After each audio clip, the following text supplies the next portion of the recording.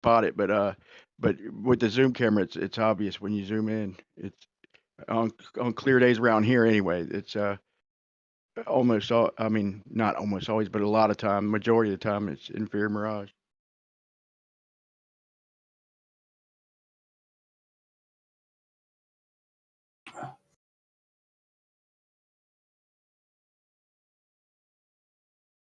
I have an important announcement. I just got this telegram. Hold on. Let me read it. Oh, it says refraction. Refraction. Okay. Okay. Did you just get Yeah, your it says right here refraction. what you need to say? Is that this just in? Beep beep beep beep I beep guess. beep beep. My handlers just gave me information. Beep, Yeah. beep beep beep beep beep beep beep. I don't, the whole thing hasn't come in yet, so I can't see who it's from. But regardless, though, it says refraction doesn't dictate that the atmosphere be not clear. Okay, so it's basically saying that refraction Yeah, and that like I clarity said, yeah. aren't mutually exclusive. Right. Well, that's because of the inferior miraging that's going on. But I'm telling you, when you get the black swan days, man, you know, like you're praying when you go out to look and shit to observe. You're praying no inferior mirage on the clear days, bro, because you know you're gonna see a long way, man. You know you're gonna have one of them days, you know. And but like I said, inferior mirage accompanies a lot of them clear days, so you don't you wind up with obstruction. It's you know, it's the atmosphere.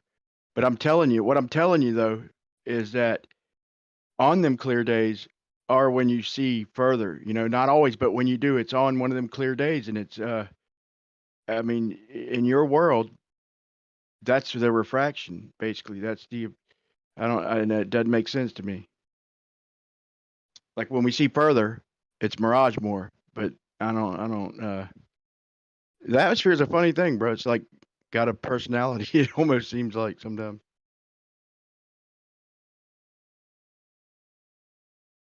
I got another Boy, one. Shit. I don't care what y'all say about pressure, bro. Yeah, It's no. to me, you know, it might be related to pressure, but it's the fucking temperature to me, man. I guess that's a direct link to the pressure, but temperature to me plays more of a role. I know that's not what's Hope this stated. doesn't. Hope this doesn't contradict what you said. This telegram, because the last one did. But this one says. Um, Wait, hold on. I have to remember what you just said. What did you say? Say it again. Beep beep beep beep beep. This just in, folks. Beep beep beep beep beep beep beep. No, a second ago, what were you just claiming about the atmosphere? You said that something. Say it's got a personality, like, or it's the temperature that's Oh, doing most of the. no, right. Sorry, because I just want to make sure what this says actually makes sense in response to what you said, and it didn't at first, but now I remember what you said. Okay. Yeah, what this says here is the atmosphere. You said that the clear days you can see further. I guess it's a question. Okay, I didn't see the question mark at the end. It's asking on those clear days that you can see further. Um, is it because you're looking at a further distance? I guess what they're trying to say is like if you were looking at an object that was 10 miles away, and now you can see further than that, like that 10-mile object is usually where your horizon is. Now you can see like 20 miles away on a clear day. Is that usually the case, or is it usually the case that um, you could see 50 miles and now you can see 80 miles on a clear No, day? my Like, is it a I short mean, range observation or a long range like observation? not that long a range, man. I've really never done anything over about 20 miles. But look, um, but my horizon is almost always an inferior mirage, man. When you zoom in, my horizon's 9 out of 10. But when the horizon's far away, it's always on a nice clear day.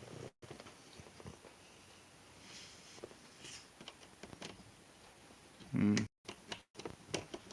That's what made me come up with the fact You that the should talk to horizon is a somebody about function. that. That's what made me come up with the fact that the horizon is a function of distance, of how you know visual, just how far you could Yeah. see It's a that function day. of distance. But the inferior mirage fucks it all up, bro. I'm just saying.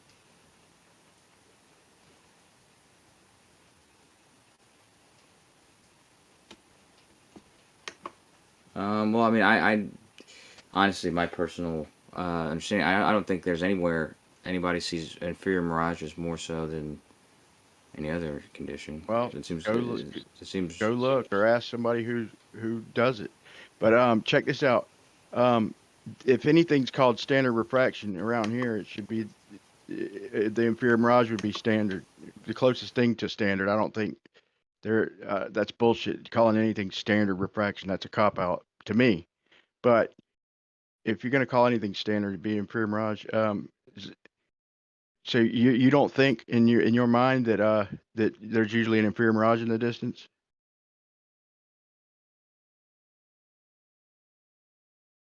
I never thought that before. But see that? Also a no. I have seen them, although they're not the most common, as I said. To be clear, the inferior mirage, this is the one where say for instance, it's the one that would be responsible for the what do you call that? The Flying Dutchman. Where everything compresses and reflects, bro. No, that's a fucking Fata Morgana. I mean, really, I think it's all the same fucking beast, bro, to be honest.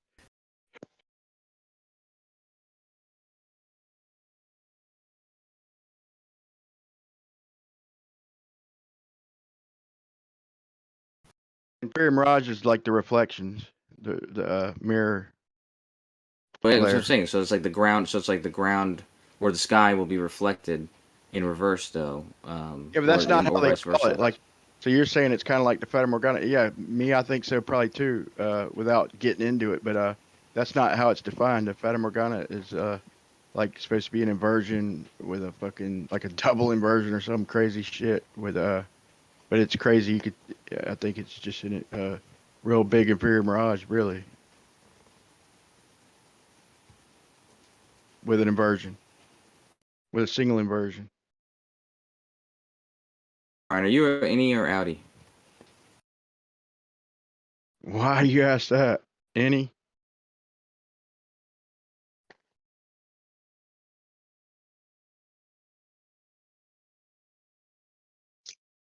He's making you a dating profile.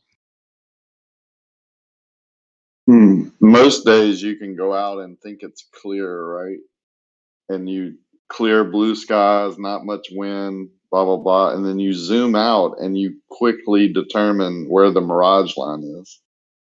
Like it gets all distorted very quickly. But what you see with your visual, your just naked eye is a clear horizon, clear skies, whatever. There's always a point usually in my area that I can view where the mirage line starts. I have plenty of videos in that line, boats and birds and whatever going in and out of it, where it clearly shows it, where one boat is clear as day and then the next boat is only a half a mile away, but it's like totally distorted. So I have you're videos. zoomed in. Sorry, your zoomed in horizon's also usually a fucking inferior mirage, basically. Right? It's usually screwed up. Yeah, it's Yeah, mine distorted. too, bro. Mine too. Do you find a lot of times, Rocky, that it's kind of like you have various stages as you go through the distance? It's like to this point looks kind of like this, and then you get to a certain point that seems to have some sort of lensing, and then past that you get some sort of heat wave kind of shit going on. Like there's just so many different Absolutely. lenses and crap that you're. It's so turbulent, right? I don't know if you've ever been offshore, but you're just riding like you're going, Yeah. let's say 30 miles an hour, and then all of a sudden it's 90 degrees outside, and all of a sudden you get this freezing cold air at you, right? Or Mm-hmm. you get hotter air, right? I think that's what's causing it. Like Yeah, those you get hot. downdrafts, updrafts, you're looking through all that turbulent mixture of gases and hot and cold and blah blah blah. You're always looking through that turbulent, and it's moving, right? It's not all in one place. Travis did a great job. I mean, he showed what he called the ether band. It's just the disturbed area where it's creating this distinct line where you think it's sky, right? But you think you're looking off into the distance of a sky, but it's actually I think it's doing a slant towards you at an angle. I don't think it's vertical up and down. I think it's slanted towards you. So it It's like a even foreshortening. more distorts it. Yeah. It's like a foreshortening, compression, all kinds of shit, man. I mean, you can't even, and for someone to say they can predict that, I mean, I can show you video after video of just clear blue sky. It looks like a great day, and you zoom out 5 miles and you can't even see the oil rig that is there, right? It's totally gone. It's not just distorted. The sky is mirrored so much past that mark that it's blocking the oil rig that's right there that you can see every day. Literally, that shrimp boat that I keep posting, you can go out on almost every day and film shrimp boats shrimping in the same exact right in front of those oil rigs, which how far the oil rigs are, so the shrimp boats are closer. So here's what I think. Oh, sorry. Go ahead. I was just going to say, they always challenge me. They don't know anything anyway. They think I'm on a boat. I'm actually on the beach. I take my golf cart over there and go to the same spot every time.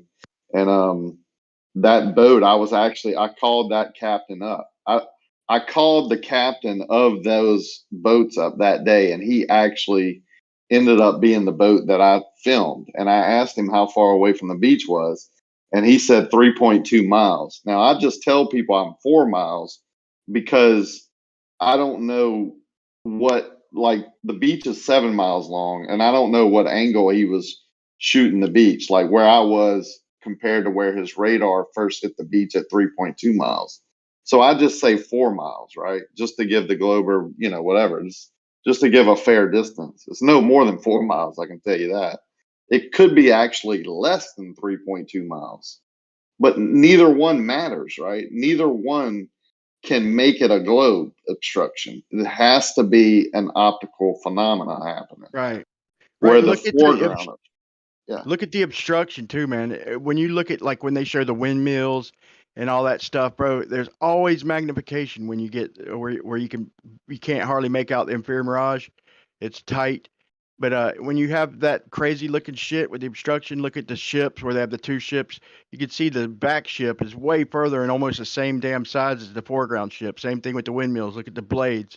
So what they're showing Earth curve, bro, is magnification. But it's also like things generally shrink as they go to the distance, and so like beyond the horizon, I mean, things aren't just going to keep going up in your vision forever. They do that till the horizon, and then but they still keep shrinking in the distance. And but as far as like all that blockage and shit, the clear blockage with a hard to notice inferior mirage, that's always, just look at it. Now that I've mentioned it, everybody, when you're looking at it, just look at the shit in the background. It's always magnified. That shit that's blocked. It's Yeah, it happens a lot. Like you get the atmospheric lensing, magnification, you get a foreshortening, you get a very short, what appears to be horizon line, but isn't necessarily your horizon line. Like this happens a lot, especially when you're talking about like going out to watch a sunset. You could be like, oh, I can definitely see this, like the Globers say often, this clear, crisp horizon line. And then the sun goes to set and it like warps and has all this weird shit going on yeah, as that's it funny. starts to approach what you think is the clear, crisp horizon line. It's always warpy like that, bro. Yeah. They act like they see these perfect sunsets, bro. That's not very common. I mean, it happens, but it's usually wonky where I'm at anyway. But I'm gonna say this too. On the days where you don't have the magnification and you can't hardly make out inferior mirages, like non-black swan days, or you get compression, bro. If you don't get the magnification, you get the compression.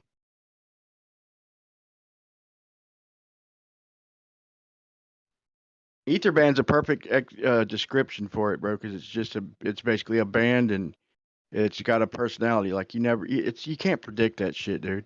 The way they act like they're mathing it out is goddamn ridiculous, dude. It happens all year long. There might be some predominant characteristics, bro, but you can't predict it. It's ridiculous There's to think no that you can. There's no silver bullet to that. I mean, you'll get Ruhif coming in and being like, look at my graph. This is my data. This is the refractive index. It's like, bro, seriously? You can't predict shit with that.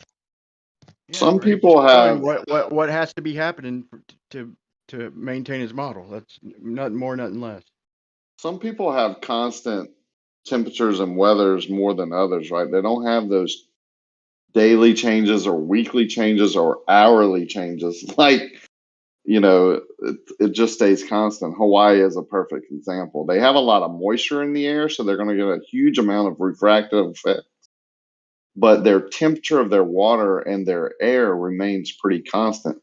But you go to Hawaii, but you go up, the clouds just get trapped, and there's a lot of moisture. It rains almost every day, basically. So, in most parts of Hawaii, but you're going to get more constant, observations. Whatever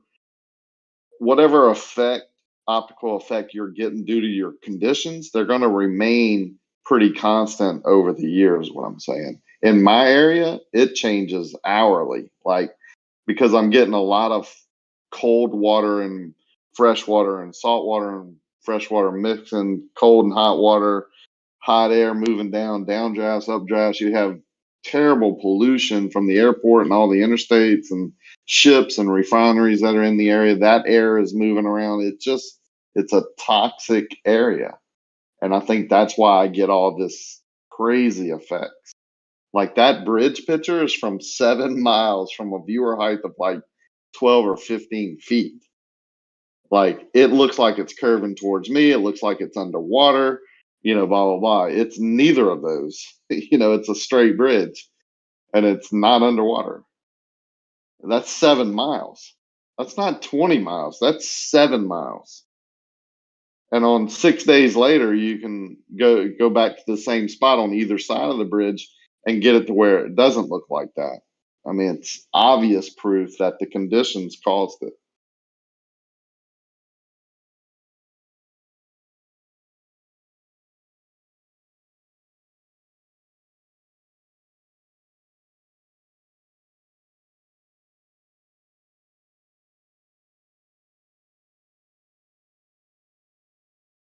So that picture at 8:19, that's from 7 miles away. You can see to the very right of the picture the tower that everybody can notice. That's actually in the middle of those two bridges, miles away, but that's one of the 60-foot parts of the bridge that's like 60 foot above the water where boats go under. And that's on the let's see, I'm on the south shore. I'm east of the Marriott right there. So that picture of the bridge, like, where's the horizon? Yeah, exactly. Yeah. Yeah, it's crazy. Like, It if the surprises me, bridge, right? like if you took this image and the bridge wasn't there, right? So say you panned to the left where maybe you didn't have those humps. Is that line that we see where we can clearly see the water? Is that the horizon to the globers? Exactly. Because it's obviously not. No, it's just a crazy day, right? Like I said, it surprises me when I get these pictures like this. Like, I don't usually see it in my camera lens. I only see it when I get home and download it. So the bottom under the sun, I'm showing the bridge. That's the same portion of the bridge that's above the sun. You understand? It's just all screwed up and distorted. Even the tower is like moved off. Everything is distorted. Everything you see is not in an actual position. That bridge is parallel and above the water, but the picture above the sun shows it curving towards the viewer, which is me. Now, I went 20 minutes later, I went on the other side of the bridge and took the same exact picture on that day, and the bridge appears to curve towards me that way. You understand? Welcome to the globe. Yeah, that's globe, right? earth curve. It's underwater. It's obstructed. Has to be earth curve. I'm gonna post the picture. So this picture that I'm posting now, 8:25, is from the west side of the bridge. I just walked past the Marriott and went to the opposite side of the bridge and shot back. See how it's curving towards me on that side? Well, that's not how that bridge looks. It's not actual. It's a huge mirage, right? Like that's 7 miles. A straight bridge appearing the curve towards the viewer.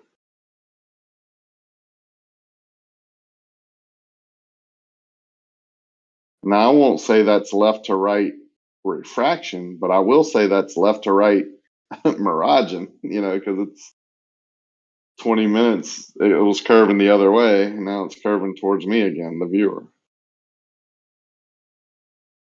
I'll give you a shot of that west side that shows. Now, I don't know if this picture is from the exact location, but it just gives you the idea. See the tower and the hump? You can't even see the electrical boxes or the bottom run of the bridge that's 16 foot above the water. You can barely see the 60 foot tall.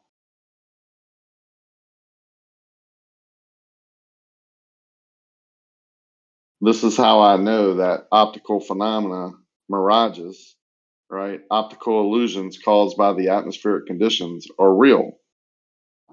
This is not my buddy's picture or what. This is me.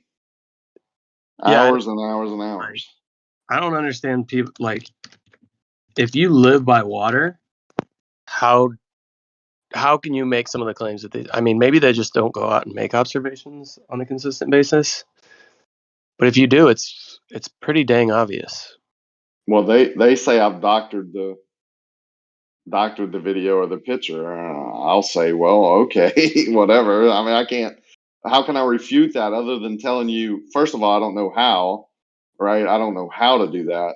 And second of all, there's no reason for me to do that. Like, isn't there a way to prove that this is a real picture? I mean, I don't know how but many. somebody who doctored the picture would that's exactly what they would say. I don't even know how to do this. Yeah, exactly. That's why I know I'm doctoring pictures. I barely spend enough time to download them, much less doctor them. The only person in this community that I know doctored a picture of a bridge over Lake Pontchartrain and used it as proof as earth curve is Soundling. Took multiple pictures, hundreds of pictures, took them into post-production and made basically a poster of it. That's doctoring, right? Like that's a collage. Yeah, and people say, oh, that's just one photo. Well, not according to Soundly. Isn't it like a stacked stacked image taken through like a huge, like a window pane? Double pane glass through a telescope lens with mirrors, and then with a camera through the telescope at dusk. Would you get any refraction? Is there now an angle of incidence if the bridge is to your left or your right if you're looking through a double pane glass? I'll tell you this, I call it the Soundling angle. You can only get that curvature effect like you do with the power lines or whatever if you get at a certain angle. If you move to the left or right of that angle, that effect goes away. That's why I know it's just an optical illusion. Yeah, and that effect is hilarious because if you do like take the time to look at it and look at those power lines and you see where they're curving or appear to curve, it's very obvious that it goes up to like what appears to be a horizon. Then you have all these atmospheric effects taking place, and that's where you get this warping. You can even see that the bottom of the bridge is just completely like lost into this atmospheric condition, and it draws the bridge downwards optically. Same with the thing on the top. Like you can start from one side of the image. I've done it with Zanuck before. It's like, okay, let me take this picture and I'll draw these lines that are all perfectly straight. All the power lines, the tops and the bottoms follow it until you get to a certain point where the horizon appears to be. And then once you hit that point, then you start to see this distortion. So it's like He's perfectly 15 linear. stories up. He's Yeah. looking down on the bridge, and it still appears to rise up. You understand what I'm saying? Before it appears to go down. Like, look off into the distance. That bridge is only 60 foot above the water. He's 115 feet up in a hotel room. Don't you get it? You understand what I'm saying, right? Mm-hmm. Like, that bridge still appears to rise up before it ever goes back down to where it actually is, below the line.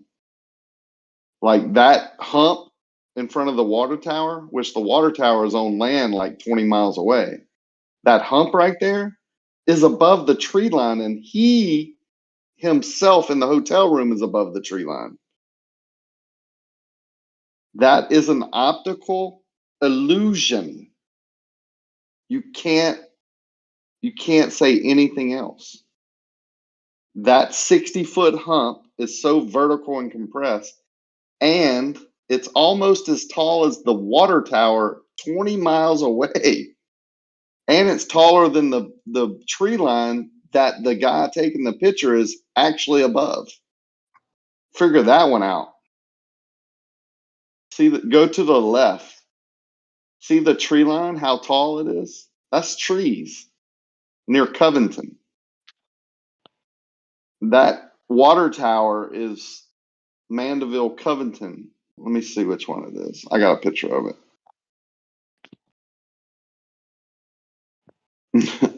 I mean, this is why I'm so adamant about this. These people are either deceiving you, right? It can't be both.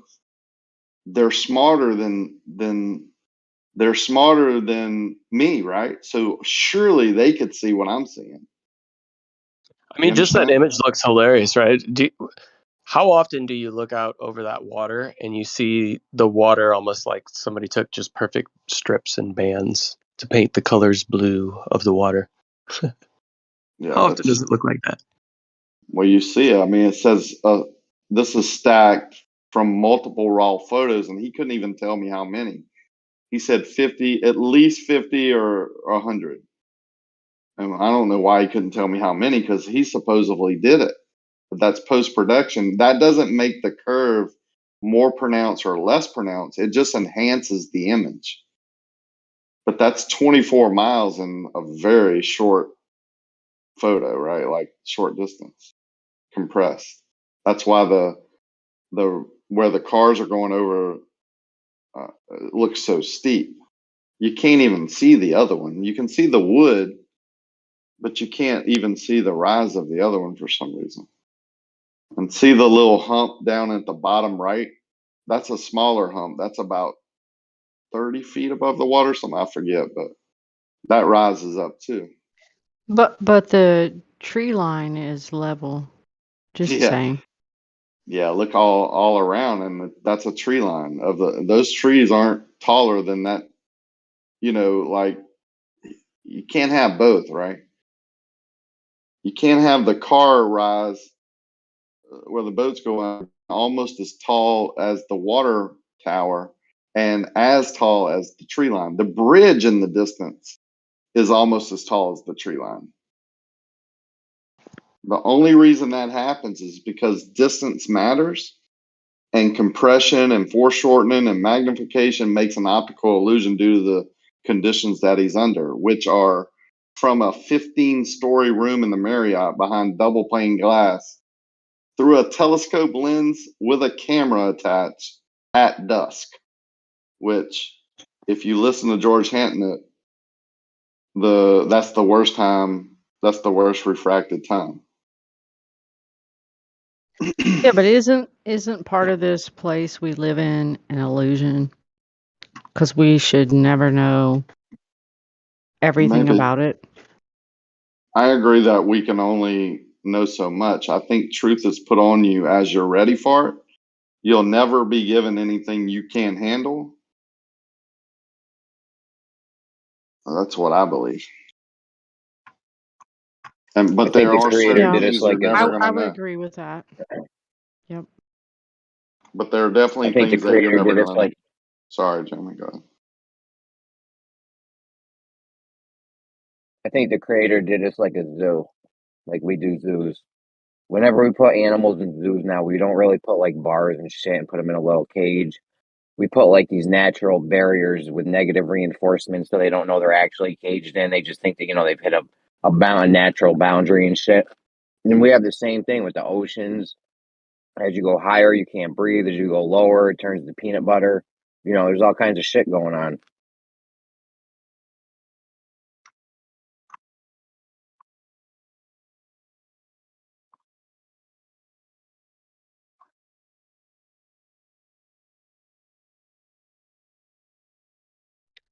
Do you think this place is trying to tell us to stay in our zone? Yeah, read Job 38. What's up? Job 38. What's it say?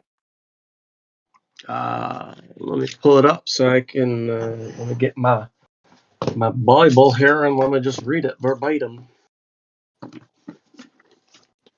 Give me a sec.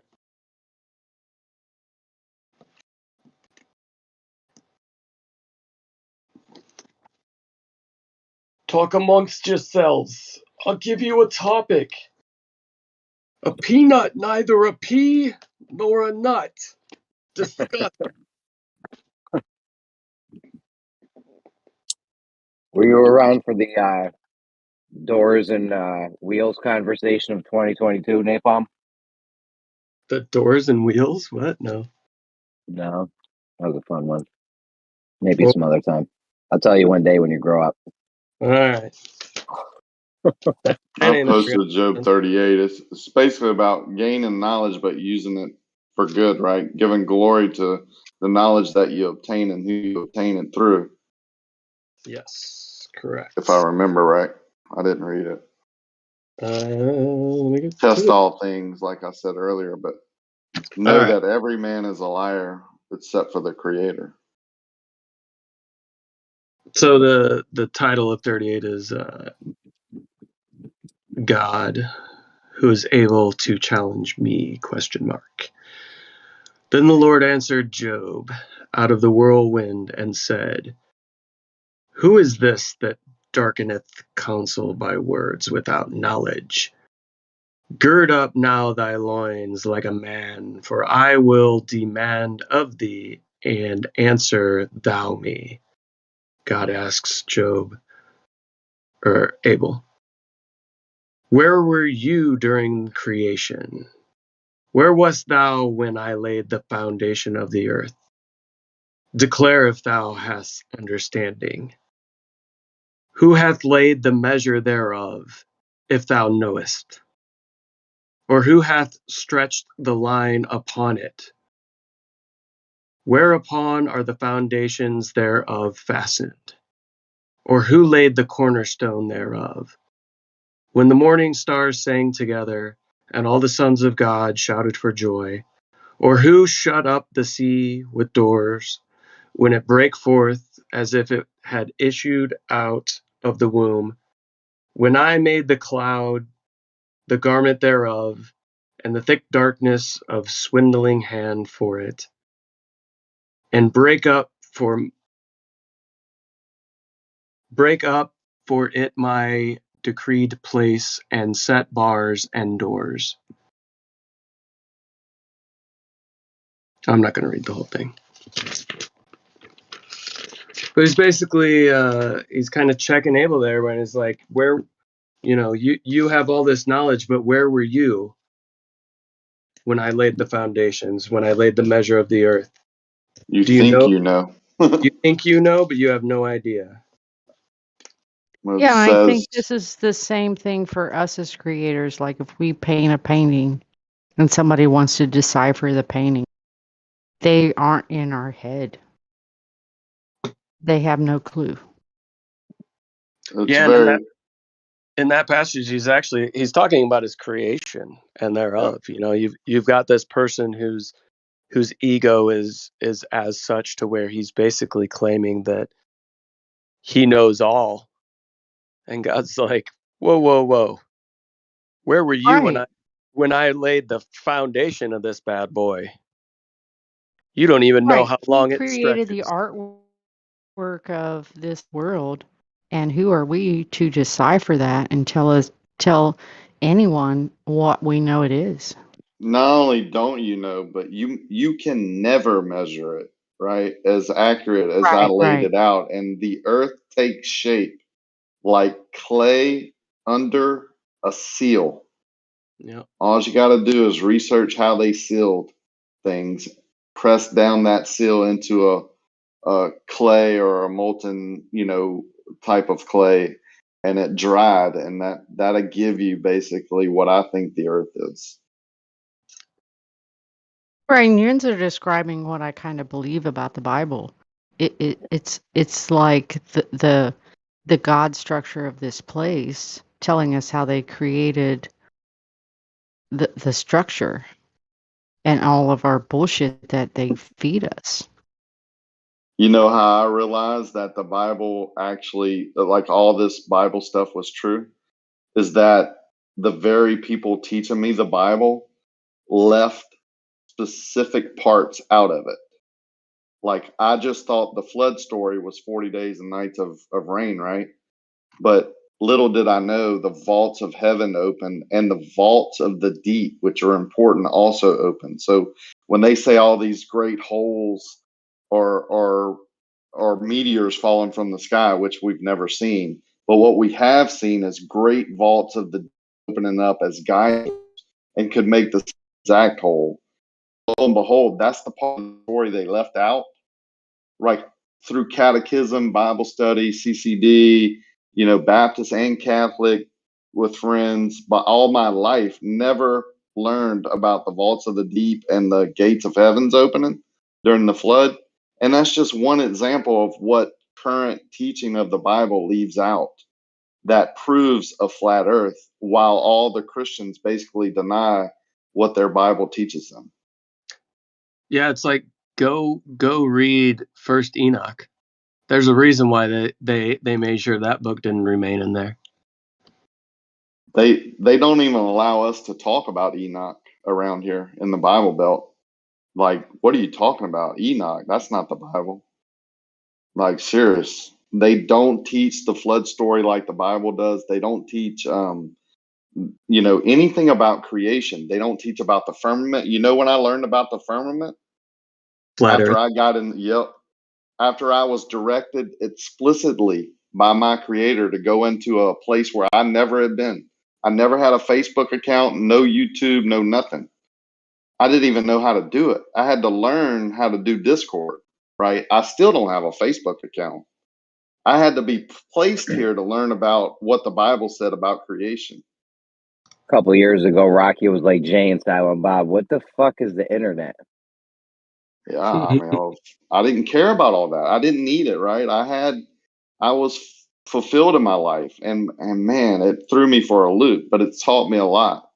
I still I don't have it. I think that's why I'm still here, right? I haven't been told to move on, that's for sure. You know how many people have come back to the belief of a creator or learn about the creator for the first time and really profess it on a daily basis? SC is a great example. You're talking And to one right now, my brother. yeah, there you go, man. It only takes a couple seeds, right? But I firmly believe that's why I was put here. The arguments and the getting frustrated, I'm just trying to build myself and learn about myself and correct that. I have a lot of work to do on that, right? But as far as professing the word and bringing people to the creator just by this subject, you should see all the letters. You should see all the emails. Thank you, thank you, thank you. 40 years I was an atheist and now I'm saved. 40 years this guy was an atheist. Like, just that one, right? Never in my life as a Christian, I've had a great marriage, raised kids that I've never had to yell at, blah, blah. You've heard it, right? But I've never brought anybody to Christ. Never, not one, until this topic. You don't think it's powerful? Creation is the creator. You don't believe that, then good luck to you, man. But you go listen to these people that were lost, that had no clue where they were headed, drowning themselves in alcohol and drugs, and where they're at now because of this topic. I'm not bragging. I'm just saying that's how it works, right? I didn't have any clue. I didn't even know how to get on So here, and I was told to why do do it. you take the label of Christianity? Why don't you I take your own don't. label? I mean, I don't really take the label of that. I do follow Christ. I try and be more Christ-like. If that's Christianity, then fine. I don't, I think everybody's on an individual walk. That's why I don't say that people studying to be Muslim and being righteous and in their faith and giving glory to their creator. I can't tell them they're doing wrong, right? I can't. It's not Right. in me to do that I because I agree with hope that. we're Yeah. meeting them in heaven. Because I think if you're giving glory to your creator, I think that's how he reaches everyone. But he does that through creation. He proves himself. There's a scripture that says that. The firmament, right? The rakia. Well, there's also Romans 1:20. For since the creation of the world, God's invisible qualities, his eternal power and divine nature have been clearly seen by being understood from what has been made, so that people are without excuse.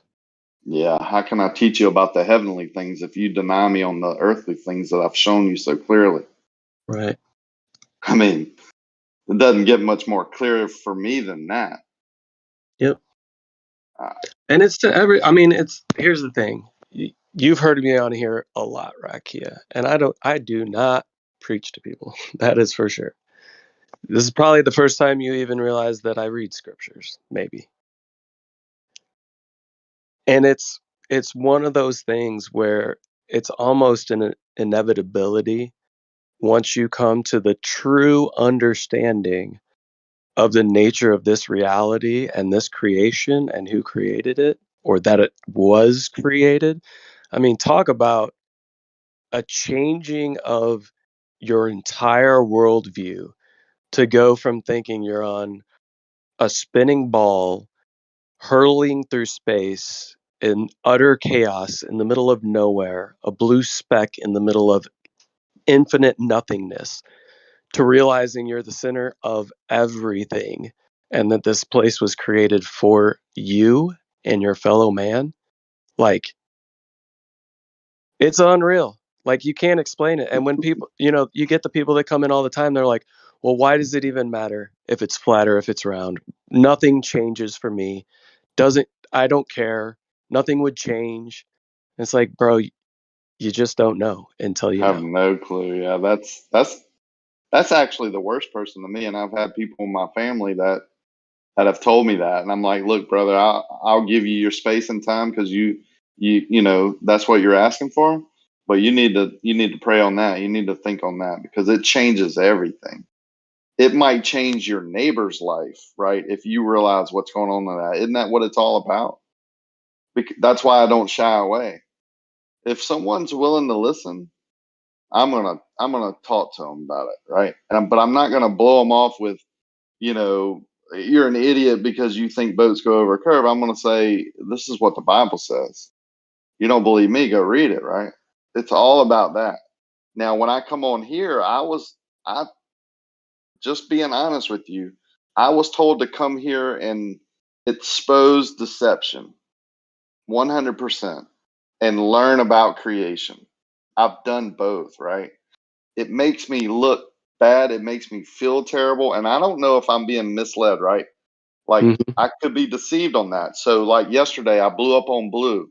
Like I think he is I'll be honest, he is a deceiver, right? He is deceiving people. And I let him have it for a long time. That was my heart, right? But afterwards, I fell down, right? I don't think maybe I didn't handle it right. I know I didn't handle it right. So I asked for forgiveness right then, like 100%. Yep.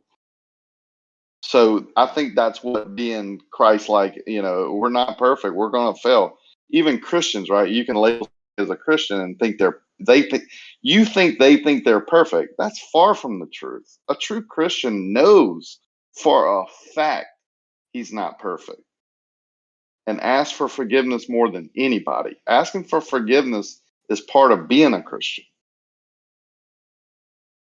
No, you know, it sounds strange coming from someone who loses his cool and blah blah blah, but in real life, I don't do that, man, at all.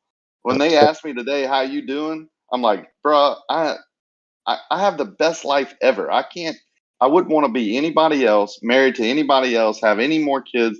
The sky is blue. I'm looking up and the sky's blue. I'm at work. I'm enjoying myself. Like, I love what I do. I spent Thursday through Monday with my buddy, playing tournament poker. I had a great time with him. You know, I love every aspect. Fixing to go to a wedding in Arkansas. We're going to Tennessee. We travel all the time. We fish all the time. I spend a lot of time on here more than I ever used to, but it's my calling. I mean, I'm putting this, and it's hurt me and it's helped me. But I think that's what a daily walk is. Well, that's I'm the only learning. way. Yeah. Yeah. That's the only way you get better, man. And, the believers and the chosen are going to be tested the most, right? That's what's going to happen. And you're only going to get better from putting yourself in a situation that tests you, right? And that's probably what this place is for you. I know it seems Not being insane. taught, day two creation. Think about that from my Bible studying community ever. That Yep. is craziness. Day two, the whole day. Rakia. That's why I named myself Rakia Life. Like, to remind myself, there's a reason I wasn't taught day two creation all my life since I was a child up to 50 years old or whatever time I got into this. It's because they wanted to hide it. They're trying to hide the creator through creation. It's impossible if you open your eyes, Mm-hmm. but it's possible if you distract them enough with TV and sports and blah blah blah, and don't teach it in the churches. They're not teaching the Bible anymore in the church. Well, I am. Groups that Right. invite me to church, that's what we teach. We teach the Bible from word to word. You don't like what the firmament is? Good luck. I mean, good luck to you, because that's what God's word says it is. It's our container, basically. It's what He provided Earth to have a container and have the sun, moon, and stars placed in it. Heaven's above it. His throne is on top of it.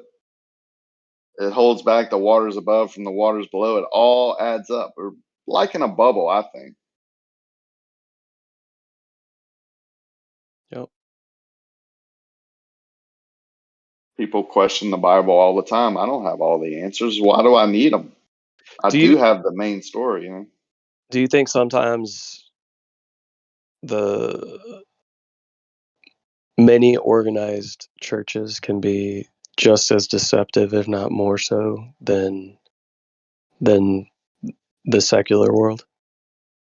Well, I think that people can deceive themselves. I went through that. Like, I don't need church, right? Right. I think that's wrong. You're a part of a church. We're in church right now. But when you go into a big building with thousands of people, there might be one person that can help you with something, and you need to be that person that helps other people with things, right? They need to hear about flat earth, right? They need to hear about creation, because they might be deceived in so many ways that might have the gates to heavens are now. I believe that fully. Like, I don't think I'm there, right? I don't want to die tomorrow. That's why people don't want to die, because they have that doubt. I don't have doubt in who saves me. I have doubt in myself, and if I prepare myself in the right way. I don't want to be deceived, right? I want to fight deception. I know I'm deceived in many things. I'm still open to the fact I could be deceived about flat earth, right? Sure. But it doesn't seem so. It's not like flat earth is hiding the creator, not the sphere, right? Like, people tell me all the time, well, don't you think God could create a sphere? Well, yeah, but I mean, wouldn't he have told us that? Wouldn't there be some clues? Like, it just doesn't go with what we're believing, you know. And I've been, you know, making a living creating straight line segments all my life and extending them. Like, you can call me back whenever you want. I can do an addition on your whatever you want to do an addition on. I can extend that straight line segment out for as far as you want in any direction. Has nothing to do with what's above me or under me. Matter of fact, that's actually why you're doing it, is to figure out what's under you. It's strange, man. It's really easy. Like, doesn't take any special classes or schooling. You can basically learn it on a 15-minute YouTube video or at your local dealer, you know, renting the stuff. He can explain how to use it effectively. It'll let you know. It's designed to create a horizontal and extend it. It'll let you know if you've done it wrong. It's what it's designed to do.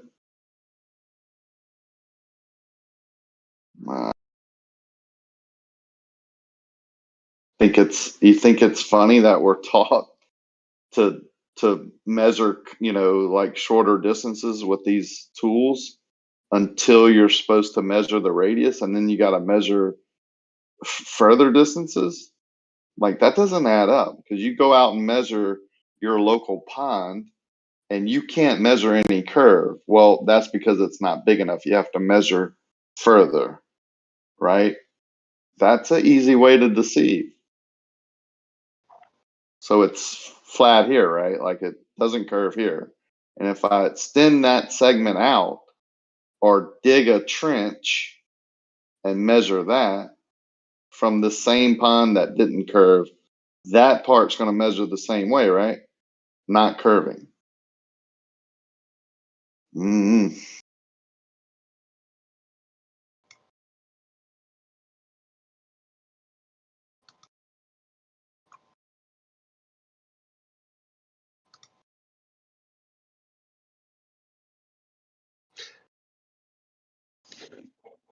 Yeah, I mean, I think the survey data is being picked apart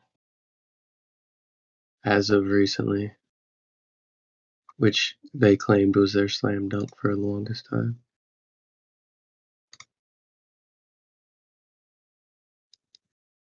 Oh man, what is this doing? I've never met a geodetic surveyor, ever. I'm not even quite sure they exist. You know what I mean? I had a friend that said he was a geodetic surveyor. Yeah, but they fucking live in the office. You'll never see them because they're not the ones getting the numbers. They just send people out, collect the real world data, and apply the mathematics, you know, and model it out.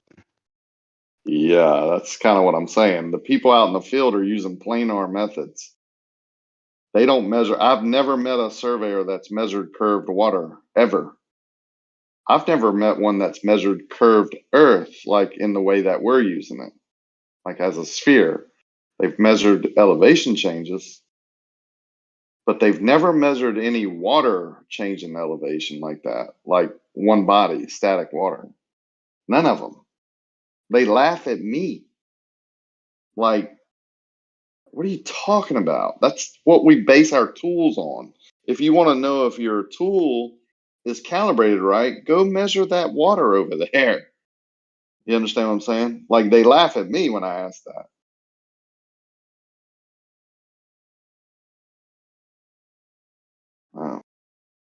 It's not like you know, you can say I'm making it. Just go call 10 of them up random, record the conversations, and ask them if they've ever measured curved water. And if any one of them says yes, which good luck on finding that one, make sure you get the method and tools used. Very simple. Good luck.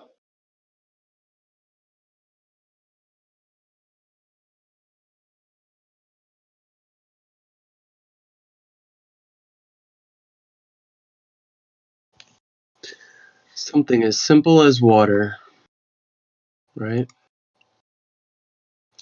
I know for flat earthers, that's their go-to when people ask them, why do you think the Earth is flat? A lot of them will just say, water. Water's the key to almost everything, right? Life in general. Mhm. Water's the key. I think water is the medium that we're basically living in. We're in a bubble, but the actual air that we breathe is moist, right? Put Mhm. enough of it together, it becomes water. The sky cavitates at 33 feet, just in case you don't know.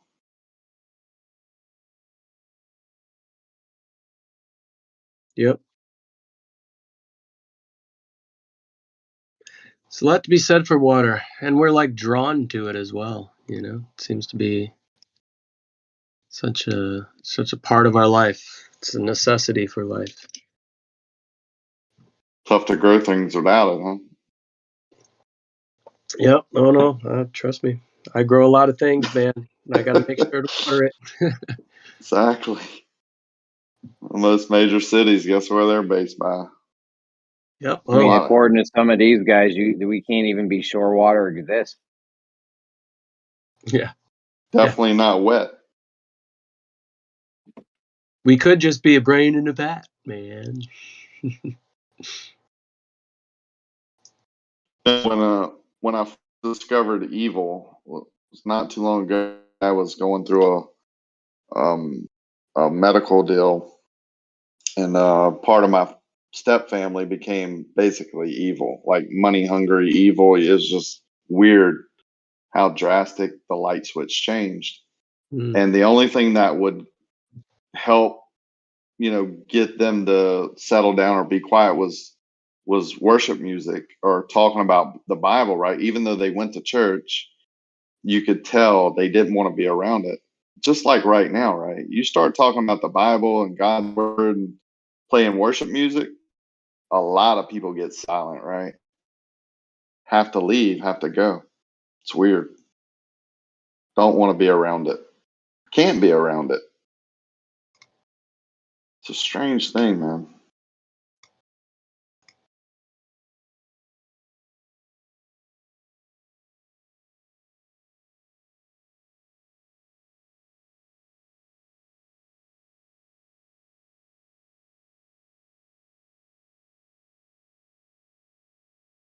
I'll conclude my dad's deal. He was worth millions and got millions through a thing, mesothelioma. The only person who took the money was the people acting evil. Me, my brother, and my sister didn't take a dime of it. Blood money, right? Yep. The my my stepmom basically, which I'll confess, was a wonderful grandmother, like to my kids, like awesome lady for years and years and years until my dad was basically dying. I think she wanted him to die to get the money. But make a long story short, she lived 6 months after she collected the money. 6 months. Didn't Mm. even get to enjoy the money. It's weird. Yeah. Yeah. Well, Dude, all her kids got it. money makes people do weird stuff, especially money that is not necessarily theirs that they earned. I used to work in banking, and it was like we would have people come into branches before the body's even cold to try to get to the safe deposit box before somebody else. Yeah. It's like you're not a signer on that. But it's my father, blah blah blah. And it's like, no, you got to go through the proper channels. People get so greedy, man. It's happening in my one of- one of the sides on my wife's family. One of her sides of the family is just going through all kinds of stuff. Like you see siblings, just relationships ripped apart based on people who think they deserve something that is not theirs. It's insane. I think that's exactly what happened. Me and my brother we didn't need the money. My sister needed it, but not, you know, not in the way that she thought she did when we showed her what was going on and how she would be blessed if she turned this money down. People were like, you can do so much good with this money, right? Just donate and do this. said, no, I'm going to be blessed more by denying this money and can do more good. And that's exactly what happened. Turning your finances over to what you call your creator, I think is awesome too. So you want to be blessed, just try that for, just go after that as hard as you can. Cause I can tell you it worked for me. But this particular money, it was blood money, 100%. It was just, the government lied about things. This was lied. The attorneys were lying. It was total deception. Right. And to see how they reacted towards it just proved to me, like, once and for all, this is it. I mean, I can't believe this is happening. Right. Almost as And if it's painted with an evil spirit, right? man, if you I never knew evil until this, right? I never realized. I heard people talk about evil. I've heard teachings on it, blah blah blah, but I never had seen it myself. I saw it 100%, and my whole family saw it. Nieces and nephews saw it. It was weird, like how it happened, and then we had medical power of attorney over my father. And on his deathbed, basically, he said, "Look, this didn't work out because he didn't listen to us. We told him he needed to go do this, go do this, and he ended up taking chemo. Well, chemo killed him. I mean, it was killing him, right? All the medicines and stuff he was on. And he said, "Look, tell me the truth. My wife, she was qualified to tell him, you're dead in 2 weeks. I mean, if you have 2 weeks, I'd be surprised, right?" He said, "What can we do?" And she said, "Well, I wouldn't recommend this normally, but this is just something we can try. We can take you off of everything cold turkey, right? Like just, you're going to go through withdrawals for 3 or 4 days and then we'll see how you do. If worst comes to worst, this doesn't kill you, you're dead anyway." We're just being real upfront with him. He's in bed, can't feed himself, can't walk, can't hardly talk, blah, blah, blah. Took him off of everything. Make a long story short, again, within like 2 months, he was driving a golf cart, going to visit friends. 6 months, he was like on the road to recovery. But when I tell you recovery, I'm talking about the doctors couldn't believe it, family members couldn't believe it. This guy's I forget what you do when people are dying, the medical help you get. Hospice. He's on hospice. He's 2 weeks from he's on like 20 different medicines, blah, blah, blah. Took him off of everything and he's on the road to recovery, full recovery, like working in a shop. I can't just tell you, right? Like, you understand. Yep. Well, what happens one night, they convince us to leave him, like go home, neighbors coming over, blah, blah, blah. Well, they drug him up that night with so much morphine. They used a cat syringe to give him morphine, almost killed him that night. The next day, she took him to the attorney, got power of attorney turned back to her without telling us. Like, drugged him up, took him to the attorney, got the power of attorney of medical, switched back to her, or it never was on her, but switched to her, and put him back on every drug he was ever on. And in 6 weeks, he was dead. Evil, Sorry. brother. I'm talking about evil, evil, evil. You don't have to say sorry, man. Like, me and my dad were real close. He was 80 something years old. He was awesome, man. He just, he was caught up. We didn't realize over the years she was drugging him. Like, we called her the pharmacy. And I told you earlier, she was a great grandparent. Like, I never had any trouble except for one time we let her sit the kids, and we never gave our kids prescription drugs. Well, one of them started doing whatever, and she gave them a prescription drug. And we called her the pharmacy because she had given so many drugs out and blah, blah, blah. And she gave our kids drugs. And we were like, don't ever do that again. And then for years, she didn't do it, right? But she was giving my dad pain pills and sleeping pills. Was she taking pills too? Yeah, absolutely. Oh, Absolutely. They so were on she pain got pills him. and all that. Yeah, they got into it. Okay. Yeah. And then when he asked us to take him off of everything, or we suggested that's the only thing that may help, right? That may prolong his life. And it started working for him. He realized it, but she drugged him again like 6 months after. Like, evil, evil. You can't even imagine, bro. I can tell you stories of how great this lady was and how great her family was for the most part. Like, her daughter was married to a guy that had open reign to all my houses and condos and boats and whatever. Like had keys, open door policy, right? And I haven't talked to him since my dad's funeral. Mm. That's how evil it got. It was so strange. Like to see it firsthand was craziness. And I think honestly it was the money. I mean, they were getting millions and wanted to help that along, I think. Didn't Yeah. like when he was recovering. It's crazy how people Yep. can change like that. I've Yep. seen that myself.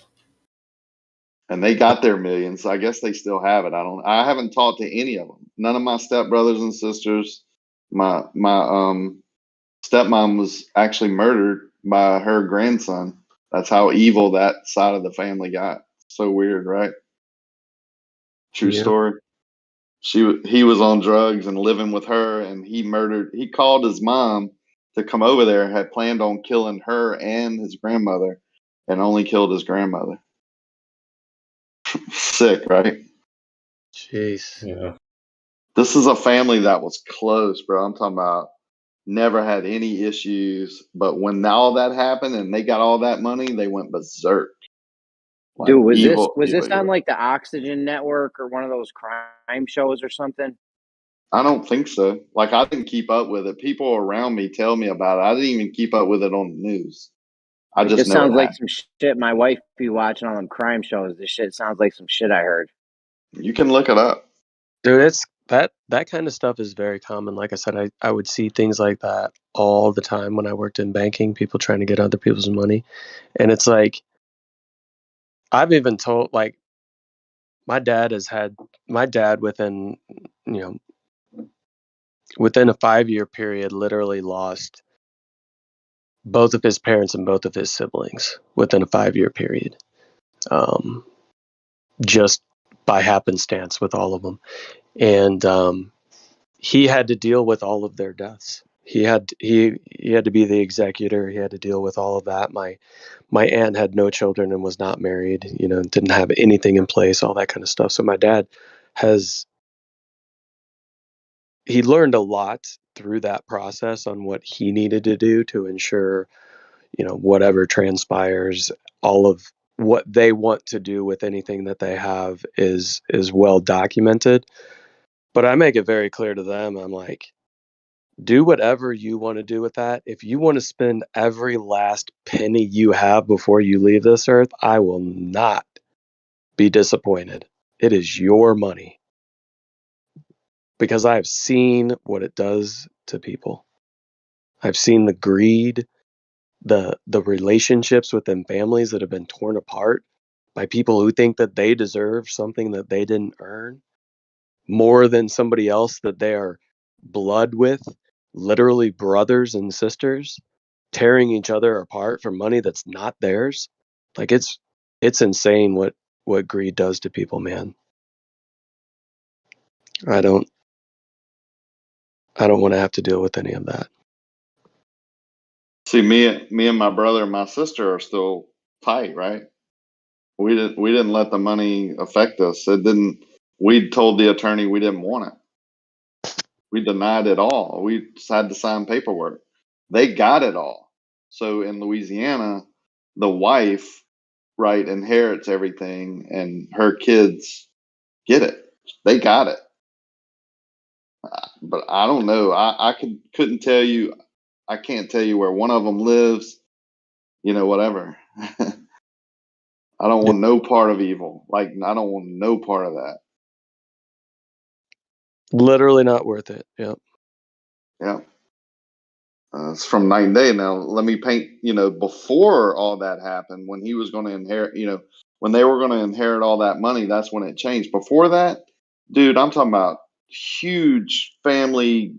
Christmases and Easter's. Everything was family, family, family. Right? Vacation. Everybody. There wasn't one in a family that didn't attend or didn't have fun, or we didn't buy cars for, or, but whatever anyone needed, education wise, it didn't matter. It wasn't a question. We were all one family unit until that happened. It was nuts, bro. That's the way I've heard of stories like that, but I've never seen it myself. And then lo and behold, she gets murdered by her grandson, like that I spent many Christmas that spent the night at my house.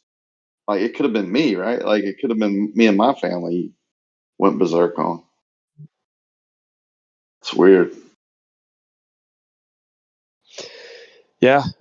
Honestly, like maybe not to that extreme, but scenarios like that are way more common than people realize until some sort of inheritance or death or something like that happens in their family and they have to deal with it. And then you see what happens. I mean, even like when both my grandparents were eventually gone and we had to go through and clean out the house and get everything out and look through everything, it blew me away that it was my father's side of the family that I'm talking about. Me, my brother, and my two cousins, who had lost their father. We're the blood relation to these grandparents. We're the only, heirs really.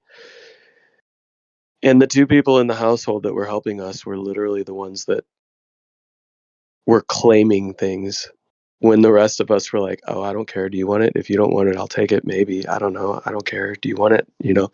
Just being very cordial with like, "Oh, you want that piece of furniture? I can't probably take it back anyways. You're fine. You need help moving it." All this kind of stuff. And then you have spouses who are of no blood relation that are like, "I'm taking this. This is mine." It's like, what are you guys doing? It's weird. Weird what people do.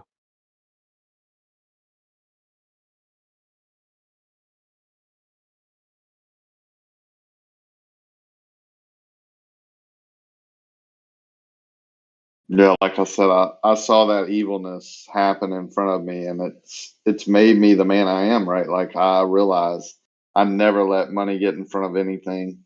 If you need it, here it is. I have someone living in rentals. I've had someone in this rental living for free for years and years and years. A couple from my church. Now it's a friend of mine that's married that was found himself living on the street, basically. I just give as much as you can because you'll be blessed for it and you can't take it with you. I promise you. And it causes more strife than good, I think.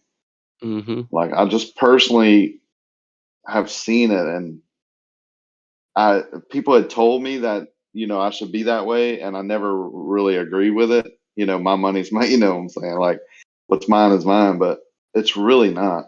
It's not mine. You're just holding on to it. Money ain't got no owners. It's just got spenders. Yeah. You never seen a Brinks truck follow a hearse.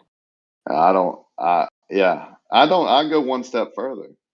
I mean, my first visit in the morning is to the food, like the food kitchen that we run, that I have a friend of mine run. And I mean, we, people in my community give as much as we can.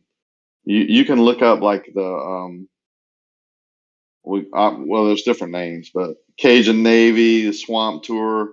We'll travel the country when a catastrophe happens and just give and help. I do it daily, feed people, whatever. Families that I had a friend of mine die and he left a wife and 7 kids. She got remarried actually a year after he died, which is strange to me, but I'm saying I'm sure she made peace, but I supported her and her family for 8 months. You just got to do it right. If you take care, if everyone would do what they could to take care of their neighbor, basically is what I'm saying, wouldn't have what's going on now. And I've found out that most of the homeless people that are out on the street right now, they want to be there. Like they're happy there. You should see these people come in and just enjoy themselves. They have more fun than most people do. Watch TV, play foosball, pool table, whatever. And then leave with a plate of food and go sleep under a tree or whatever. I mean, they just like it. I don't know. It's strange, right? Yeah. Have you ever seen that meme of a homeless person kind of in the city sitting on on the sidewalk or whatever, with a little cup out for change, and then all these people around with, you know, suits or, you know, dressed nice and designer stuff, and above each one of their heads it kind of gives a net worth, and all of them are in the negative except the guy sitting there with the cup out, and it's like plus Yeah. $14. Yeah. I haven't seen that, but I get what you're saying. Like, yeah, he's just free, right? Like, maybe that's how we're supposed to be. I don't know. Because debt, anxiety, fear, I think it all kind of Mhm. runs together, right? And I say, you hear me on here. Anxiety and fear kills more than anything. I don't have it. I mean, I truly don't. I just don't. You ask me how I'm doing, I'm usually going to say, man, I can't be any better right now. I wish I was doing this, but as I'm doing what I'm doing, working or whatever, I'm cool, man. I'm good. Do you need anything? Not really. You know what I'm saying? Like, I might be getting mad or whatever, but I'll be all right. I mean, don't worry. I'm good. Life is short, bro. I haven't been on a prescription drug in like 20 something years. I, I don't need their drugs, right? I don't need you to, you know, I'm happy. That ingrown toenail, I'll pull it and it'll hurt for a week and it'll go away. Like, you know what I'm saying? Now, if I have something wrong with me, I'm damn sure I'm going to go seek medical advice or whatever. I just haven't needed it. Like 20 something years, dude. I hadn't had a doctor. I think it's because of the fear and anxiety. I'm not giving medical advice. I'm just saying, you get rid of that, I think a lot of your health troubles go away. I hear people, you know, like freak out about what they're eating, and I bite my fingernails. How do you get rid of that though? I don't know, dude. I can't answer that for you. I think that's an individual stance. I can tell you how it worked for me. Like, I just turned all my stuff over to my creator. Like anything that I felt fear and anxiety with, I just said, I know you'll take care of it. I got no worry. And since then, bro, I mean, if I got to take a cold shower, maybe I needed a cold shower, right? You understand what I'm saying? That's just how I look at it. I got mad this weekend because I took a bad beat in the main event, right? Like, but when you stop and think about it, it doesn't really matter. You know, Right, it's a I was small thing. It's a it's the small, small things that people freak non-impactful out thing. about. Right. Yeah, I don't. I'm laying here. I got um two kids here. One kid's with the wife traveling right now. We're fixing to go meet them for a wedding. I gotta work this week. My daughter's dog right here. You know, like just chill. With my friend all weekend. We had a great time. He's leaving Thursday to go on vacation for 2 weeks with his wife.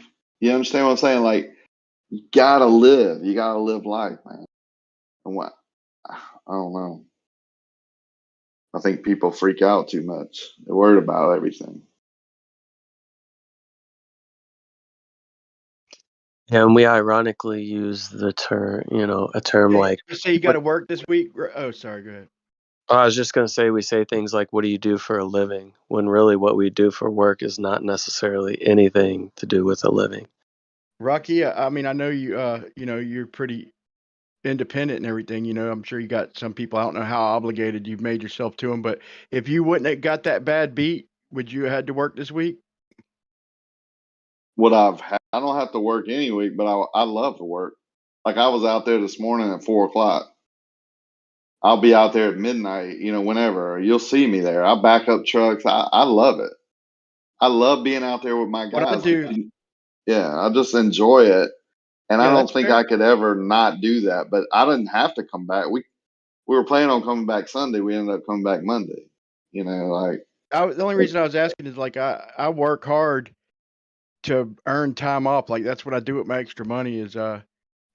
try and live my life. You know what I'm saying? Like I should be saving and but I don't want to get greedy because I don't want to get the bug where I just want more, more, more, more, more. I want to Yeah, be able yeah, to spend time with my wife, with my family, and with my hobbies and stuff like that, man. And Right. but yeah, that's why I was asking, because I do that. Like if I got money, I'll not all of it, but I'll take time off when I can. I don't have but a couple people who depend on me, and so I used to have more and everything, but I just downsized. It's just better for me to do my own jobs and just have a couple people to look out for, and it's just a easier life, man. It maybe not as much money, but it's just so much easier. As long as you're happy and not, stressed. yeah.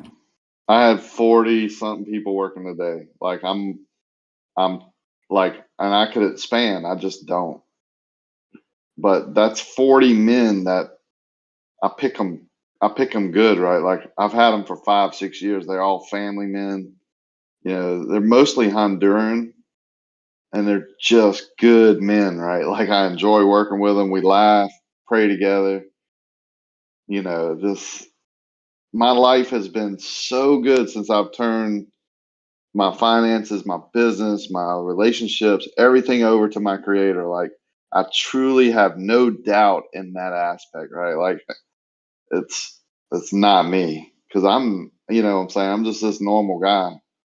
You see me, I'm in shorts and flip flops. When I'm at work, I just wear just pants or whatever. But I'll go, buy you a meal or take you fishing or what. I love to go out, go do stuff. Uh, like again, the fear and anxiety that people hold over themselves and then pass that on to whoever they're around, I think is a killer, man. I think that's just don't bring that around me. I want no part of it.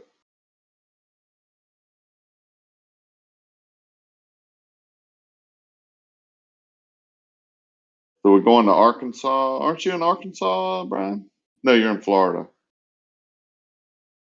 Yeah, I'm in Jacksonville. I think there is a Going, Jacksonville, Arkansas, though.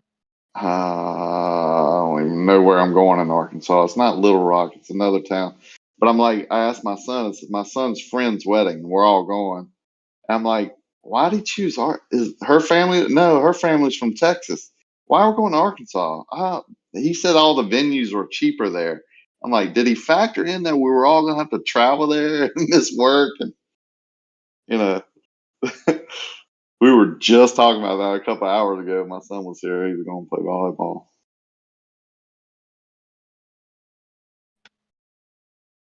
Uh,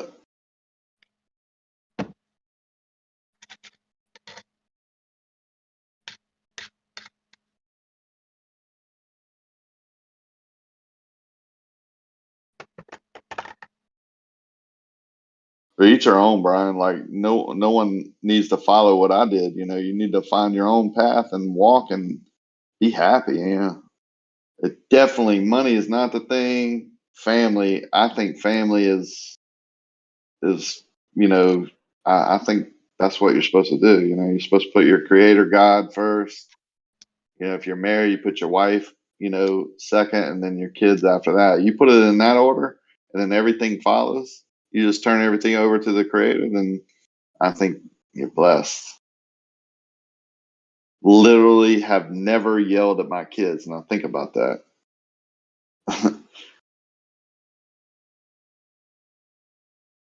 Tough to do. They're all over 20 now.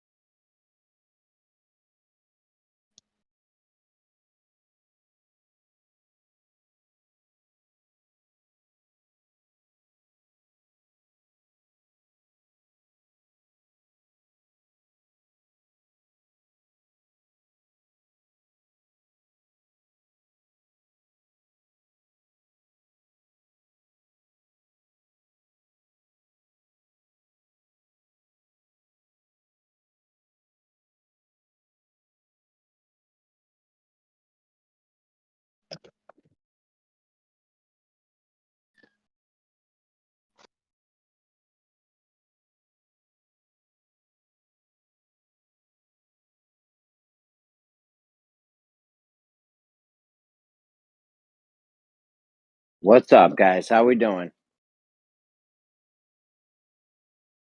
Do we need a topic or what? What do you guys want to talk about? Talk about when the atmosphere stops rotating with the Earth. What elevation? How high up is it, and what's going on in the spot where the sun's atmosphere is colliding with the Earth's atmosphere? It's spinning in different directions, or the same direction, or what's going on? Wouldn't it have to be traveling faster, Jeremy, to keep up? Stupid fast. I mean, incredibly fast, right? Like if we're going 1,000 miles an hour at the equator here, the atmosphere above us, like 1,000 miles, 2,000 miles, a light year away would have to be going really fast. Or does it stop somewhere? If it stops somewhere, it has to slow down, right? They don't know how the sky works, bro. Maybe gravity from the moon stops it.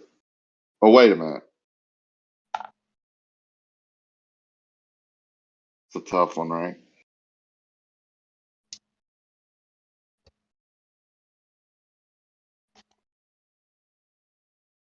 Or maybe Earth is stationary and the atmosphere is contained and just blows around with convection and winds, and maybe that current.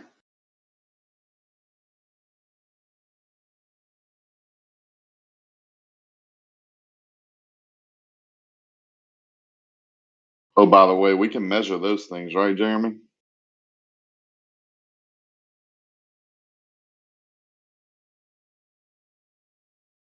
What are we measuring? We can measure the currents and the winds and all that, right? What we can't measure is the atmosphere and the Earth rotating at 1,000 miles an hour. I'll tell you what they can measure is when the guys get on the roof and see the visibility. Some serious fucking measuring going on there. Can you When did he imagine all say the that? meteorologists I missed that. When did he say today, that? earlier today? I must have not been listening for a second. Can you imagine all the meteorologists in the morning going out to the tops of their buildings, and I asked him how do they check the temperature? They lick their thumb and stick it up in the air. That's how you get the wind direction. Yeah. God, I was laughing internally so hard. I was sitting in my truck. Actually, I just gotten home. I was just like, really, Xanax? His first answer was they just look out the window. And then he realized how dumb that was. So he said, no. I said, you sure I'm going to give you a second chance. What's your second? Take a Because mulligan on that one. they go up to the top of their building, do a 360. This dude. I mean, come on, man. Bro, it's like they have to know everything. Like, dude, I've come to the realization there's just things that, there's things I don't know and there's things I may never know. So, I mean, you just got to come to that realization. Like, we just might not ever know some things. Definitely not in our lifetime. I mean, as far as how they get the visibility, that's knowable. But thanks, Evan. I mean, do you agree with me that that one thing we do know is that meteorologists all over the United States aren't going to go on top of their building tomorrow and check visibility? I mean, we do know that, right? Yeah. Well, let's say they got these balloons up there and they call the guy for the data. Let's pretend the guy was like, "No, I'm not giving you the data." How awkward would that be? Well, guess I got to go up to the top of the building. Do they have a special place like a bubble or a place? I mean, what if it's raining? They put on a raincoat? to go check known distances of objects to see if they can see them to give visibility. This is a grown man telling me this, right? And calling me names because I didn't believe him.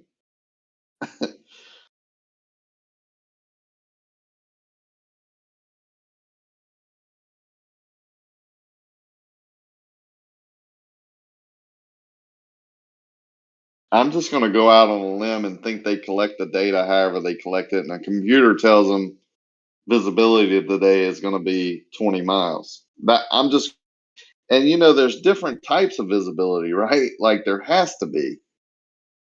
I'm not trying to teach you. I'm just using common sense. There has to be different like visibility types because one is going to be like out on the ocean at sea level. One's going to be like for airplanes, and one's going to be like, well, maybe there's only two.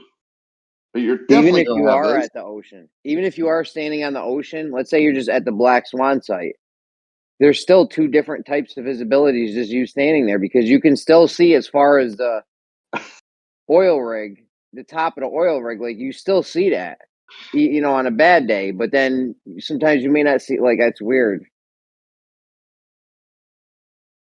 Do they have a bunch of people out there like doing visibility at different levels and typing it into a computer and he gets the average?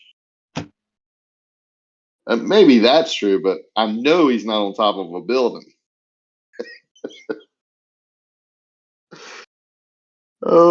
I'm pretty sure my meteorologist is in a building that's on the ground, like it only has one floor. He's not going to see very far. He's surrounded by other buildings. What did Oh, this all stem from? I don't know, Xana being Whatever news channel, whatever meteorologist has the highest building has the highest visibility for the day every damn day. yeah.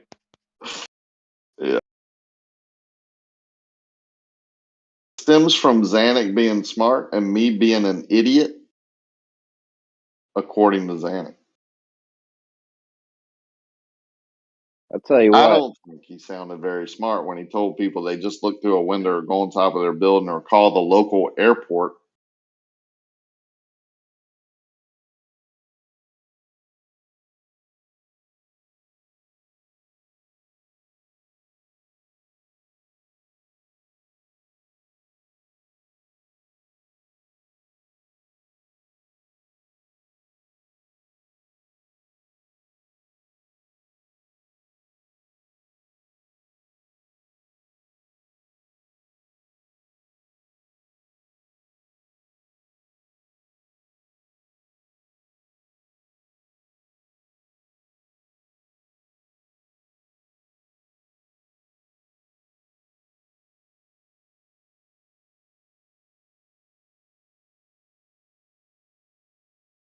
And napalm, as far as that sphere, is he still here?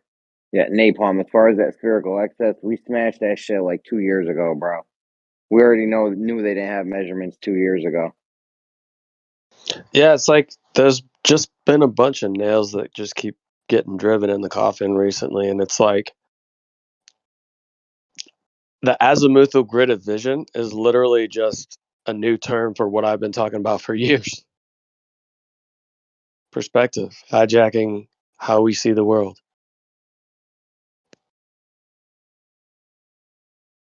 Dude, I would still debate you on that, though, with the bendy light thing. That's all right, dude. Jeremy, your globe is merely made up of the celestial sphere that you see above you. Go ahead. Debate Rakia on what takes place in the distance, man. He'll tell you. I think me and Rocky agree, though. I don't think he's a glober, Jeremy. I'm not a glober either. I'm just saying, just what we see. We see things being shifted up, down, above horizontal, below horizontal. Wait, you're not a glober? You just play one in Discord?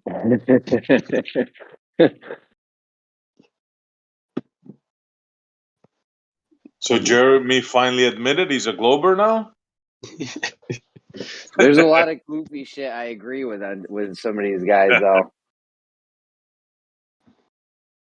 Like seeing into the past. If light has a speed, I mean, you're always seeing into the past everywhere you look. Bro, come on. You fell for Crazy that one. shit. I don't know, man. Does it take time? If I drop a ball, does it take time for you to see the ball actually start to fall?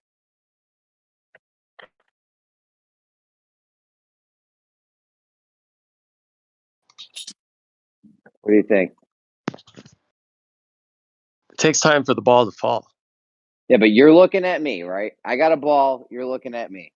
I drop the ball. Do you see the ball drop the second I drop it, or is there like a slight delay because of it takes the light time Mm-mm. to get to from the ball to your eye? It's not that it takes the light time. It takes you time to process that information. That's it. The light's always there.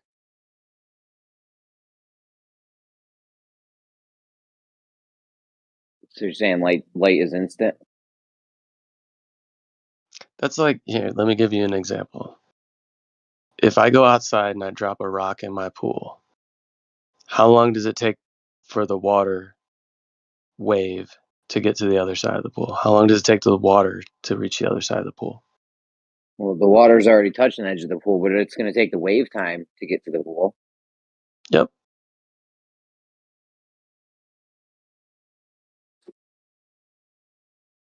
We're swimming in a sea of what's already there. I can go with that. No, There's a I actually like disturbance that. in it.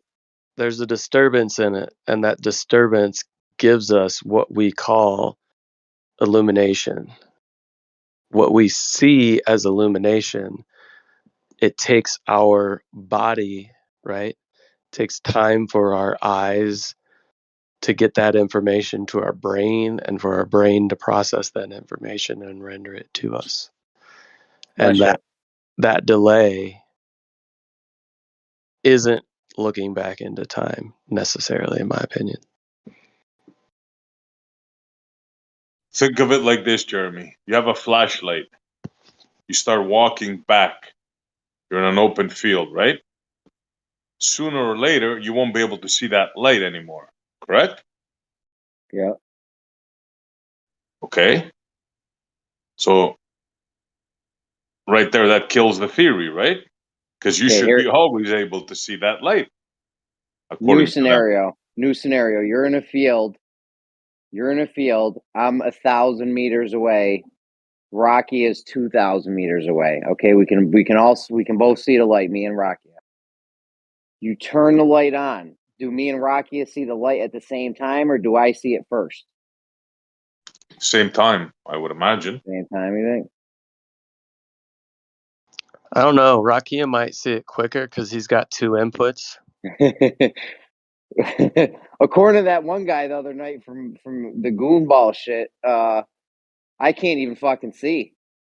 What wasn't he saying? The left eye is useless or something? I have no idea. There was some guy saying like the left eye was useless. The right light comes in through the right eye and out of the left eye, or something crazy. According to them, light never diminishes. If you believe in that back in time thing, that means that flashlight in the field should always be able to see it, according to that fantasy. You can never go far back enough in order for that light to distinguish if their fantasy is real.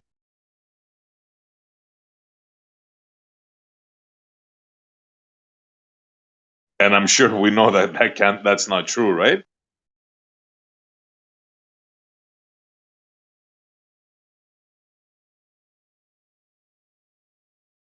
Or at least I know that.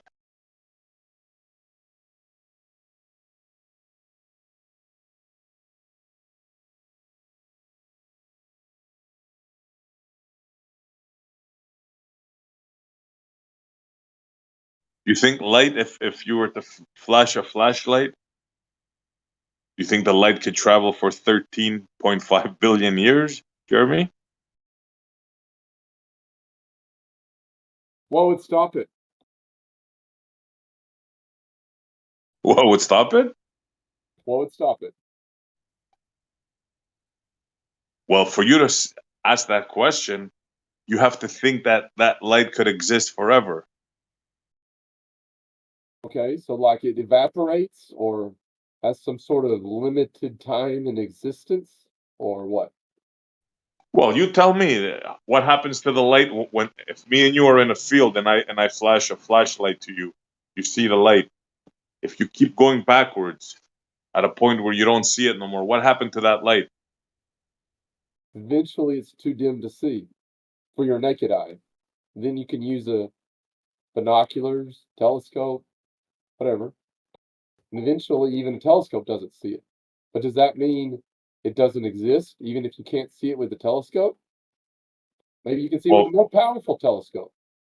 What is the maximum power of the telescope where you could no longer see it? well, that's what I'm asking you. So, in other words, in your mind, light travels forever. And your question of saying, well, what's there to block it, assumes that it doesn't distinguish, that it's something that self propels, like it's the illumination lasts forever. That's ridiculous. What have you ever seen that lasts forever? No, the whole point, what I'm asking is what what's the limiting factor? Why doesn't it last forever? Is my question. What keeps it from going in other words, like does it have a limited existence or a limited range? What's the limiting factor that you cannot see the light? What limits the distance with which you can measure it? Well, it no longer has enough power to broadcast itself. I don't know. What kind of question is that? No, that's a fair answer. I mean that's kind of the answer. I mean, if you have a flashlight and you have a searchlight or whatever, I mean there's a difference in the power. Now, if you have a um, set of binoculars or whatever, then you can see the flashlight, you can see the searchlight, you can see both of them, even though with the naked eye you could only see the searchlight. So the limiting factor is the power. But the question is the photon itself that's traveling. I mean, there's the power is the amount or the number of photons, I guess you could say. So if there's a lot of photons, like in a searchlight has a lot. The flashlight doesn't have as many photons. So So are you it saying the sun, that that whatever made that light has unlimited power? no, I'm saying it has enough power. Not unlimited, but enough. That's the distinction. Now, what is enough? I mean, that's kind of I guess. I mean, you can probably calculate it, but there's enough power there. Enough power to last forever? Enough power to make it across the distance, not to last forever, to make it across the distance. Okay, so now you're readjusting your statement. You're No, starting to that's see exactly the. what I said. It has enough to make it across, not to last forever. It might, and it's not that it won't last forever. I mean, the light will only go back 13 whatever billion years in our model. I mean, that's the earliest light. Well, that's There's nothing forever for before us. that. That's forever. Do you realize what number that is? 13.5 billion years for something to travel? You're saying there's enough power for something to travel that for that amount of time? Really? I mean, if it starts traveling, there's what stops it. In other words, there's nothing that will stop it. There's that one photon, if it goes in a particular direction, and there's nothing that stops it from going in that particular direction, it will go for 13.7 billion years until it encounters something to stop it, whether it's some hydrogen, a planet, something gets in its way, it will travel in that same direction unless something changes its direction for as long as it travels. I mean, there's nothing that will stop it. It doesn't run out of power. I mean, that's kind of what it seems like you think is is like a gas. That photon is like a car. It travels. Eventually, it runs out of gas and just stops moving. That's not what happens. Now you're saying. Well, you just said that before. You said there's a limit. Now you're back to unlimited. Which one is it? Does it have enough power to make the distance, or is it unlimited now? Because I don't know. You seem to be saying two things. The power has to do with the number of photons. That's the whole point of the power is not the how it's the number. If there's the power increases the number of photons that can be detected. So if there's, if your telescope can see 50 photons and that happen to hit it, and there's 50 photons that have been traveling for 13.7 billion years, the telescope will see that. Now, if the power wasn't enough, and there was only 2 or 3 photons, but your telescope can't see, it's not that sensitive, it won't see whatever that object is. But it still made it. They're still there. If you had a sensitive enough telescope, it would see those photons. In other words, those photons didn't stop traveling. The instrument just wasn't sensitive enough to detect them. That's the distinction. They didn't stop. You just don't have a sensitive enough instrument. So they'll travel forever, in other words. Again, my statement to that is yes. My question to you is, why would they not travel forever? What would they run out of? Would they run out of energy? Would they run out of gas, as I just said? Why would they not travel forever, assuming they didn't hit something, like I said? What would cause them to stop traveling? Well, I thought I showed you that in the field with the flashlight. What? What about it? That you go a certain distance and you can no longer see the light. Did you miss the part where I said you don't have a sensitive enough instrument? Because that's what we just said 30 seconds ago. You can't see it with your naked eye. But we do see with our naked eye. We do see those stars that they But claim my are so point far is, away. with this whole, you're in a field, you have a flashlight, you move far enough, you can see it at first, you move far enough apart, now you can't see it with your naked eye. You get a pair of binoculars, now you can see it. You keep moving further apart. Now you can't see it with the binoculars. Now you get an actual telescope. Now you can see it again. You keep moving further apart. At a certain point, you're just going to run out of sensitive enough instruments, but the light is still there. It is still it didn't stop moving. You just don't have a sensitive enough instrument. I don't understand why this is difficult. Because you have no way of proving that. You're saying the flashlight, which we agreed upon, we can't see it because it's too far away. But now you're saying, well, we can't see, it's really there. It's just that we can't see it because our eyes are not sensitive enough. But that's I mean, exactly, is we have that an evidence. argument? I We don't have know. evidence of that because we have a telescope, whatever the largest telescope was 100 years ago. We see a certain amount of stars. Now, 50 years later, we build a more powerful telescope. It has a better resolution, better capability. It sees a lot more stars. 25 years later, we build another telescope. It has more capability to see more stars. Now, all of those stars didn't just start shining in the last 25 years. They're not new stars. They've been shining the whole time. We just didn't have a sensitive enough telescope. You build a more and more sensitive telescope, you see more and more stars or whatever you're seeing, you can see better. I mean, that to me is perfectly logical and rational and easy to understand. Yeah, It's but that not doesn't like, explain. Look, I understand what you're saying, but that doesn't explain what you're trying to say here. You're just using a telescope to look a more powerful and more powerful telescope. That's all you're doing. And so the whole point of having a more powerful telescope is it gathers more photons. You know, if you 100 years ago, if the most sensitive telescope could only see random number 100 photons, anything who the light, if the light attenuated or whatever term you want to use, and now that light from 10 billion years ago reaches the Earth, and it only there's only 10 photons, but the most sensitive telescope on Earth can only detect 50 photons, then we will not see that object.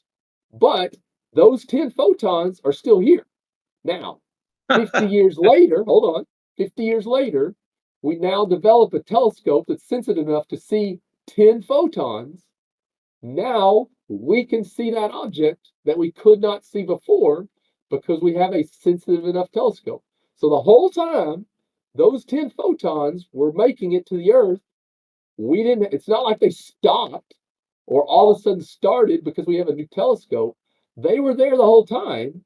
We just now have a sensitive enough instrument to see them. They were there the whole time. They never stopped. Didn't stop, always there. We can now have the ability to detect it. That's the distinction.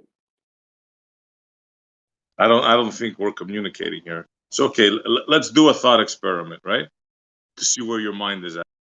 So we get a photon shooter, right? Let's call it a flashlight, but for this purpose, we'll call it a photon emitter. Okay. So we'll shoot one photon out, One right? photon. That's not Just very one. many, but one photon. Just one photon, yeah, and we shoot it out, right? Okay. Now it's traveling. It's traveling at the speed of light once we let it go, right? It's gone. Okay. I'm with you so Now, far. okay. So it's traveling, now it's in space. Do you think that photon will travel forever unless something impedes its path? Yes. Why would Wow. I asked you this like 4 times? What stops it? What is the limiting factor of that photon? Why would it not travel forever? What would cause it to slow down, stop, whatever? What would do that? See, you're missing the I whole could point tell here. you. I could tell you what would do that. Hold on, SE. You don't know what does that? It's one photon. What would make it stop moving? Have you ever heard of the attenuation of light? Light attenuation. That's that effect. I mean, that's like a whole bunch of photons. I'm talking about one photon shot in one direction. Why is it going to stop moving in that one direction? Okay, go ahead, SE. Because light scatters. That's why. You have one photon. What scatters? Exactly. It's one photon. It doesn't Well, scatter it's anywhere. gonna have to address that. It's gonna have to address that issue. Nothing lasts forever. Nothing travels forever. It's something that you've been sold. It's something that you believe in. So You how cannot long show does it this. last? You cannot make a logical explanation for it. It's just a belief that you think something travels forever. So how long does it last? How long? If it doesn't last, this one photon, we shoot it today. How long in the future will it last? Is it going to last 1,000,000 years, 1,000, 10 million? How long will this one photon last before it attenuates or whatever, stops moving, and it's no longer there? I mean, does it just stop existing? I mean, what happens to it in 1,000,000 years? What is this photon's condition? Let me ask This you one something. When photon. you light a match, right? When you light a match Okay. and you burn and it goes out, why didn't it last forever? Why did it go out? Because you ran out of fuel. Okay. That's the So right answer. somehow Is you that the answer think you were this looking for? photon, this magic thing, which we don't even know if it exists or not, you think this thing will never run out of fuel? It'll just keep going forever? Because somebody So, told you? and I mean, you like to think that the photon has a fuel source or energy? I mean, I don't really understand what that point was. Well, I'm trying to make you understand, dude. You've been sold a bag of goods. Nothing lasts forever. Show me one thing that lasts forever. Show me. Name one thing that lasts forever. That's a good question. Well, interestingly, I mean, I'm not going to go there. That's a whole different thing. But I would say right now, the proton has not shown to have a half-life. So currently, the proton is expected to last forever. Does it take There's energy? no half-life to it. Does it take energy for something to move? It takes energy for something to accelerate. Once it has started moving, if there's no other force on it, it will continue to move until it forever. We already discussed this is one of those whole Newton laws. Once it started moving, unless there's an outside force, it will move forever. It's amazing how they believe this stuff, eh? No matter what you tell them, that's true. you just won't see it. Okay, so Nothing when we lasts shoot it, forever, except this magical photon which they created, which we don't even know if it exists or not. But he believes that this one thing lasts forever and travels forever. So back to my question is, and I asked you this, and you asked me a question that I answered, or sort of, but I'll ask you this. So you had this one photon that we shoot in a particular direction. We shoot it today. What is the status of that photon in 1 million years and 1 billion years? What is the difference between that photon? And does it still exist? Is it still there? What would be your answer? Does it exist at all? Is it still moving in the same direction, assuming it hasn't ran into anything? And what is the properties of that photon? In other Well, words, I'll tell you this. I have no clue, but if we're to go with what a photon is, a packet of energy, I can tell you for 100% certainty, it won't last forever. Now, I don't know the timeline. I can't tell you. I don't know. But I can tell you for sure, it will not travel forever and it will not last forever. I mean, okay, that's obviously what you believe. My next question is, why do you have any kind of, I mean, that's just something you like made up, you read, you have a source for it. It just You don't see the logically irony of this, bro. You don't see the irony of that question you just asked me. well, the reason You're I'm talking asking that about a is, theoretical, listen to this irony, right? You're talking about a theoretical photon made up of energy which lasts forever and travels forever, and you're actually asking me, and you're trying to make me feel that I'm the one like questioning it, that I'm abnormal. no. Do you not see the irony in that, bro? So my question is, the accepted answer or whatever, the accepted science is on my side that these will go 13 billion years. That's the accepted science. No, So my you question accept is, that. I question right, that. You that's accept that. hold on. I didn't finish. The reason I was asking this question is my side is the accepted science. So your side is contrary to that. But my question to you is, why do you take that position? Is it something that you came up on your own? Did you read this somewhere? Did somebody else tell you this? Is it something you logically assume? I mean, and my Fair other question. question Fair is, I have question. a second question to that That's a is, fair question. do other people share this point of view? Because for the most part, you're one of the few people that really take this position that I've heard. Listen, I get your position, right? You're of the white coat position. You believe in this, and you question other people that question this, right? So no worries. You can believe in this fantasy that you've been sold of something lasting forever and questioning me for questioning it. But that's not a problem. We'll let the people listening judge and see who is really like who really bought the sauce, who dipped into the Kool-Aid, right? Is it the one that believes in a virtual particle that doesn't exist that travels forever? Or is it the guy that questions it? We'll see who's on the right side of history on that one. still didn't answer my question. Is this something you You have no question, bro. did? I It's asked you. illogical. My answer is you've been sold a bag of goods and it's totally illogical and you can't prove it. That's So my I'm answer. gonna ask the question I asked again, and I want you to tell me, did your response answer my question? So let me ask the question again.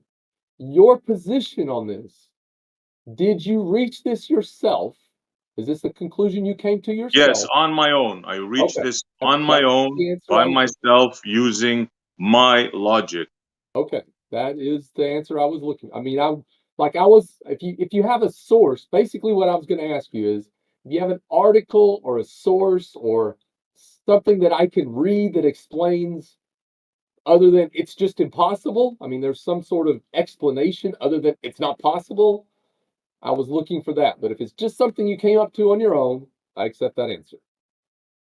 Well, okay, let me turn that around for you then. Is there any logical reason why you believe? And I even asked you, does anything last forever? And you told me, can't think of anything. I did Is there, answer that. hold on. I said protons. I said Okay. protons. Okay. Is there any logical reason why you would think that a proton can travel forever? The answer to that is You talking about protons or photons? protons Fine. don't He have said a a known proton. half-life. The proton does not decay that we know of. And to answer your question, this goes back to what we were saying earlier, Newton's third law, and I said this 2 minutes ago.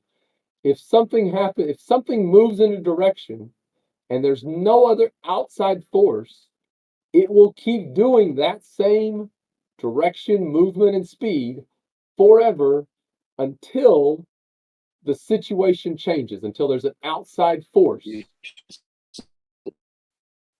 Nothing, sure it doesn't that's run out. I mean, the third whole law? idea is to run out of energy. Now, that's a change in the situation. But the thing is, if there's no friction, no resistance, no nothing, even if it ran out of propellant or acceleration, whatever it ended with, that will be the rest of it will last forever in that, situation It'll be in until Unbelievable. an outside force acts on it. perpetual motion. And perpetual existence. It'll be in perpetual motion.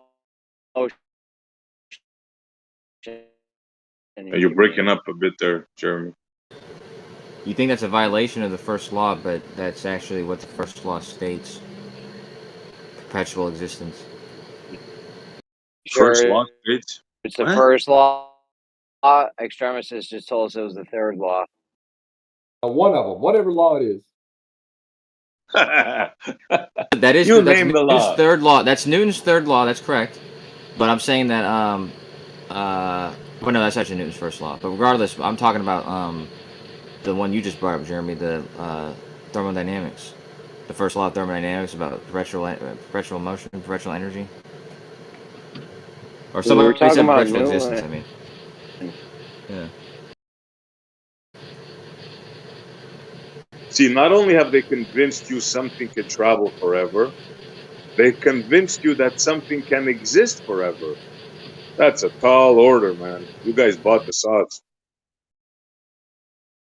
I mean, when you say forever, like I mean, the universe is not going to last forever. So that's kind of a strange term. I mean, black holes, they last, 1 to the 500 years, whatever that length of time. Can I Uh, get a battery that lasts that long? Probably not. I don't know. But my point is that, I mean, when you're saying the word forever is, I mean, that's not really the right term to use. Well, you used it before and you were fighting I've for it. used it because you're using it, but I don't, it's not really applicable in a scientific context. So there's a limit now. So how far can There's this a limit to everything. photon travel You kind of before? said that too, and I don't disagree with that, but there's a difference between a really, really long time and forever.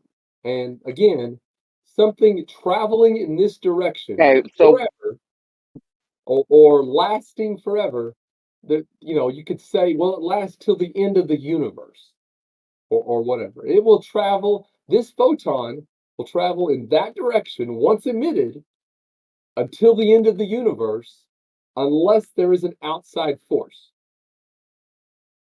so we need Yeah, to that's what change you've been Newton's told. law. Did I say that? I don't think I said that.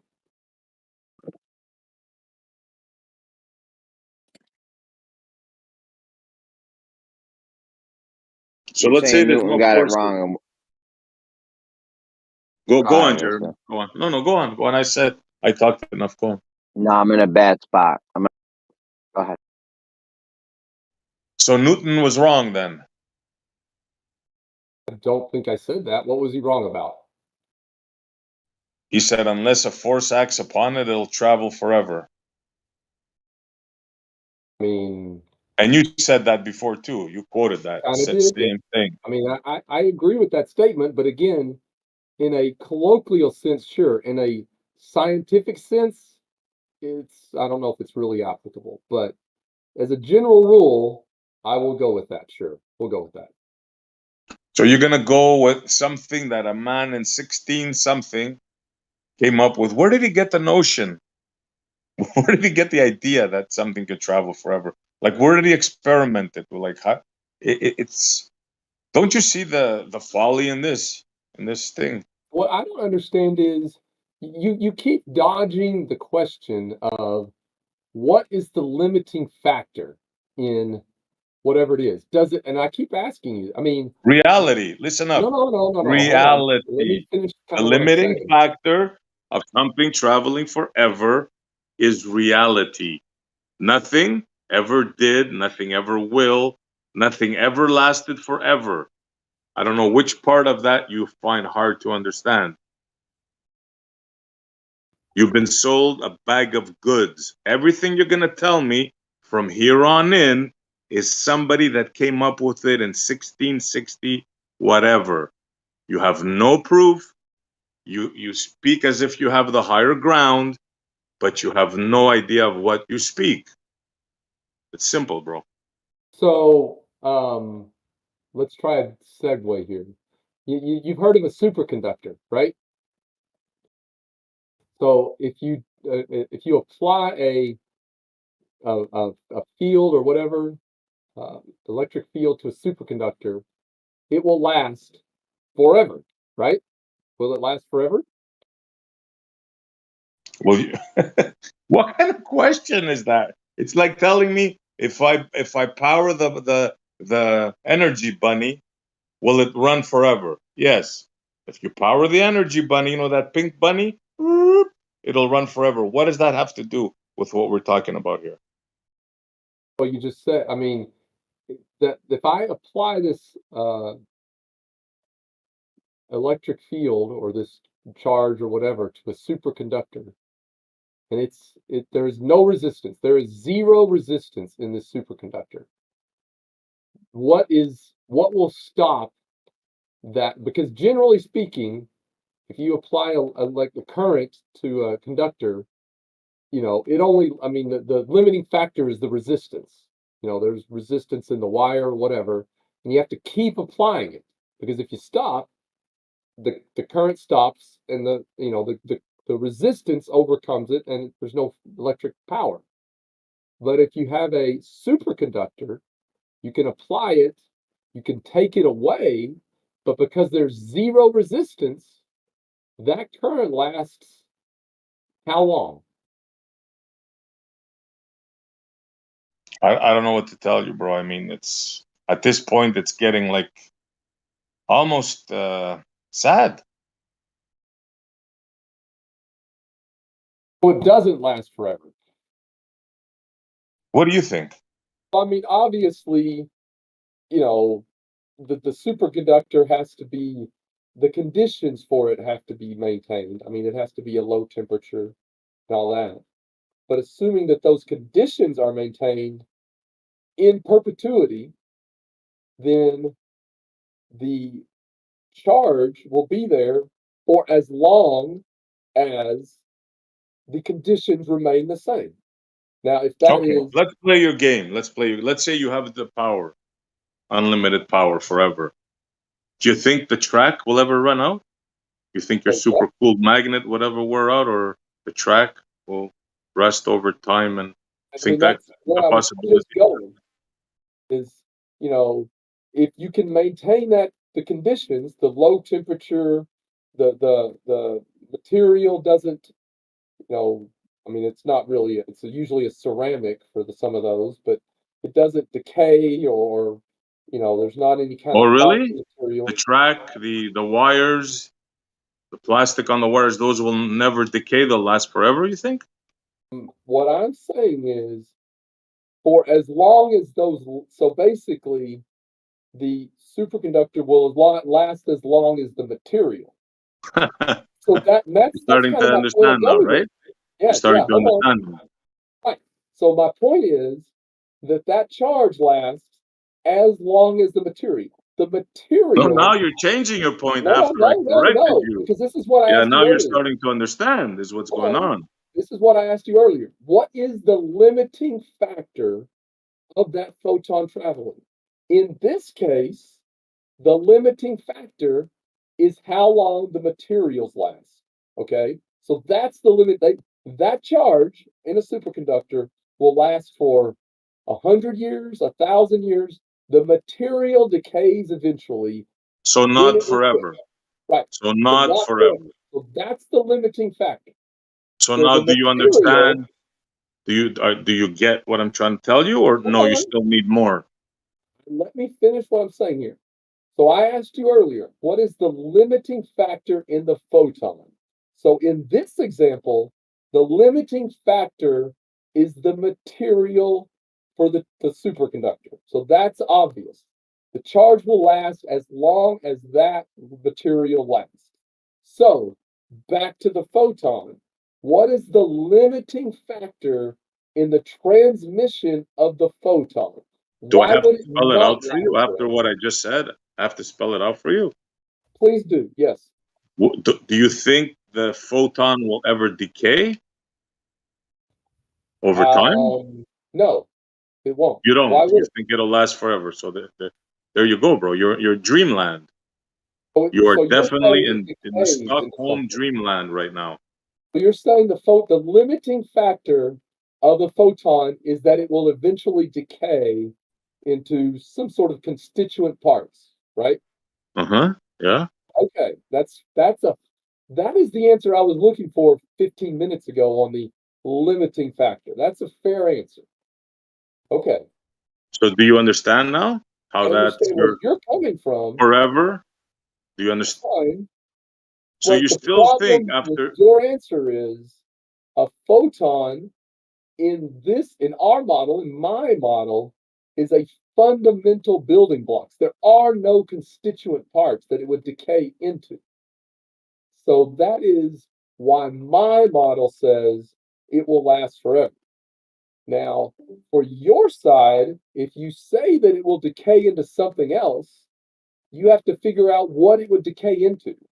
And then you have to basically, you're saying a photon is made up of something smaller, some sort of subdivisible particle or constituent component or what. So, for what your explanation is, you have to come up with that part of the photon.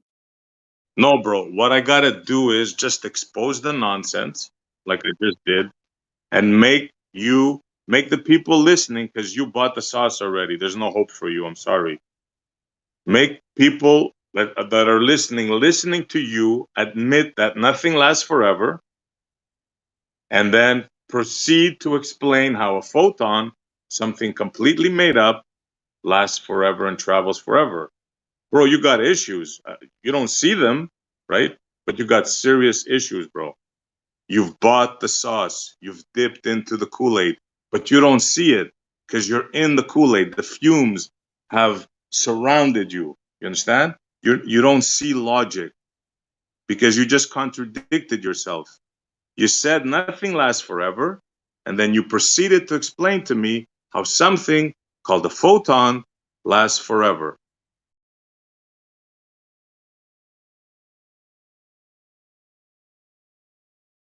Oh, he said proton. I left for a little bit.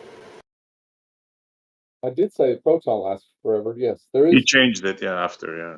I said that originally, or at least I meant to. But there is no current experimental evidence for the decay of the proton. He's right about that. It's only been theorized, but I hypothesized really. But there is one thing though. I don't mean to throw a wrench in there, but this is also hypothesized, although there's evidence for it.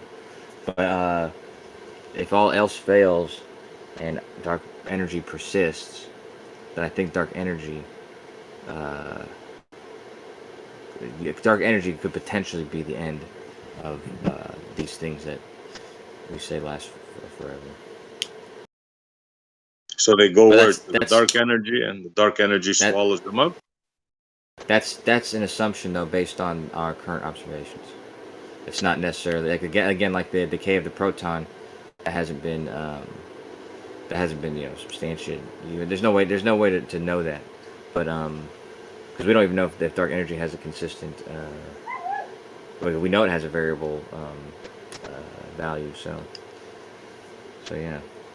So this is assuming that it's persistent throughout all of eternity. So you're a proponent of light traveling forever? Yeah, I mean nothing slows down a photon, if that's what you mean. Although, like I said, again, dark energy can take some energy away. What's a photon, Osho? A photon? It's a hat. What kind of question is that? It's a instance of energy. A smallest packet of energy, right? Yeah, usually, like expresses you just said, like the smallest packet or the smallest division. But even those packets, though, even though when they say it's the smallest packet, there's different photons can have different energies. So there's that. Okay, so name me an energy that lasts forever, please. Supposedly anyone. all of them. They last forever.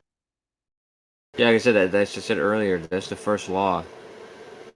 I don't break the law, dude. Not for you, not for nobody.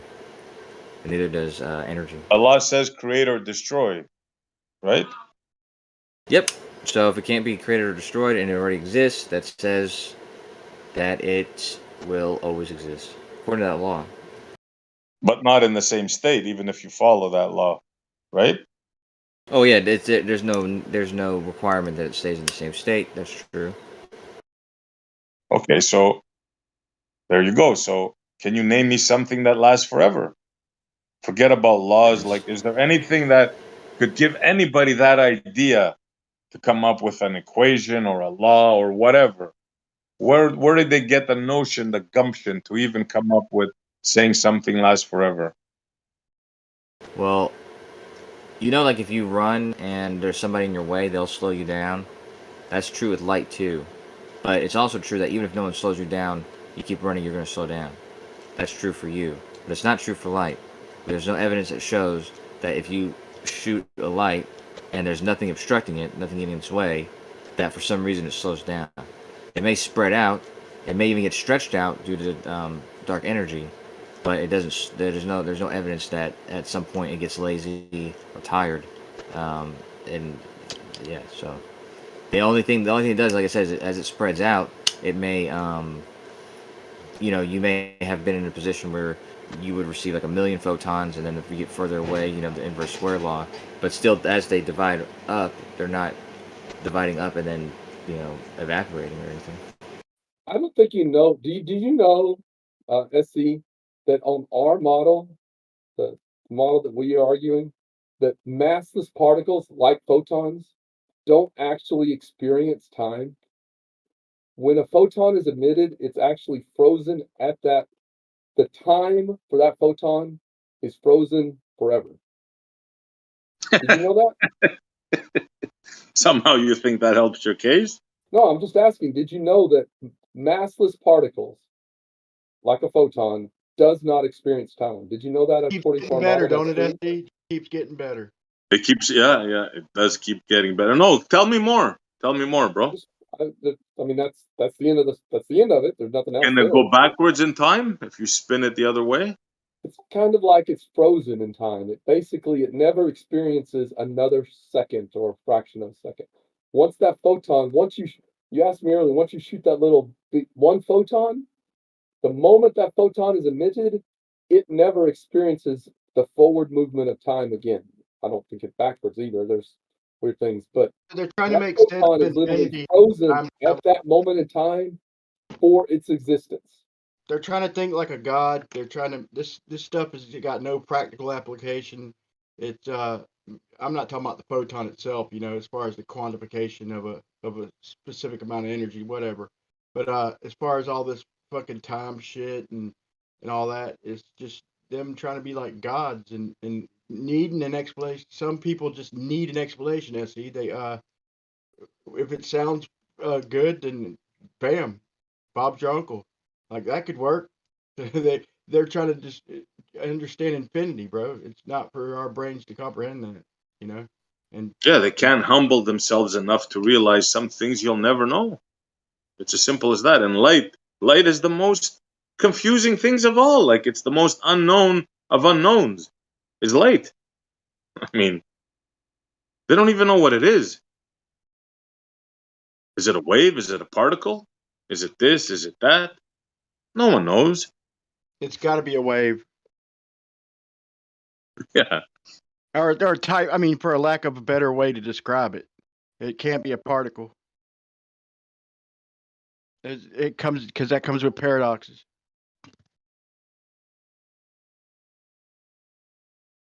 I can't say that I know. So I won't say that I know.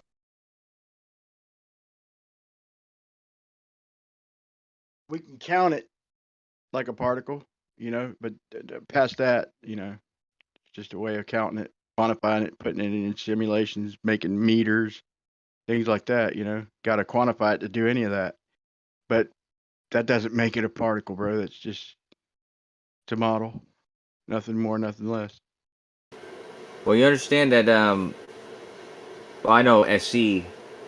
He's Greek and a little bit of French, Canadian even. So he knows some other languages, barely, right? But there's a limit to our language, English, and also those ones, in that we don't have a word for for this thing, for these photons. What we call quantum particles, right? We call them quantum particles or quantum whatever.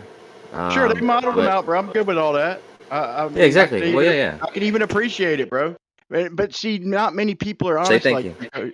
not many people are honest like you, bro. When we're arguing these things and explaining to them, they like we get a lot of friction. Like, no, there's a photon. It's fucking proven and this that. You know, it's like, bro, it's a model. You know, it's something. Yeah, but Yeah. they act like it's all. You know, if I wish you'd you know, tag the next guy with this information that yeah, it's a great fucking model, whatever. It's the best yet, but it's just that doesn't make it a all right, you know what I'm saying. Well, let me devil's advocate myself, and in the words of Arma, what's up, Arma? Let me Yeah, I did say that, right? yeah, let me devil's. But by the way, that's a redundant thing to say, man. I just want to let you know that devil's advocating yourself just means it. Yeah. But anyways, that's not the point. The point is, Brian, yeah, right. What were we saying? The particle, the model. All right, this co-show with a voice changer. Oh no, that's what it is. Yeah, you said sorry, my mic. I moved my mic away. I don't know. I've changed the settings also. I might get my other mic out, but that's not the point. The point is, you just said that we wish that I would tag other Globers in a game of tag where they say that, or you say that these things are just we have a model for them. We can talk about it. We can talk about it. It's all I mean. We can talk about different possibilities and other things. It's and understand that it's a model. working model, and but as far as the definitions of things like that and photon, it's a quantified model, but that doesn't Well, mean we can't talk about it and speculate and throw out other possibilities and point out contradictions and shit. sure, I agree. But let me ask you about that model because, like for instance, if I modeled like a fucking, I don't know, the flat Earth, okay, all the flat Earth, and I said, hey, this is a model of the flat Earth's size, shape, and distances or whatever. So that's what I would have. I would have a description, maybe even a visual one, of the size, shape, layout of the land, that kind of thing. Those properties would represent the model. I'd And still so say you don't for know what the whole world is for sure. yeah, regardless though, but it would just be the model. But in this model, the photon and the quantum particles, their properties are, for the most part, exact. For a lot of them, they're known to a great precision, supposedly, and they're things like mass, charge, spin, yada yada yada. But this is what is called. This is what is represented. This is what is said to be a photon. Is this representation, like these properties that make up its model, and so that's what I'm asking is if you agree with the model of the photon, then what are you disagreeing with? Because that's I'm all disagreeing like that a photon is a particle. I'm saying you got a model to make it work in computers and meters and shit like that, and better than I got. But as far as the fundamentals of it, it can't be a particle, in my opinion. It comes with paradoxes. yeah, but that's what I'm saying. Like, forget the word particle. Let's just take it to, like I said, these things are a special class of entities that we call quantum particles, and they're not necessarily particles, but just for lack of other words, we'll call them quantum whatever, quantum things. Regardless, um, so forget that it's a particle. Just remember that these are a special class of items Yeah, called quantum this things. this is why I ask you to tell your fellow Globers and scientists and shit, because they sit there and try and act like it's a particle and say that one photon is going through a slit and then going back in time, bro. Because it's a particle, then it's literally having to travel through time due to the knowledge of which path or something like that. Like, just bro, that's bullshit. That's ridiculous, dude. To even Well, think, I don't know. well, the reason they call it a particle is because it shares properties that particles have. But like I said, let's forget that it's called a particle and it's called a quantum particle, and let's use as its the model of it. We're only going to use the things that are described in its model. We're not going to include things that like, oh wait, this is also a particle. We have to include this too. We're only going to include Okay, the things that exist in the photon model. if there's an ethereal background, then the explanation to the double slit is fucking just is elementary school fucking language, just normal talk. It just it freaking it's travel, it's already there. It's communicate, we observe it at a certain rate or whatever, but there's no conundrum at all. There's no paradox. It's just simple explanation that middle schoolers could understand. It's because they have tried to reify the shit as a particle is what makes it so, like, they act like, oh, it's so awesome, it just boggles the mind. Are you, bro, what boggles the mind is the fact you can't see through the paradox. Like, there's a simple explanation and a good one. And I mean, Occam's razor, right? That's right, Occam's razor. But I have to ask you though, because let's take it to electron, just for lack of controversy. But in the case of an electron, when they do the double slit experiment, it is true that just like the light, it will interfere with itself. Like it will interfere with itself, and so just like you said, like it's that you can explain that away, but what can't be really explained away right away is the wave function collapsing upon measurement, Yeah, because because no, because the wave function doesn't really. I mean, just because your math can't explain it, bro. doesn't mean that that it changes into a particle, bro. Just because you can't mathematically explain it doesn't mean it changed into a particle. Okay, here's the point. Here's the point. The point is this. Hold on. Damn, hold on. I forgot what I was gonna say. Give me 1 second. Take That your time. happens sometimes. Yeah. Happens to me a lot. Because that was I know that's a good question you asked, man. And I'm gonna be a point- trainee. the point is if you specified a certain quanta of energy to the damn to the Photon. wave, so to the photon. So Or electron. if the electron in if the this case. photon is never anything but just but a little wave of energy, or just a part of the chain. So it's a big part of the chain. So it might be, you couldn't really quantify it like that. So they quantify it like a wave, and what is it, like Euler's fucking function or whatever? I don't know, man. They it's I understand why they did it. Schrodinger's Just equation. no, I was thinking of a different thing, but just like the globe. Like, I understand why they modeled it like that, because Why? there's something going on in the heavens, like they can't explain it and shit. The best way they could model it would be a globe with latitude and longitude, because if you're going to start with a central point, if all you can go off of is Polaris to make a model out of something, then you're gonna have circles extruding out from Polaris, bro. And so I mean, it would have been way easier. I mean, by 10 times easier to model it as a globe. Well, let me ask you a understand question. that. Let me ask you a question. I don't want to veer off from what we're talking about too much, because I actually like, especially I like this conversation about quantum mechanics. But I do have a question about models. Now you've said that, because can you think of any other examples other than this case of quantum mechanics and in this case of the Earth? Can you think of any other example where it's like way easier to model it as something incorrect? Everything, yeah, electron. Like, dude, electrons, the way they define them, like going through the positive and then to the negative side of the battery through the circuit and all that, bro. I could just put a diode on the motherfucker. The battery fucking still works fine. You know what I'm saying? Okay. It can't be what they're saying, dude. Just as simple as that. Yeah, no, but when I say works better or is easier, I'm saying like it'll give you the right answers, and it does it in a simpler way. Like you know what I mean? Like you said, like the globe, like it makes sense to model like the globe because it makes the data make sense. What'd you say?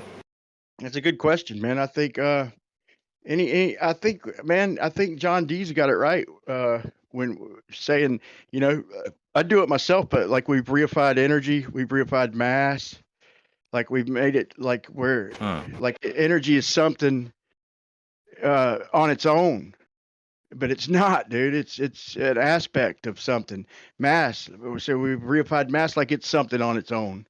But technically it's not, it's not anything on its own. It's a fucking adjective, not a noun. Well, a It's property. a descriptor, you know what I'm saying? Yeah, property. And same thing with energy, but it's so, we use it so much in so many ways. We've reified it. And I think to be honest, we've got to go back down to the fundamentals. But like I said, I got no problem with all the modeling and stuff, man. But it's when we're arguing with people and there's implications for these models that at some point or another they break down. You could keep saying, well, how this, how that, how this, how that, and at some point our understanding fails, or else there's paradoxes, or however you want to look at it, like contradictions.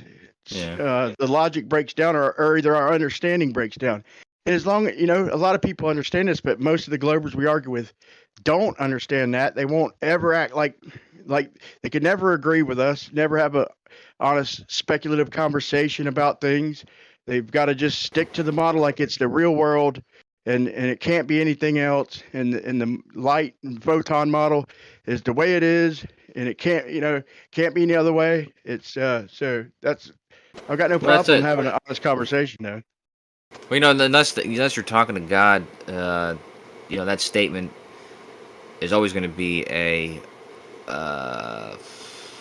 you know, it's a stretch for somebody to assume that something is the way it always will be and blah blah blah.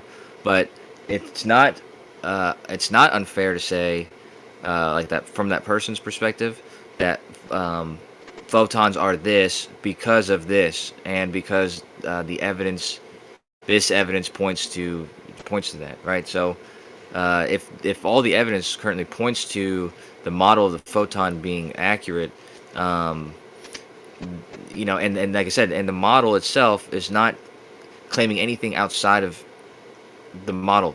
Like, you know what I mean? Like, so it's not, like if there's other attributes about particles that isn't true about photons, that's because a photon is not necessarily a particle. It's just, like I said, this thing called a quantum particle or quantum. Here's the main hang up, though, Kosher. Here's the main hang up. And sometimes I feel like they do this shit on purpose. Like when they talk about shit that they don't understand and reify things. I mean, the best example I can give you is the phlogiston, like where they thought, and maybe it's still, phlogiston, whatever. Like they were so stuck on that, they reified phlogiston as something. It held them back for like fucking over a century or right at a century, maybe more. Because they refused to fucking unreify phlogiston to come up with a better model of hydrogen and oxygen and all the other shit. You know what I'm saying? Well, but yeah, but you can't. Point being is all these fucking all this reification and all this certainty is just holding us back. It's just holding us back, dude. When we act like we know what's going on, and it's what do you mean no? That just gave you a No, you did. You gave a good example of something we were wrong about. That's true, but I don't think it held us back because I'll tell you why. I'll tell you why, dude. Because the guy Lavoisier, I think it was Lavoisier who did the splitting of the whatever and the oxygen and all that, and found that it was in the air and blah blah blah. Well, go ahead. Well, I was just gonna say that, like in encryption, I was doing this encryption thing today, and part of it is actually the first step is making a guess, because you have to refine your guess until you get to the so it's a whole thing, but it starts with a guess, and if you don't have that guess, you don't have anything to refine. I got no problem with that either, bro. My problem is this: is you know how much friction it got, trying to propose anything else because they're busy counting phlogiston. It was a thing. Period. And there was friction. In reality, there was people who didn't want to let go of it and whatever. And and they've got a better model now with oxygen and all that stuff. It's a way better model. And there's people so busy counting phlogiston and shit, and they wouldn't let go of it. It just held back. So a lot of these laws, like what you call it, like Pierre, the guy who proved that the sun's not a gas, it can't be gases, and because he used the like Kirchhoff's law and showed the flaw in it and invented and got new technology based on the flaws. Then he goes to apply it to the sun and other things, and he's showing that they jumped the gun, bro. We didn't have a grip on plasma physics back then. Are you talking about when they made the model of the sun with the gas and all that? This is before we had a basic understanding, a good understanding of plasma physics, period. And now we're progressing, and there's people so stuck that the fucking with gravity and the fucking sun's a fucking gas and all this other stupid shit that y'all's universe is literally turned retarded, bro. 95% retarded, if I'm not mistaken. Like, 95%, I don't know. Like, dude, back to the drawing board. Let's work shit out. Let's at least talk about it. And to be fair, good thing is I can talk about it with you, but. Yeah, I mean, for a couple of things. First of all, the guy you're talking about, is it the guy with glasses, the bald guy with glasses? I forget his name. He's got a really goofy name. No, it's Pierre. Yeah, I think his name does start with Pierre. He is bald with glasses, isn't he? Yeah, he invented the latest MRI machine, dude. That broke Kirchhoff's laws. To me, these laws are just stop signs. They're just telling us what we can't do. They're not helping us. Yeah. No, that's my opinion of them. Yeah, I know, but technically, the only thing that qualifies as a law is that it's been shown to always be the case. And so it's like if it's something that you keep running into, then people can try to No, break bro. the No, no, laws no, all the no, time, no, but no. That's bull. You're talking about natural law. You're confusing natural law always being the case with fucking scientific law. scientific theory and No, formulas and shit, bro. um, Like as far as you can't say that. I mean, dude, that's how it's defined. just by saying that just by making these laws, bro. And I'm not talking about natural laws, but just by making No, these but other that's laws, are the way. what good are they, bro? What good are they? All they're doing is limiting. All they're doing is saying what has to happen, and Oh, that's it. and limiting what's possible. What you've just said was natural laws, and said that that's not scientific law. That's how scientific law is defined. So it doesn't ever happen that somebody just invents a law. It's always the case that something has been shown to be consistently persistent and ever Bro, non I non could give you changing. 10 examples of look, Ohm's law is not very fucking consistent. Okay. I mean, without the deeper dive into it, but, and how about, look at the fucking, I mean, just, you know what I'm gonna throw at you, the fucking, Universal law of gravitation. no, no, not that. That's next. But, you know, I'm gonna throw at you the damn, the catastrophe, the ultraviolet catastrophe, where That's not a law. they literally admitted, yeah, no, but it's fucking, um, uh, like the Planck, I'm brain farting, man. Planck solved it. Planck solved it. Yeah, but yeah, the energy should it should keep Should increase. increasing. Yeah. But the fact of the matter is they admitted that they just worked it out, that they just came up with a mathematical fix because it was one of the most recent ones, not the, but one of the most recent ones of the old times, you know. And to me, it's the same thing with gravity, all that. They already had the fucking number they needed and all that, in my opinion. They already had the math worked out. They just needed something to back it up and shit. You know, just with that when they got caught, or either they just was honest and admitted that it's just the math. But ultraviolet catastrophe wasn't considered a law or anything. It was an assumption, and also the solution that Planck came up with is actually the catalyst to, I would say one of the catalysts to quantum mechanics.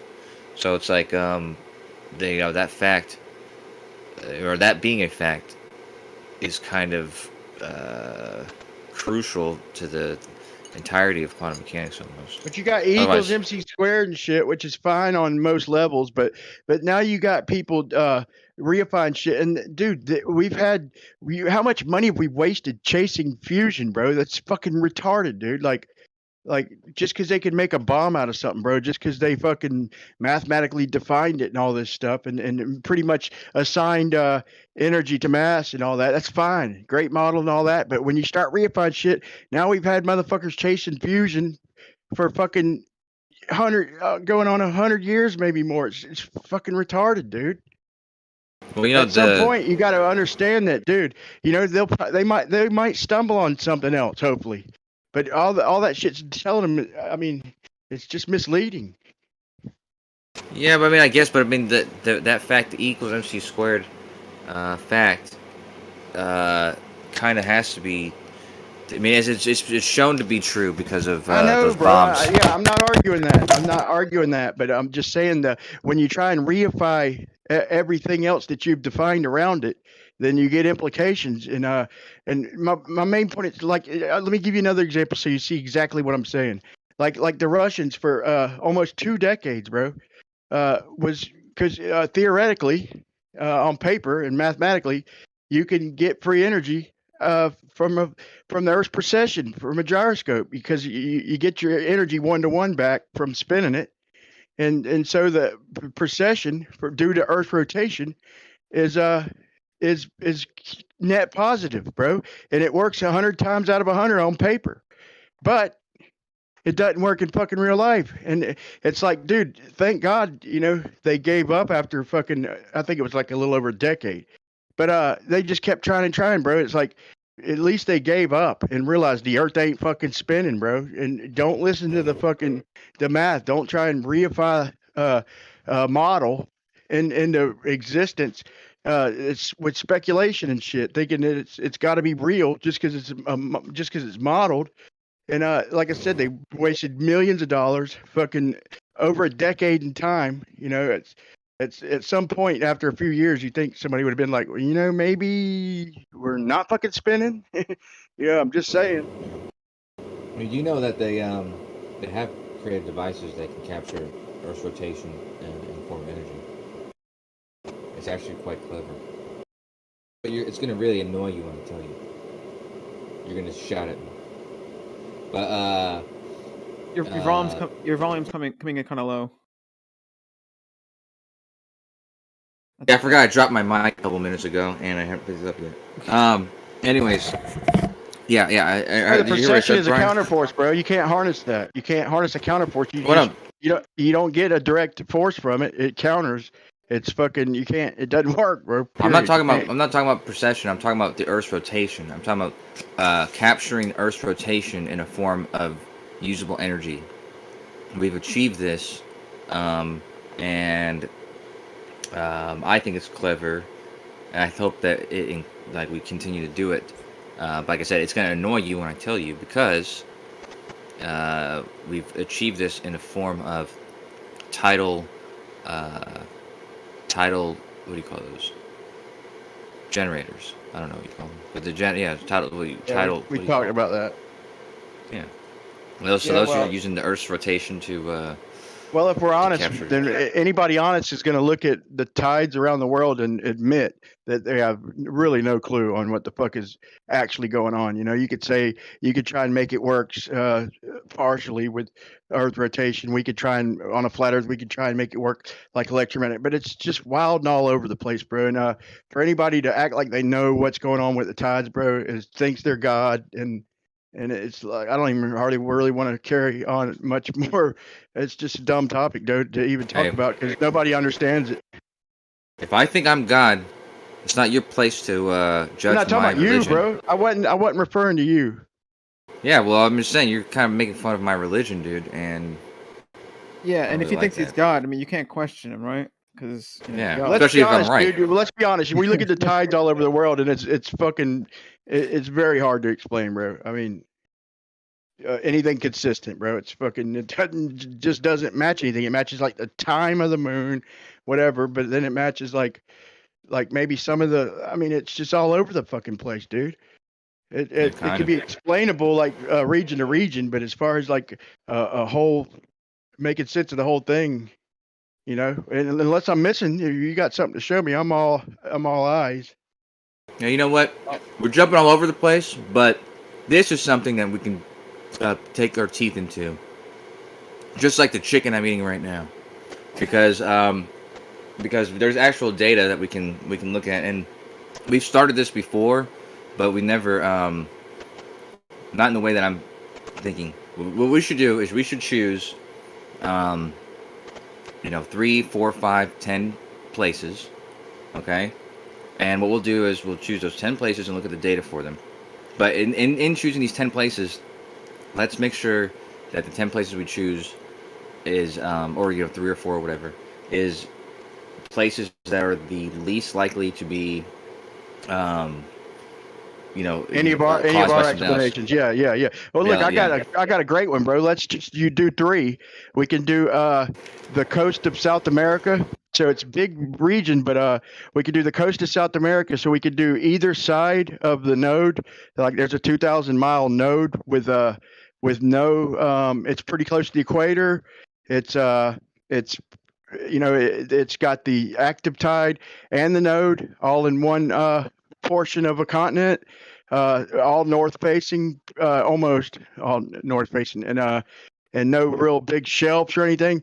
So to me, anybody who wants to try and understand it should start there, right there, South America, in that spot, like the north side of South America. Okay. Yeah, the places I'm thinking. You know what? I might have to take a whole bunch of places because we want to make sure they vary in, north, south, equator, and we want to make sure that they're going to be the least likely to be like the terrain or the You know what we should choose? We should choose some places that are near that abyssal plain, because you know how the abyssal plain is supposedly like flat. So that means that the under the water is going to be the less likely, it's less likely for the terrain even under the water to mess with it. But yeah, places like that. And then what we'll do also is we'll look at the time of the month with the highest disparity between low and high tide and the smallest, and we'll look at the moon phase. And then also, one last thing is we'll also look at it several times throughout the year to see how those change with the position of the moon and the sun in reference to each other. Does that make sense? I can collect all this data fairly quickly. But yeah, Coach out panhandling for data. That's fine. I kind of am, huh? I started to expand on that, but I figured I better quit while I'm ahead. I thought it was fine. One second. Just Yeah, sorry. I'm always trying to find a reason to procrastinate. This just gives me an excuse. Let me ask you a question. Do you like listening to the conversations, like when certain people, some people, maybe not all of them, but do you ever hear some interesting ones of people like giving their idea of space? You know, because there's different versions and everybody's got their own little twist. Do you find it interesting to listen to people trying to rationalize like space on a flat Earth and shit? Yeah, but particularly ones where, like, when they can suggest a way to test it or a possible way to test it, that's when it gets interesting. But yeah, I mean, depending on what it is exactly. Like, sometimes people get into real fantastical stuff that there's no way to test it, or they don't plan to test it. Sure. And then that's kind of like, but Well, let me challenge you, man. Okay, you're on a flat Earth. Okay, what's going on up there? Okay, what do we know? Let's take what we know. We know that blue turns to black at about 15, 17 miles. Okay, let's take that into account.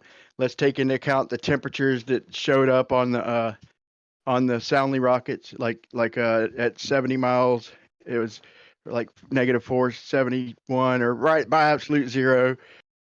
Just take everything that we know, like outside of NASA, and it might not even all be right, but let's and speculate that you might not be able to see stars, and then just think like you've heard enough, bro. You should have like be able to, come up. You got a good imagination too. You could probably come up with some good little concepts and shit, man. I challenge you, man, to spit possibilities at me. Well, you want me to omit some things that are true, though. I'll just forget what you said about seeing the stars, because they can see them. But yeah. Do that, because I'd like to know what the stars might be. Okay, and I'll give you a 100% excuse. Like, you're on globe model amnesty right now, so just forget the globe, forget anything we were taught. This is just you as a boy figuring it out, coming upon manhood, and nobody ever told us anything about moving and all that. And we're just staring up at the stars and go. Well, I have to forget things that I know. So, let me think. Well, I mean, first of all, yeah, it's hard, dude, because I have to forget things that I know has to be true. But there is one thing. Like, when me and Litchfield were making those models, the only conclusion I came up with was that for it to be possible was if it were a simulation. Somebody had made it in a simulator.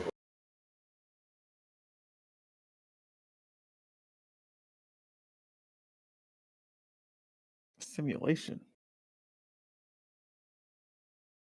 Yeah, did I cut out? No, Yeah, simulation. Yeah, like because you've made games and modeled animations, and like if you like in Grand Theft Auto, when you used to play Grand Theft Auto 3, and you used to like switch maps, like you go from one part of the map to another, and it would like load for a whole minute. You know what I mean? It's because like they were different. They were different locations to begin with, and Yeah, but basically bro, hold the on. game is You're starting sending off you to another wrong, though, place. man. You're starting off wrong. Hold on. Wait, I want to hear it finish that. Hold on. What was that? Different locations. What? Hold on. Yeah. Well, I think that was his Like, point.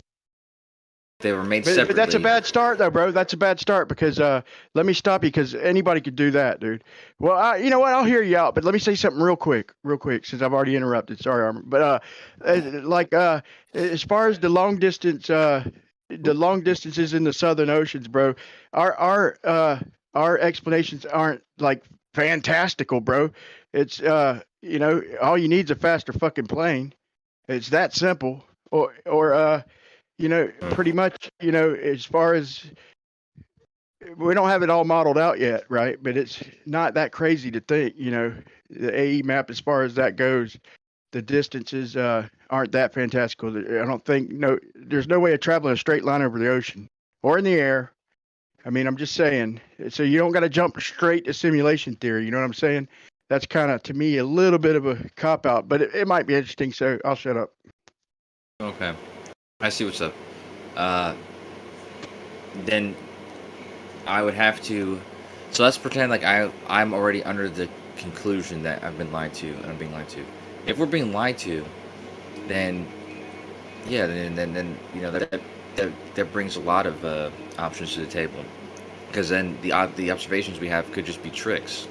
So like you said about the planes, like the plane could be going faster one way than the other. Yeah, but everybody could be wrong, and nobody's got to be lying. Even the astronauts, like who didn't go to the moon and all that, still think it's a globe. So nobody's got to be lying, but they did have to be lying about claiming what they did. But it ain't like some grand conspiracy. I've never believed in that.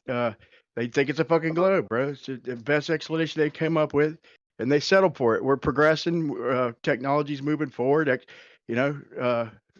Humankind is advancing, bro. And we're realizing, we're smart enough. We don't have to accept this old ass fucking bullshit globe.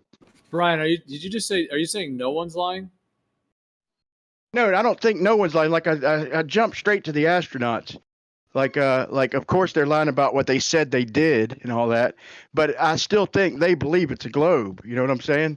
Even pilots, like you heard some of them, like who answered that it's flat. Like even the ones who wasn't saying the Earth is flat, like they're just calling it how they see it. Nobody ever thinks about whether it's flat or globe. They just automatically think it's a globe and carry on their life. You know what I'm saying?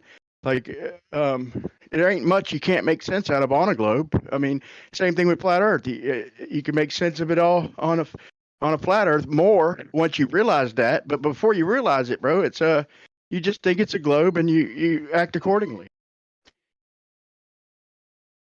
Okay, so there is a big grand conspiracy of people lying. It's just not the astronauts in your viewpoint? I mean, as far as science goes, like scientists don't have to. Who's out doing anything where they know we're lying, or they're lying like they know it's flat. Now that it's been brought to their attention, people might be lying. But like I measured laid out miles of curb and shit, and I would have told you it's a globe, even though I'm laying it out, having it slope like say 4 foot over a mile or something. I never would have subtracted 8 inches, So I'm just carrying on my life like it's flat, but still in my mind thinking it's a globe. I wouldn't have been lying if I told you something about how much slope I had or anything. It's just, I was simultaneously living 2 lives, reality and in my mind, But there are liars. I'm not saying that, but I'm saying like as far as scientists and people doing stuff, there's no globe scientists like out. Dude, how could the astronauts be? Dude, you gotta, if you could try not to be so long-winded, man. It's so long. It's really hard to even get. Yeah, that was pathetic, dude. I'm sorry, man. Well, it's all right. It's just so many points, and then it's like hard to even respond to anything. Well, if the astronauts are claiming that they're up in space looking at a globe, and then they're not, then how could they still believe in a globe? The whole thing's fake. They probably ain't even heard of flat Earth. I like the pilots. I'll try and make this quicker. That was bad, dude. I think like flying over a flat plane, they would describe it as flat, even though in their mind, they're curving around the ball. even though they're flying over flat land. It's just that's not in every, you are unique, Gio. I'll give you that. Like you are a deep thinker, and a lot of us are kind of new to this shit, But you probably had you probably questioned shit before all this. Am I wrong? Oh no, that's true. I questioned a lot of Most of things. us are just doopty doo. Like I said, laying out curve, not even considering her curve, but still simultaneously in my head living on a globe. So anything you asked me, I wouldn't have been lying. I would have just been answering what I think. But there has to be people lying. The anti-flat earthers are the liars. They're the only ones acting like like everything's so worked out and all that shit, man. I think when it comes down to it, you don't hear anybody stepping up like any airline saying, "Look, here's this map and it's proven a globe." Nobody's stepping up. Just these anti-flat earthers, bro, with whatever they can come across and speculation. I find that term anti-flat earther, I find that to be a derogatory word. I don't like it. Anti-flurf. No, I It don't says think. anti-fair. Anti-fair.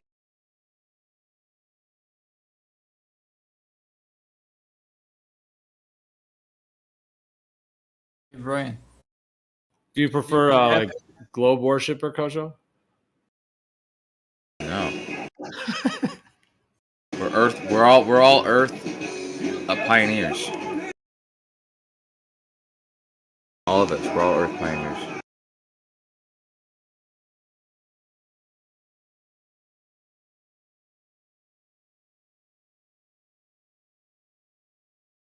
Were you gonna say something, Bacon?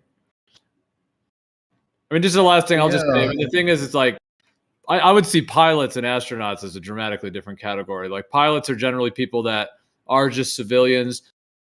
They grew up in whatever town, went to whatever school, got a job following the protocols, and then they're flying, and that's about it. So yeah, they could definitely believe in the globe and still be flying airplanes. But the astronauts, I mean, that's another story. I mean, they seem to do all these secret society gang like signs, these Freemasonic hand signs. A lot of them are Freemasons, whatnot.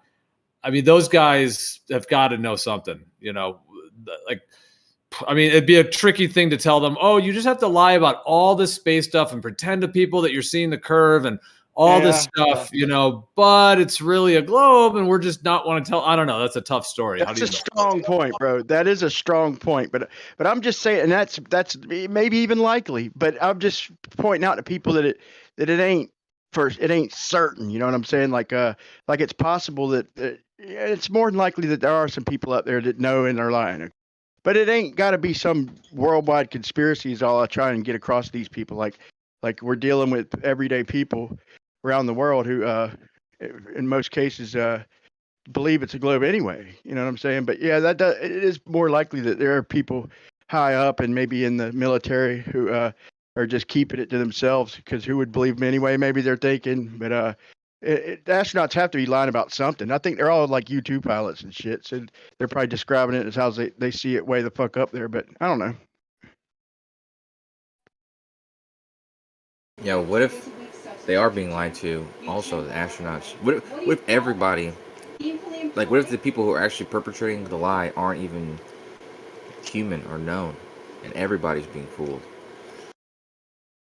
You know what I mean? Like astronauts would be like more fooled than us because it's like they're being hypnotized or go through a simulation or something, but they think they really experienced all that shit. Well, I've thought about maybe with the moon landing guys that maybe they told them, hey, you've got to fake this because we need a movie to show the people. We want to be able to control it.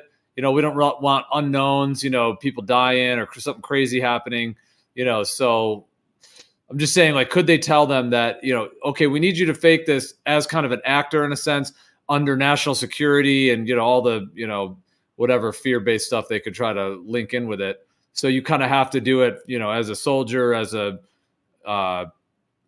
whatever their status was that they had in the military, those guys. and maybe convince them to do it for that. I've thought about it as a possibility that convince them that it was for national security and they kind of just had to fake it for that reason. And then I guess like would they have to tell them, well, we really are going to the moon, we're just not really showing that to the people, or we need to keep that secret, or do they just tell them, hey, we can't go to the moon at all, you guys got to just fake it and that's Right, it? they don't have to give explanations. Once you sign, like they're all military. I mean, I'm pretty sure, and you sign the NDAs and no explanation necessary. So these explanations are probably just what they're telling themselves, like it's it's the right thing to do for. But yeah, they might have, they might be given a good explanation of how it's helping humanity and shit. To church them up. Who knows? Yeah, or Johnson could have approached the Apollo astronauts and stuff, and the people who need to know. You could have said, "Hey guys, based on we talked to your engineers and stuff, and it's just not looking good. We're not going to beat the Russians. The Russians are surpassing us in every measure. They're going to get to the moon first, and the rest of the century is going to be a Soviet century or whatever. It's but we have a solution, but it's going to involve you guys lie, and we'll get away with it. Like it's like almost like they're like that. Because to me, when I thought that it could have been faked a long time ago, I thought that made sense for a reason. Like You don't know it's fake, they Coco? could do it. I thought you. Come on, dude. You know the moon landing's fake, right? No, like the ones that happened. Oh God, I forgot. You believe in that one still? Yeah, well, I mean, I didn't. Like I said, there was a time where I was dubious because I was dating this chick I told you, and she was from Russia. Yeah, that one's just not even close, Kosho. I mean, I get how maybe one could be tricked in some of the space stuff, like, oh, the spacewalk looks like they're kind of out there. I mean, some of that stuff looks decent in pools, or when they're actually doing it in pools. But dude, the moon landing is just terrible. I mean, it is horrible, bro. Oh God, it's Gio, it's like this. Like we researched into it fairly. We all thought that it was, probably true at some point. We researched it fairly, and we got a lot of evidence all at once, and had time to process it on an in-between factor. Kosho and people like him, and I'm not saying nothing bad, Kosho. Don't freak out. They were already on one side of the fence. For the most part, maybe not Kosho, but most of the people like him, and so they're only getting the good evidence that we offer when we show like they're just sliding for no reason and then sliding back the other direction or can't pick up a hammer. Like they're getting these in little. They're not getting it all at once. They're getting it one or two at a time, and then getting mad and leaving. And after making excuses, so they're processing bit by bit, right? So the fact they're processing just a little bit at a time, they're able to keep the fucking illusion going in their mind. Does that make sense? It does, but yeah. Well, I mean, for myself, when I first heard about the moon landing could be faked, I decided to research it in depth. So I didn't know at the beginning. When someone first told me it was fake, I was skeptical to them. Actually, I was like, the first time they said that, I was like, no. Like I even kind of said that. I kind of brushed it off a little bit. I mean, I wasn't like extremely resistant or defending it, but I kind of was just like, oh, no way, kind of thing. Not like in a big resistance, but just more in like just a general kind of dismissal, perhaps, that I had. And I was pretty young at that time. And it was also my brother, so probably him saying it, well, it was even linked in more because the discussion we were having is I was telling him about the alignment of the luminaries that was going on, which was Uranus, Pluto, Jupiter, triple conjunction, the summer of love, 1969, that whole year. So that's when they did the moon landing. Anyway, so I was telling him about correlations with those positions of those luminaries, and how that correlated with it. And then he was like, oh, did you know that people actually have said the moon landing is fake, that it's not even real? And so, yeah, that's when I kind of had brushed it off in that sense. But then after that, I researched it, looked into it myself. So at that time, I truly didn't know. If anything, I was more on the side of probably just accepting that it was real, if anything. So I didn't go in with any bias in that way. If anything, it was on the bias to believe it a little bit. And then once I just did like a whole month or two of just going through everything I could, combing through every single video, documentary, website that would say that it was real, websites that say it was fake. I looked at everything on both sides. I looked at all the legit, all the debunks, everything I could. And I came out of that, the conclusion. I mean, throughout it, I was like, oh, could it be fake? Oh my gosh. Like, it was a whole like awakening process. But at the end of it, I was just an absolute close and shut case that Yeah, was my dude, I went through the same thing. I don't know if it was a month, but it was a solid few, like couple weeks or a week of just like nonstop researching it and looking at both arguments, both sides. But once I seen all this stuff, I was like, no wonder I've never seen any of this shit, because anybody who sees this is gonna be skeptical, bro. It's ridiculous. So it made perfect sense to me once I seen all the shit. I couldn't unsee it, you know. And it's just a joke looking at the stuff now, bro. It's like it's embarrassing, bro, to be an American. I hate to say it, but for the moon landing, it's embarrassing. Yeah. I mean, Coach, though, like, do you think you're like, do you have a good skill level with being able to decipher and discern between something that's real or something that's fake or fabricated? Like, if someone gave you like a bunch of different like examples of things that were fake or real, do you think you'd be good at deciphering them? I've been given that test before. The psychologist, who told me I'm a delusional asshole. I was like, what? He says, yeah, well, I can't tell the difference between real and fact and fiction. So, no, I mean, obviously, dude, everybody thinks they can tell the difference. So, I mean, you know, both me and you, we're both sure of our convictions, right? Like, we're. So you're saying the both people in the confident. white. So you're saying the people in the white coats, when they came to get you, they told you that. No,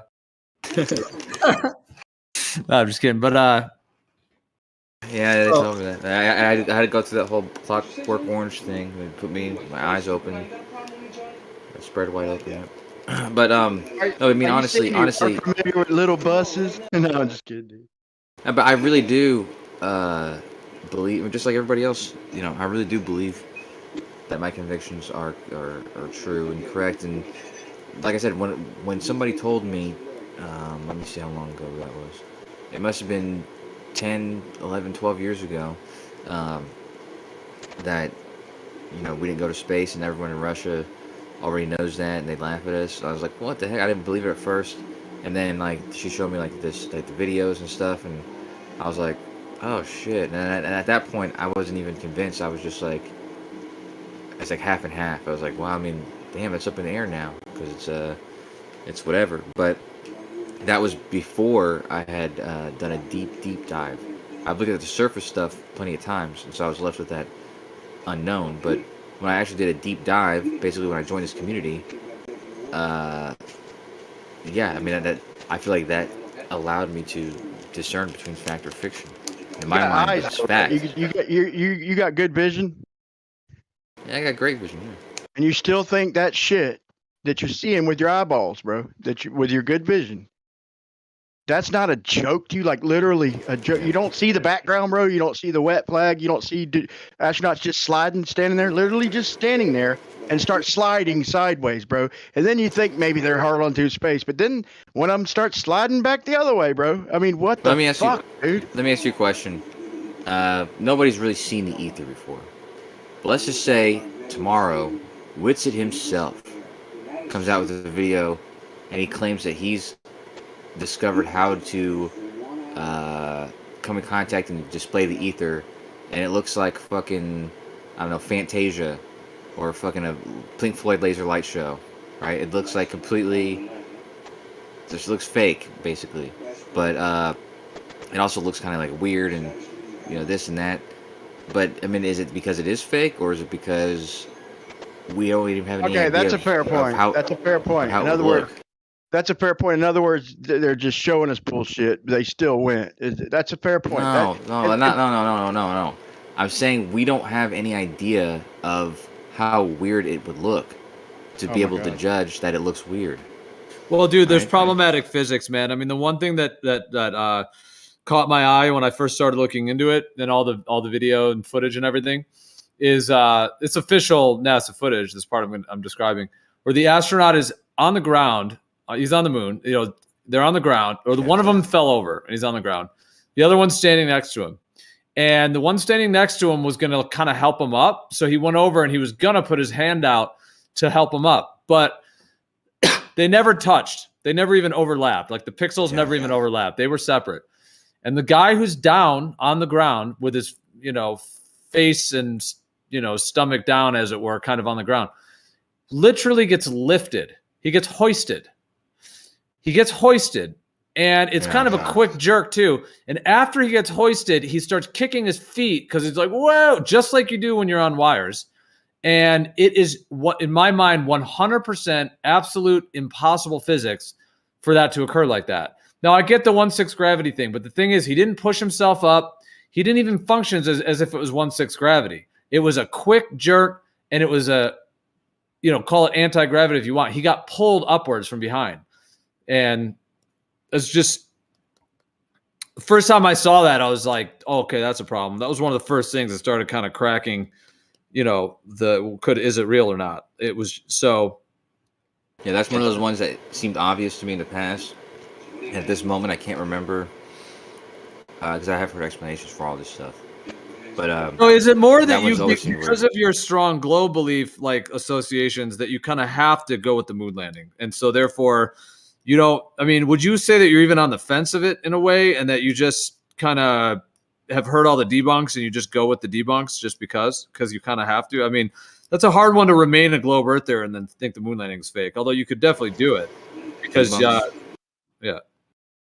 I wouldn't call them debunks. I'd say explanations for the case of the moon missions, because it's not really debunking. Like, debunking would be what Kurt, what his name, whatever, Kurt, whatever, Tribell, whatever that guy's name is. The guy who did the something funny on the way to the moon. He's debunking the moon landing. But I'm just finding explanations for things that other people think look weird, like the thing you just described. Like I looked it up. If there's an explanation for it, then there's an explanation for it. But I'll be honest with you, at this moment, I do remember that being one of the weirdest ones. I do know I've heard an explanation. So let me try and let me search for it in my head. Yeah, I just don't. There just isn't one. I mean, he's lying on the ground. We can see what they're trying to portray the 1/6 physics to be. We can see that, the kind of slow bouncing around thing. He just literally gets yanked up. I mean, it's just physically not possible. He didn't push off the ground. He didn't. There was nothing that would have pulled him up. Impossible. I want to see this because, like, the last time there was like a discussion on like the moon, landing video and whatnot. I remember like a bunch of flat earthers being like, "Oh, look, this is wrong," and I was like, "Wait, hold on, no, it isn't." And then, yeah, it wasn't nearly as impressive as, like their arguments weren't nearly as impressive as I thought that they would be, and it was just kind of sad because, yeah. Okay, yeah, there's probably some weak ones out there. I mean, when I went through it, I found a lot of stuff that I thought was not very compelling on both sides, really. But there was some moon hoax stuff that was not very, good, I think. So, yeah, it depends on, that's why I tried to look at the broadest range possible of like the widest range of content and all of the, the stuff saying it was real too, and even the debunks as well. Fair. I mean, I did a pretty deep dive, like for a couple hours a day, whatever extra time I had in that day, for probably 2 months. I did it every day for several hours. So it was pretty intense. And it was like many, many years ago. It's like 2005, I think, 2004, somewhere in there. I think I found the clip. Hold on. Yeah, let's see this. Verify it. Well, there's actually a couple of them. There's a couple where that happens, actually. So it depends on which one you got. Hold on. This is a different one. Give me a second. So, Coach, what are you gonna? How are you gonna manage it? Like, if everything you've been believing is just totally wrong, what are you gonna do? Do you think? Start over, maybe be gay. I mean,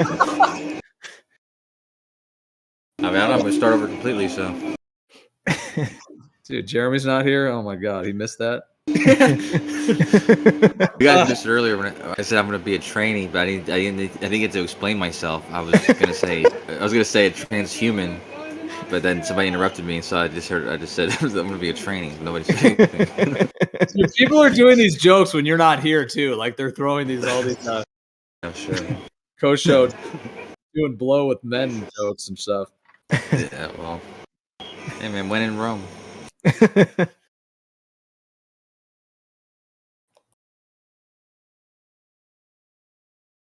It's kind of like that movie Yes Man, except for maybe a more grittier version of it. I mean, are you Sorry, actually though. bi? Do you consider yourself bi? No, I don't consider it. No, I'm just. No, I listen. Just because I was doing blow with a guy doesn't mean I was blowing a guy. Okay. It was one time. Well, actually, it was more than one time, but not the blowing. But yeah. No, dude, there was a dude I picked up. He was from New York. This was like last year or something, and yeah, he said he had some blow, and we ended up chilling like the entire night. He works at Tesla, and he had the best blow I've ever had in my life. And then there was a time in Vegas where I chilled with this random dude, did the same thing, but that's not important. Yeah, I didn't do anything sexual with either of these men, so. All right. Let's just leave that out. Let's just go on. Let's just finish it. Your secret's safe with us, but not really. Yeah. All right. Yeah, do you have that clip? The moon thingy? Yeah. Well, this is not the right clip though, so I'll post it anyways. Yeah, it was the first thing that caught my eye. I started looking into all the moon landing stuff, and at the beginning, I was like, yeah, like I said, I was more on the side that it probably was legit. Because I mean, why would you just necessarily think that could be fake? Well, you could, I guess. I mean, people did actually right from the beginning. I guess just the era I grew up in. Like I was born in the early '80s, '81, so I guess my era was not really close enough to it to have it be like the real event. It was more like my parents were in it, So it was kind of I was just right in that generation that. We were all expected just to generally accept it, and there wasn't really that much like word. Like I didn't really hear about the idea of it being fake until my brother mentioned that, because back then it was like that they weren't really putting very much fake moon landing stuff on TV because they didn't want people thinking about it, and then the internet didn't really exist back then. I mean, there was like AOL that came in the '90s, but even that you're not going to find stuff like that. So I mean, yeah. I don't think it's very like commonly kind of talked about that it was even fake in my childhood that I can think of. Well, when did you start believing it? Believing it was fake? Well, I never necessarily believed it was real. I never like had some strong, thing that it was ever real. But I guess I would say I generally accepted it as being real. I went along, I kind of accepted that. Yeah, they went to the moon. So.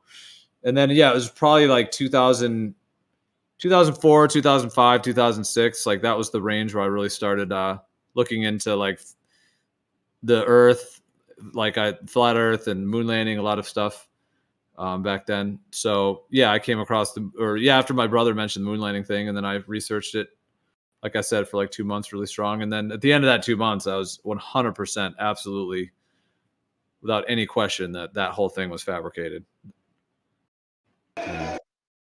That all that footage is absolutely just like B-level Hollywood, just not real. I mean, it's real. It's dudes floating around in a fucking dusty set, probably in Area 51. Likely is where they filmed it. Although the first one was the first one was indoors, and then they started doing those outdoor ones. What do you mean? Oh, because they started doing doom buggies and stuff. Yeah, that's when they were, I think, outdoors. What's that other one that's near Area 51? What's the name of that one? It's like even the higher level one. What's it called? Hold on, let me think. The one that Bob Lazar was in. It's like Alpha 9, or what's it called? Yeah, there's another one. Oh. Yeah, I forget what the name of that one is. I thought you were talking about China Lake. It's just further. It's like near San Diego. It's not near San Diego, but it's much further south than that one. George, do you know where China Lake is? I guess it's way south of you.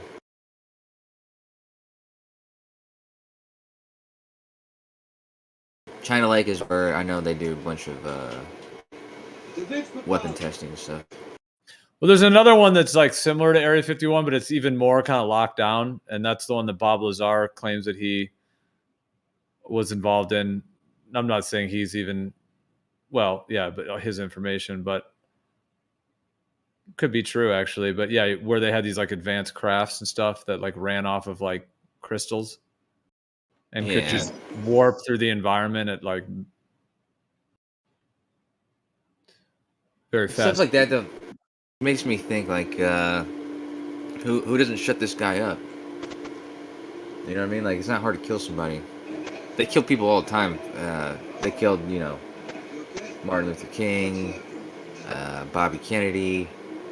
They kill people and make it look and you know people that obviously they have interest in killing, but they want to kill them. So it's like it's not like they're gonna look like a martyr because they don't really care about that. So I always think like when a dude like Bob Lazar, I want to believe him because he seems like an honest guy, but it's too out there, the stuff that he's saying, you know, for them to not do something about the fact that he's saying it.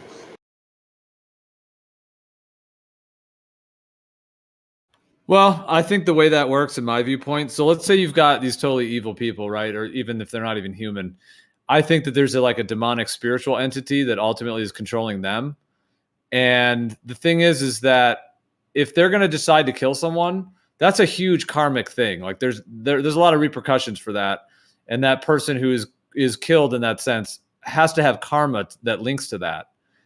You can't just randomly kill people. So if they have karma that would fit that being a possible ending to their life, then I think in my viewpoint, it's still like, so the creator is, in my viewpoint, in control of everything, of course, light, dark, all of it.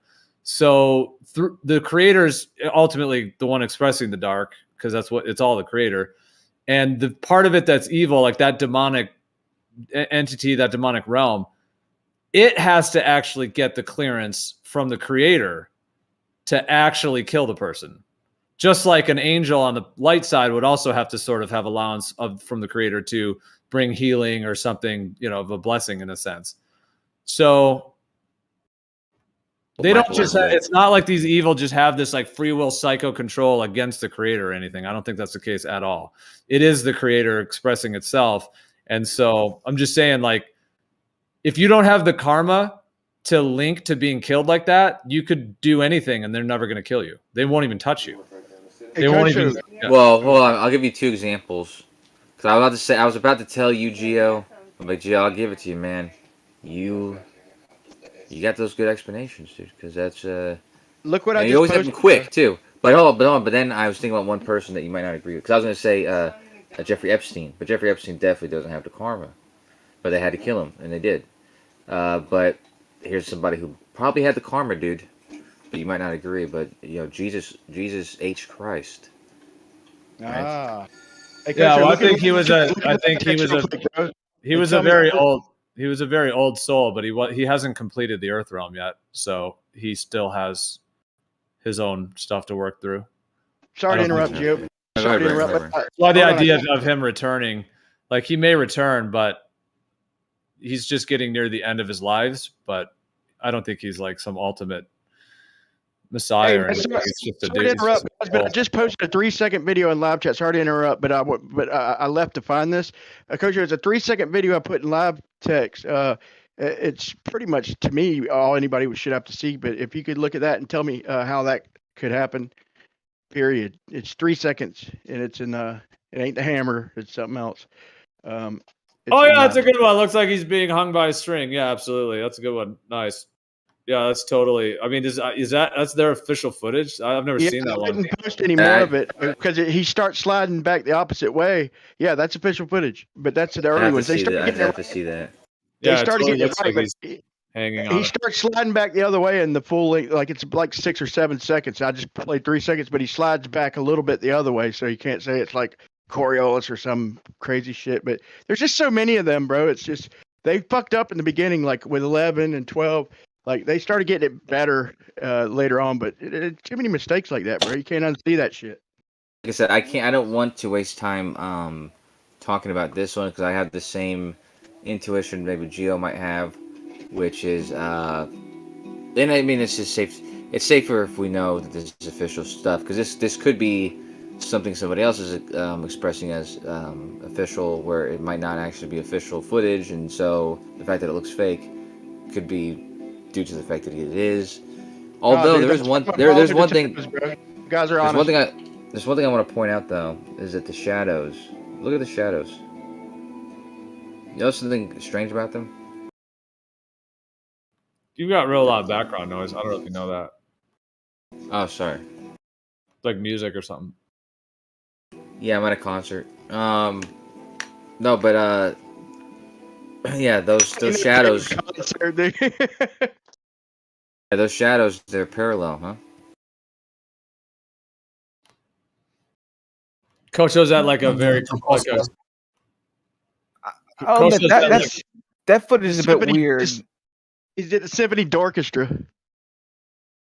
I'll admit that footage is a bit weird. I'll be honest. I'm not really sure what the fuck's going on there. There's Like, a if you look at the plenty of it astronaut- like that, Arma, bro. There's plenty of it like that. Geo brought up one.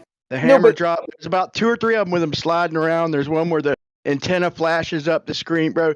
There's so much shit, bro. To not acknowledge it, bro, is you're not even being honest with yourself. I'm sorry. No, but I mean, like the astronaut looks weird though. Like they look like they're almost like you ever see like those AI like generated like what do you call it, like the 4K videos where they like try to like fill in extra frames and whatnot. Like Yeah. pretty much the astronaut's like doing a weird warpy thing or whatever. Like it's I don't know. It's kind of throwing me off. I'm gonna be honest. Like I don't know if you noticed that. But also, I'm Yeah, kind of in dude. the middle of playing a game, so I can't Oh, quite concentrate. it might but be, it might be a ghost or something. it does look very sketch. It looks like he's hovering and being hung by a wire. They're on wires. It's just what it is. I mean, But no, but like really look at them though. Like it looks like he's like almost warping, almost. You know what I'm saying? So I'm a little. I don't know. I'm gonna have to reanalyze that though. But it looks really weird. what game are you playing, Yeah. Arma? It's a weeaboo game, kinda. Not really. I mean, I don't know. It's a fighting game, but it's like an anime fighting game though. But It sounds I like don't know. very fervorous button pressing. Hey, here's Sounds the like problem what? with this. Well, it just sounds like there's a lot of button pressing. It sounds like in the back. Yeah. I could hear you. Here's the problem with this Look, footage. look, he's talking to us, but he's crouched over with his tongue sticking out, hitting the buttons. I know. Well, that is how fighting games are. You know, they're pretty engaging.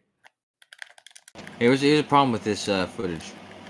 Where's that part in the bottom right of the footage?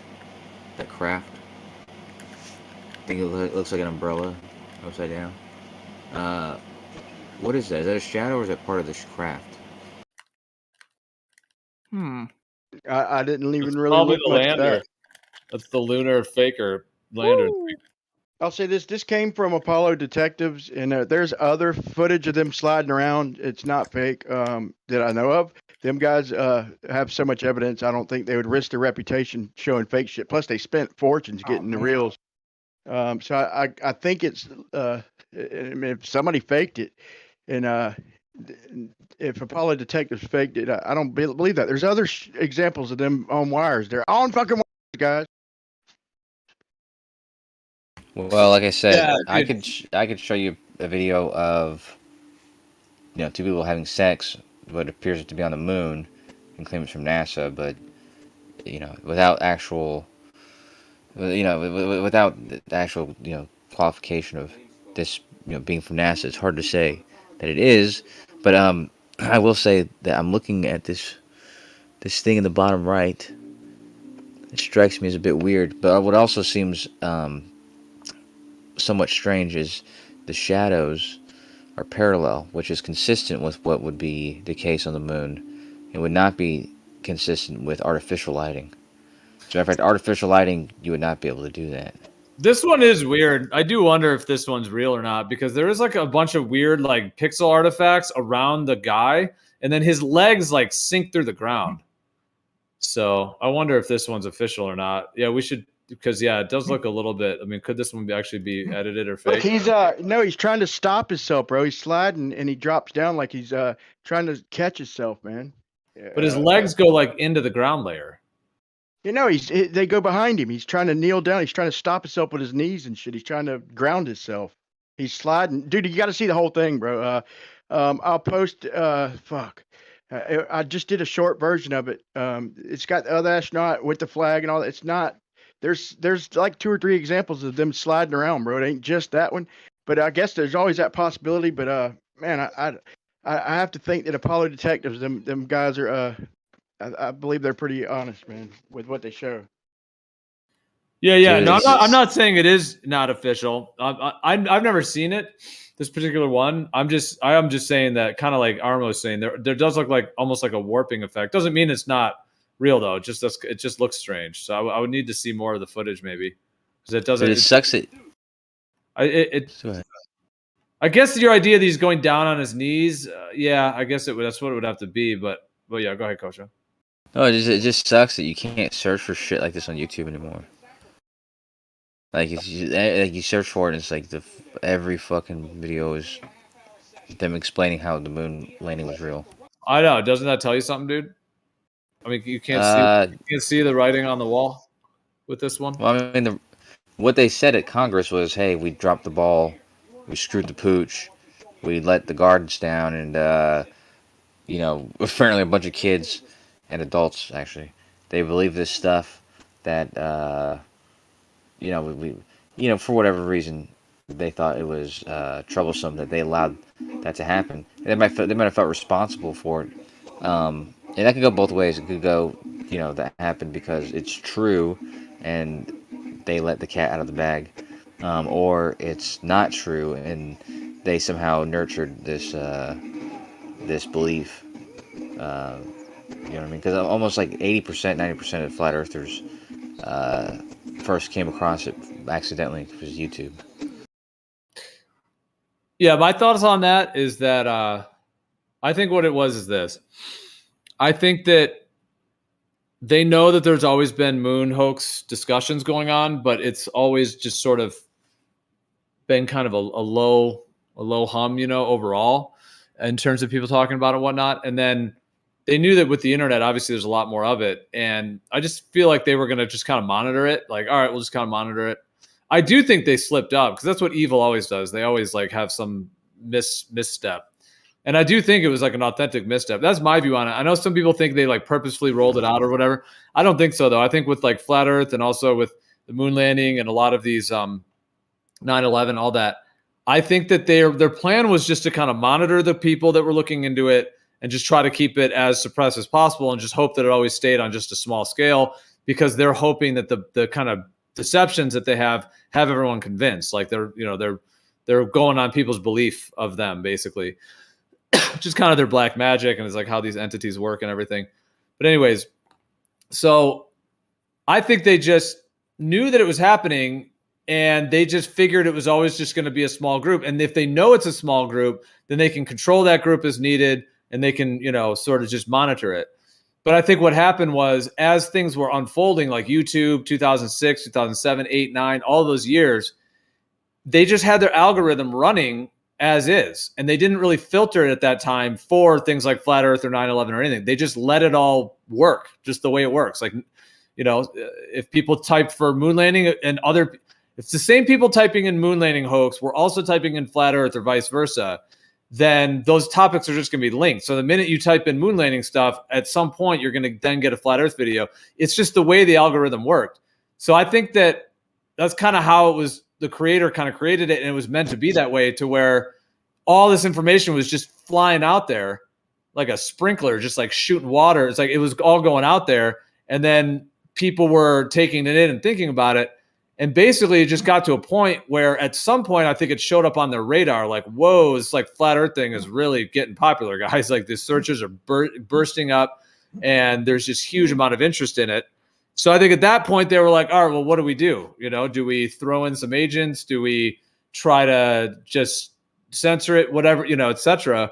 And they decided to go with kind of like a sort of a soft sensor, even though it's more like a more towards a hard sensor. But where they just decided to do what they've done basically now, and I think they're hoping that this will slow it down enough.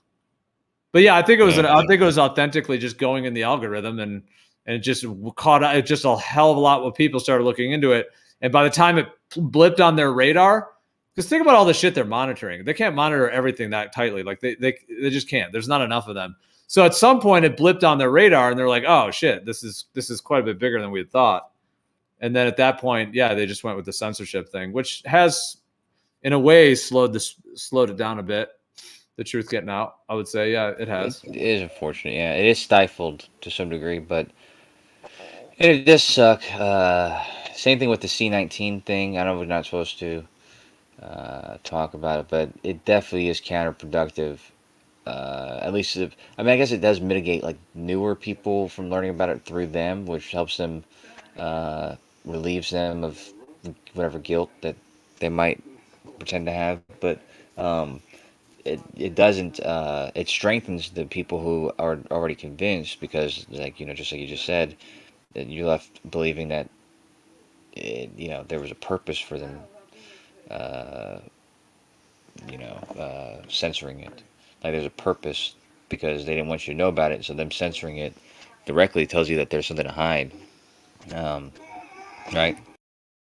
So, Yeah, of speaking of course. which, If it was actually false information, they would not censor it. They might try to debunk it or whatever, but they wouldn't censor it.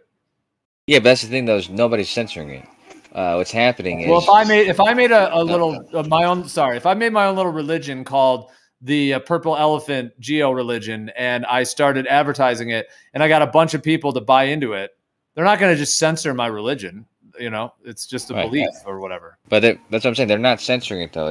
It's an interesting situation because YouTube was fostering it and was they were acting as the mediator for this message, and so like I said, it's like a sort of guilt thing that they're sort of alleviating from themselves, Well, not not because really, they care, dude. Wait, but I know, but I mean from their perspective, they'd rather just not because they're being called in front of Congress and stuff, so they'd rather okay, not but what be. about but what about like astrology? For example, they don't censor astrology at all. You can have a channel and you can have hundreds of thousands of subs and you can just totally do astrology. Now they have done a lot of like misinformation about it though, like psyops in terms of the horoscope or whatever, newspaper horoscopes. They have done that whole thing, but I'm just saying in terms of the YouTube thing, they're not censoring that.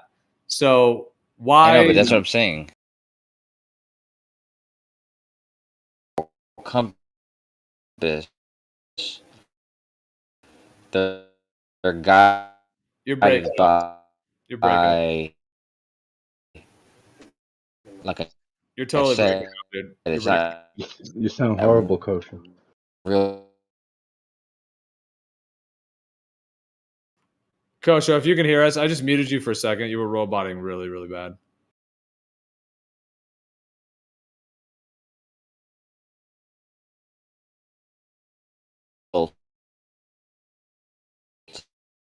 That is a good point, Gio. Why isn't astrology considered misinformation and censored? Because if you open any newspaper, they still have horoscopes and stuff in there.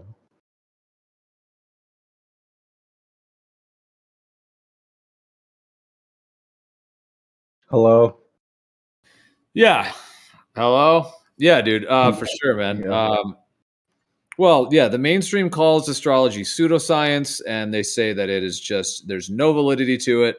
It's not a science, and that's what they do. They totally try to suppress it, yeah.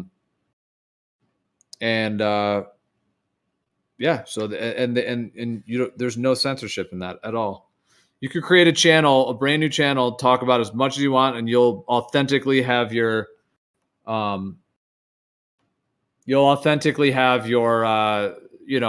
feed show up in the algorithm.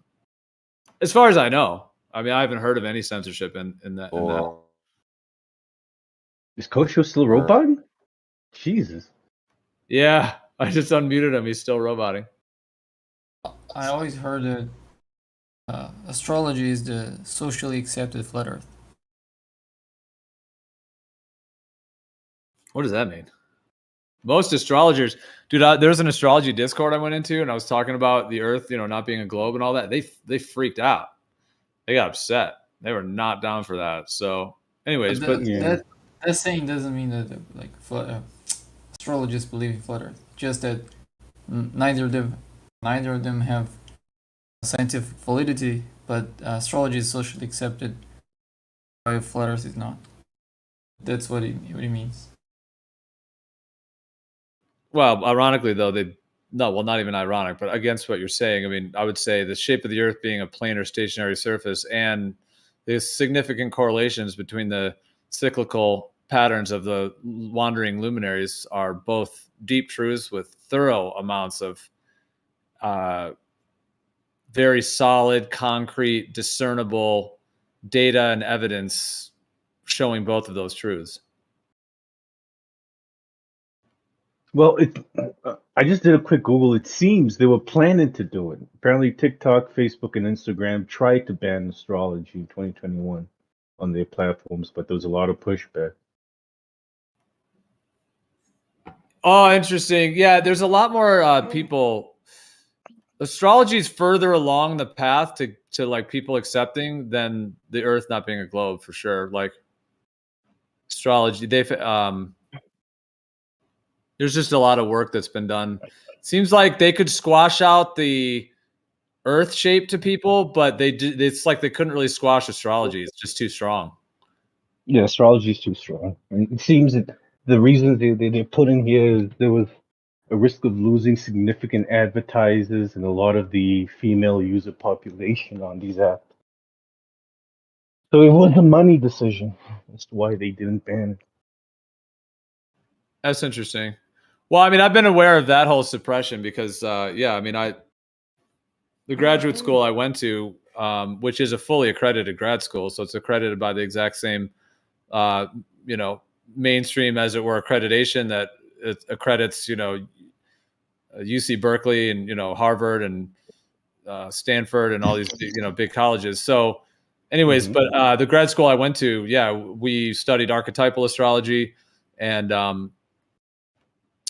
we're able, in a graduate setting. But so I'm very aware of how far it's had to come, from all the suppression and the attack on it, basically. And I've seen a lot of the figures in the field and even know some of them as well and what they've had to go through. So there's a tremendous amount of just suppression of astrology and how they separated it from astronomy, and they kind of boost up astronomy and they blast it into this whole NASA and this whole kind of story.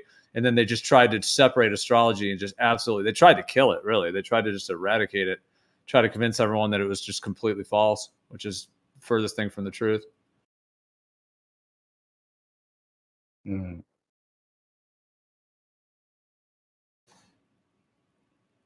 Thing I would say about it, though, it's a science of nature. So you don't have to believe what anyone says about it. You can actually just monitor the positions of the luminaries and how they relate to your chart and so on, and actually just track it yourself. Like you can actually 100% be your own scientist and actually track the movements and then see what the correlations are, if you're really able to do that. Now, there's other people that could help get a kind of a head start on a lot of it and understanding it, because humans have known how this has been working for millennia. So, but I'm just saying, like, even if you hear what people say about it, you still can actually test it for yourself. And that's really the ultimate thing to do, because it's like a sky clock built within nature. So you don't need someone else to believe in, or any story or anything, anyone's fancy descriptions or anything. You actually can come to understand it directly and see it working directly, firsthand experience. You just have to kind of know some of the basics to just get the, how to track it.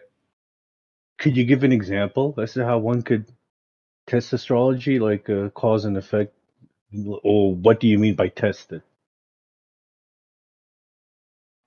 Yeah. There's a lot of different ways. So one way is you can go back in your life and look at times that already happened and then look at the alignments that were happening. So, okay, so in a nutshell, you've got your birth chart. So the moment you're born, you pop out of the birth canal, and boom, that freeze frame moment of the exact positions of the heavens is your birth chart. There also is a conception chart for when you were conceived, but that's a little bit more nuanced. So, but the birth chart seems to be the absolute main core energies. So at that moment, all the luminaries, everything were in a certain position. They're all in a degree. They're in a degree to one another. So maybe your Mars and maybe the sun and Mars in your chart is 130 degrees or 120 or 90 degrees, etc. So there's an exact degree position of relations of all of them, and etc. That is are the core dynamics, the core blueprint, the energy dynamics of your entire being for this lifetime. Characteristics of personality, certain skills, unique skills that people have, also challenges that people have, their personality structure and functioning of their mind, of their body, and so on. It's it's like the core foundation of the whole being for that whole lifetime. But then everything in the sky keeps moving after you're born. It all keeps moving. So you have what's called transits, which means that throughout your life, you have your birth chart. That's frozen, in time, as it were. You have your birth chart. But when you're 10 years old, or when you're 20 years old, or even right now, all the rest of the things up there, all the rest of the luminaries are all still moving. So they are now making alignments to your birth chart. So the real ones in the sky, as your life goes on, are constantly making alignments to your actual birth chart. And so I should probably unmute Kosho. Elaborate. What? Kosho, are you back? I'm kind of back, but I'm listening to you now, though. But I'm curious. Can you elaborate on that a little bit? Like, what is that? How does that represent itself? The alignment. How does it align with your birth chart?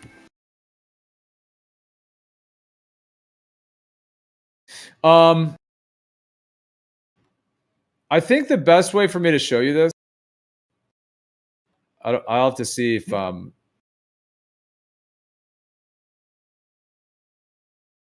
Just remember, I'm fairly familiar with star charts and all that kind of stuff. So, yeah, you try to describe it. All right, I just posted one chart. That's just one chart, and basically, all of those they're called glyphs, is the sun, moon, Mercury, etc. And they're all in, like I said, a geometric relationship to each other.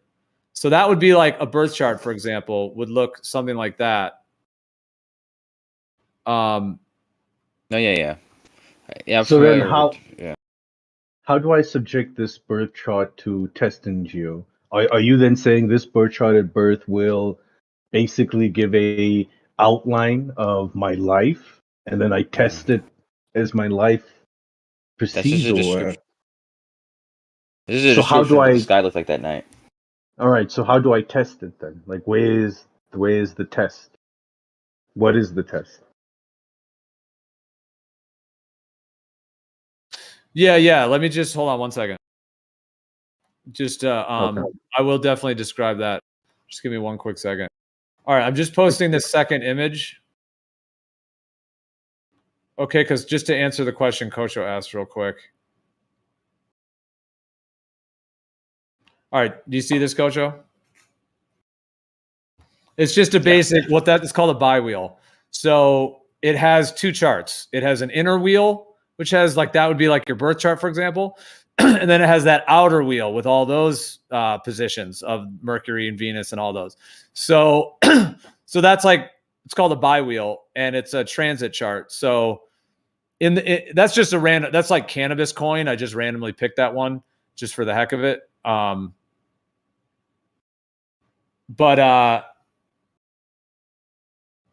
you looking for in this? You're looking for I see that Mars, I think that's Mars, is in the same position in both of them, right? It's not Mars, actually. Well, it just shows how you like what I'm showing. Yes, exactly. It shows how you can. The inner wheel would be like in an example. It could be your birth chart is the inner wheel, and then the outer wheel is like where everything is now. But you can move this throughout time. So you could go when you're 5 years old, when you're 10 years old, when you're 20, and you can see your transits. And then everyone has transits right now. And they last for anywhere from weeks to months to years at a time. Like Pluto transits last for years. They're several years long. And depending on Pluto's retrograde cycle, you can have an extra long Pluto cycle. So if you have like Pluto transiting your moon or Pluto transiting your sun, those are huge, epic cycles in one's life. And those themes of Pluto and the moon or Pluto and the sun are going to be very strongly present throughout that whole time period. So Nate, just to answer what you're saying, linked right into that. So yes, you can test your own birth chart by studying it directly. And so yes, you can test your own birth chart. And then you can also test your transits. So you can test your transits at any time, like your current transits that you're in right now. And as they're moving, you can look at times in the past, like last month, last year, in different events throughout your life, and test it that way. And then in addition, you can look at other people's charts. You can also look at like famous people's charts. You can look at events, like famous events. You can also then start looking at entire epochs of human history, like a whole decade, for example, like the 1960s, and see what was aligned during that time. Come to see that there was a Uranus-Pluto conjunction during the entire 1960s, which was completely, the theme of rebellion and revolution. There was more riots across the world in 1965 than any other time in the 20th century. And the only time in the 20th century that Uranus and Pluto were exactly conjoined was right in 1965. It was for that whole decade, but in the 65, it was right in the middle of it. So it's right at the peak moment. Basically, like when you have an eclipse, it's that tight moment for those two, for Uranus and Pluto, meaning they're right aligned with each other in 1965. And Uranus is the principle of rebellion and revolution and so on. And Pluto tends to intensify, and it impels everything that it comes in contact with. So you get this intensifying with the Pluto of the rebellious impulse of the Uranus. And those two together seem to be the whole theme of that entire, decade. So you can test it on that level too, of what they call that the world transits, like what everyone has. Because right now everything's in the sky right now. It's in a particular position. So we're all impacted by the current moment. So yeah, you can test that in history as well. All right. 2 more questions, all right? And then I'm done. Can you also test this into the future, like make a prediction as to how the mind state of the world will be next year on a specific date, number 1? And number 2, what model are these transits based on? Is it a heliocentric model, geocentric? Like, how is it modeled out? Yeah. You can look into the future, absolutely. But the thing is like, there is something called horary, Horary, horary. It's a type of astrology where, it is about predicting events in the future. So you technically could use astrology, in like a horary version of that, where you are trying to time things, or you're trying to predict a future event or align things in a concrete fashion in that way. But that's not necessarily, always how it's used per se. And so another way to view it is that it's like the potentials of what it will be. See, it comes down to understanding how archetypes work. Archetypes are these universal patterns, but they have very specific expressions. So Mars is that archetype of aggression, assertiveness, taking action, athleticism, where you're like running really fast. Like Mars is a whole archetype. Venus is the archetype of beauty, love, friendship, romantic connections, also like aesthetic beauty, like things that taste really good, etc. Like Venus correlates with those. Jupiter is the principle of expansion and growth and buoyancy and everything that has to do with bigness and growing and expansion and laughing and joviality, but also like indulgence on the negative side. See, they all have a positive and a negative expression as well. So like Jupiter, the positive of Jupiter is buoyancy and happiness and all of that. but then or very like positivity, but then the negative side is like overindulgence. So like, you know, eating too much ice cream, for example, or something like that. So each one of these archetypes has like a variety of expressions, but if I were to explain all of them to you, even like I just went over those, you know, we all know those things. Like they're foundational. They're like nature, built into nature. We all know what it's like to have aggression or get angry or something, which is Mars, or etc. So we all know these principles. Anyways, sorry, it's a long-winded answer to your question because I think you were just asking, like, can you look into the future? Yeah, so I'll give you an example of that. So anyone who's aware of this, of these alignments, you know, astrology, etc., astrologers, especially the good ones, the real ones, we all knew that there was going to be a Saturn-Pluto alignment, which was going to come in 2020 and be very close, you know, very tight, as they call it, in the orb. It has to do with the degree of alignment. So we all knew that there was a Saturn-Pluto alignment coming up. And in this case,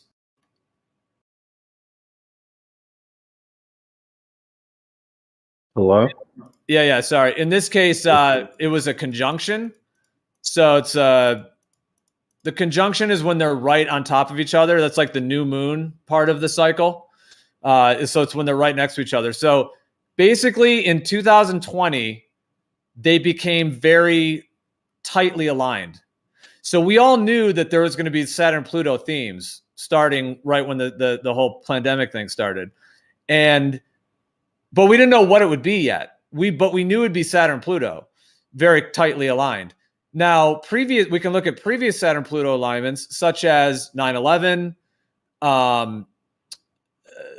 We can look. Actually, it's connected to all kinds of very dark periods of human history, cyclically, the darkest actually, because in this case, Saturn is the principal. Saturn's a very complex archetype, but it does represent death, limitation, contraction, restriction, isolation, separation, etc. So that's why it's connected to like death, for example, and you know, just dark times in that way. And then Pluto, like I said before, Pluto impels and intensifies and greatly enhances anything it aligns with. So you have this intensifying of the Pluto, and now you're intensifying, you know, that kind of the Saturn contraction, because Saturn's the principle of contraction in that sense. And it can be like imprisonment. It's the archetype of imprisonment. It's all of that stuff. So we knew that the Saturn-Pluto conjunction was going to be very tight, coming, you know, very aligned, very closely in 2020. But we didn't know it was going to be a pandemic necessarily. But we knew it was going to be the Saturn-Pluto themes. And when you look at previous Saturn-Pluto time periods, we can see the themes and how those events played out. So, but once it all started happening, oh my gosh, it was instant to see how the Saturn-Pluto was being expressed. The Saturn, stay 6 feet away, wearing masks, social isolation, fear of a disease, the lockdowns. I mean, oh my God, what is more archetypally significant of Saturn-Pluto than the word lockdown? My God, Pluto just strengthens the lockdown contraction of Saturn. It is just absolutely classic. And so anyways, yeah, so like once we saw that happen, Saturn-Pluto was potently active during that whole time. And that's how it expressed in this case, is the whole, you know, that's at least one of the ways it did, you know, all of the lockdown and everything. So that's just an example of how, like, we knew that alignment was coming. We knew that it's a potential lockdown type energy, but we didn't know concretely how it was going to happen yet until the actual events took place. But that's where this gets exciting, because if you're aware of this, then you can use your free will to actually choose how you are expressing these archetypes, either in a more positive way and not to be swayed into the more negative part of it. And what they do, the people in control, they use it to sway us in their, you know, agenda. Sorry, it's all very long-winded. My apologies. I'm sorry. I got. No, yeah. You definitely got excited. but thank you for answering, Gio. It was very descriptive. What was the It makes second? sense. What was the second part, though? You had a second part. That was predicting it in the future. My point is, yes, you can see what the potential weather is coming in the future, the archetypal weather. Okay. And then the second part, I was just curious as to what model this is based on, because you were talking about, you know, orbits around the sun and things, and how Pluto's is so encompassing. What model are these charts based on? If they are based on a model, maybe they aren't. I have no idea. Yeah, so basically, like that chart right there that I showed you, that's basically the zodiac. It is a geocentric chart. So basically, all astrologers essentially they all use geocentric charts. There is technically a way you can make a heliocentric chart, and actually they do use that to get nuances about the sun in one's chart. But anyways, but yeah, most of the charts that everyone's using is geocentric, meaning that. Okay, on a globe model, if you put the globe in the middle of that chart, okay, put the globe there, and then don't really worry about how far they are away. Like the fact that Pluto is further than Mars, just pretend like they're all the same distance. That is how they would be in the heliocentric solar system. Like you put the globe in the middle, and if you point it over there, you'd be pointing at Mars, you know, the planet Mars, if you want to believe that that's what it is. And then if you point it over there, there's Saturn, Pluto, etc. Whereas on like, in my viewpoint, on a geocentric, you know, planar Earth type system, this would just be what's directly above us. So like if you put an AE map under that, you would have the layout, you know, in the circle. Now they still wouldn't quite be the distance because they're moving between the tropics. So there would still be that, but it is generally geocentric, but it fits on both, I guess, is kind of in a way the answer. Because in the globe, they just say the globe's in the middle, and then that's just the solar system going all 360 degrees around you, which is what they call the zodiac. Whereas, like I said, on an AE type map, that would just be the actual circle above us. So you could say like Polaris is in the middle, and then you've got everything's circling Polaris above a planar Earth, you know, moving between the tropics and over in the equator, you know, in that band, because all these things move in that band. They all wander back and forth between the tropics and over the equator. Okay. Interesting. All right. Thanks, Joe.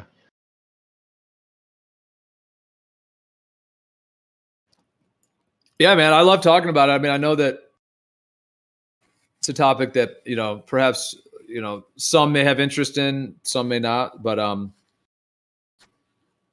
yeah, I've found it to be incredibly profound as studying it for about 20 years now, and looking at just thousands of charts and looking at historical eras, and seems to be a fully intact, fully synchronistic system. Every single moment seems to be fully expressed by these alignments, it down to the very degree. It's truly incredible.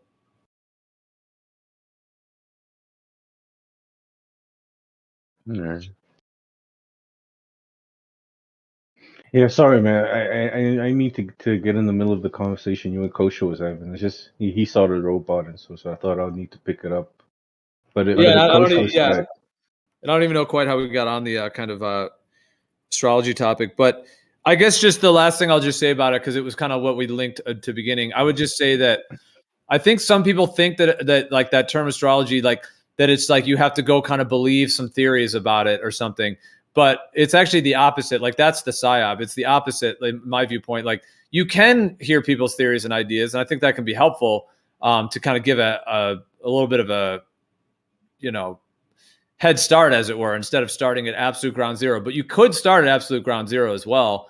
It would just, you'd have to be pretty advanced to be able to crack it yourself without ever being, you know, having a little bit of assistance. Because even if you have assistance of being told like what these luminaries, these archetypes, you know, the planets, as it were, like what these are associated with, because, you know, we have a lot of data showing, you know, what they're already associated with. But at the same time, you could just go fresh. But my point is that like anyone who even has interest in this, if they want to know if it's real, my best recommendation would be to actually just study it yourself and actually track your own transits, look at your own chart, and actually see if it's working yourself. You know what I mean? Like see if it's actually correlating, you know, in your own direct experience, rather than just believing someone else.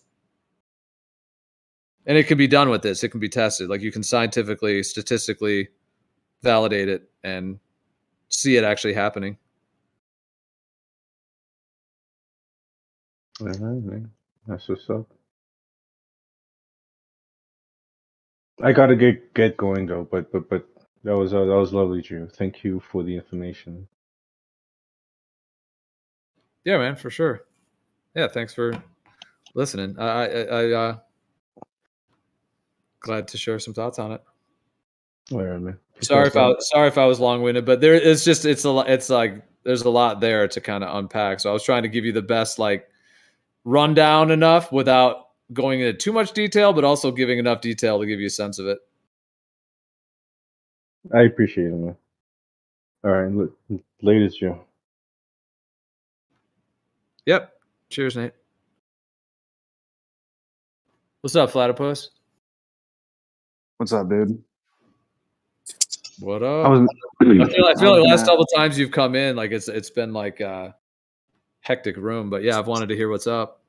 Oh yeah, no, it's been hectic, and like a lot of times it'll be the some of the more in depth ball versus flat conversations, and I don't know. I've kind of just half transcended or ascended the whole conversation. Like my eyes can only roll back into my head so far when I hear people start talking about spinning balls. But yeah, I was going to add to your conversation when you were talking about astrology that like it appears that some of this numerology stuff kind of holds some weight. Somebody was telling me that I don't watch the news, so when someone said to me yesterday that Donald Trump was going to be arrested, I was like, "What?" And I looked into it. So he's being arrested on 3/22/23, right? And I was like, well, that's kind of funny. So I know this one guy on Twitter who does like gematria stuff, and I looked it up, and he's already ran the numbers where it's like on 3/22, he's being arrested 322 weeks after he was inaugurated on January 20th, 2017, which is also 32 weeks after the Mar-a-Lago raid. Just a lot of weird coincidences. Yeah, I mean, I think numerology and astrology are connected because, like, I mean, in all my study of it, it's like the sky is like a perfectly synchronized, mathematical, geometric, fractal, holographic, multi-layered, synchronistic, like reflection of everything that's happening here.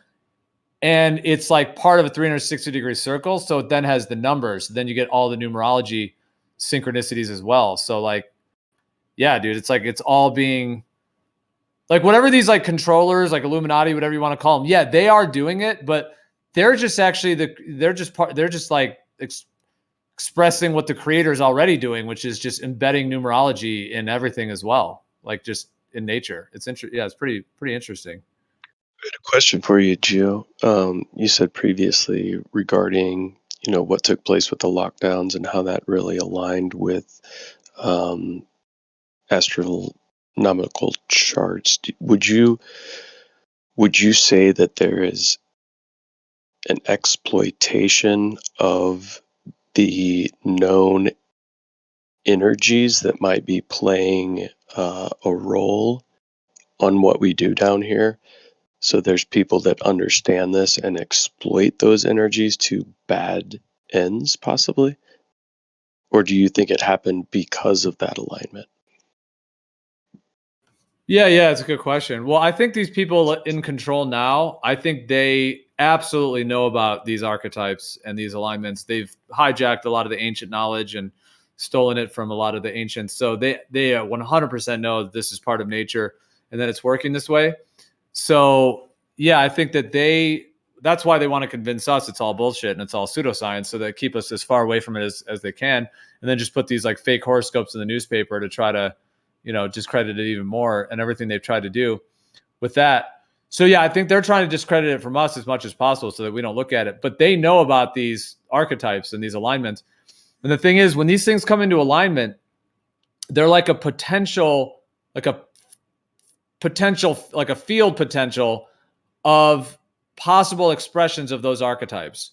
So if it's Saturn and Pluto, it didn't have to necessarily be a whole lockdown and the whole pandemic and isolation and all that stuff, but it happened to be. Now, whether that's purposeful, I would say yes, it absolutely is. I think they literally are planning their entire psyops, their events, all of it very precisely with numerology and also with the alignments of the celestial bodies, without any question. So like basically like they would have seen that they knew the Saturn Pluto conjunction was coming, and then this was their rollout with it, is how I see it. So yeah, I think that they are purposefully trying to get us to express those archetypes to fit their agenda, and to have the events so that they can control us. Like they're trying to use the alignments because, like I said, they can be expressed in different ways. So they're trying to get us captivated in a way where we're just like blindly reacting in fear or whatever it may be, rather than, if we knew about these alignments, we might choose to express them differently. We could be like, no, we're not going to give into that. So yeah. I think that's basically my thought on it, is that, yeah, they're absolutely planning the events along with these alignments to try to elicit responses and try to just drag people through the mire of however they want to express those energies, rather than us actually being sovereign and expressing them, in a more positive way or a more harmonious way. What would be kind of a brief overview of like the Saturn archetype? And I ask that because I've heard it referred to as Saturn having a relation to Kronos, which has a relation to time. And I find it interesting that during that time frame, we had the lockdown, and now we refer to the time before the C word and the time after. Oh, that was pre-C word. As if it's like a previous time. And is that a relation to Saturn or one of the archetypes? I'm not too familiar. Wait, say that last part. How you mean? How? Yeah, sorry. Maybe just. Yeah. So is Saturn archetype have some relation to time? Yes, absolutely. Okay. So, because I feel it was almost like a reset, or at least I know a lot of people around me refer to the time prior to the lockdown as like pre-C word. Oh, that happened pre-C word, like it was so long ago, or it's almost like a marker point now.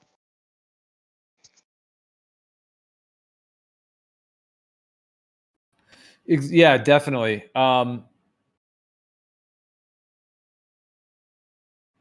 So Saturn does represent time. Saturn's a very complex archetype. Okay, I was going to read one of these. Should I read the one I wrote that I kind of just did spontaneously? I didn't even really check it over because I just wrote it one time, kind of,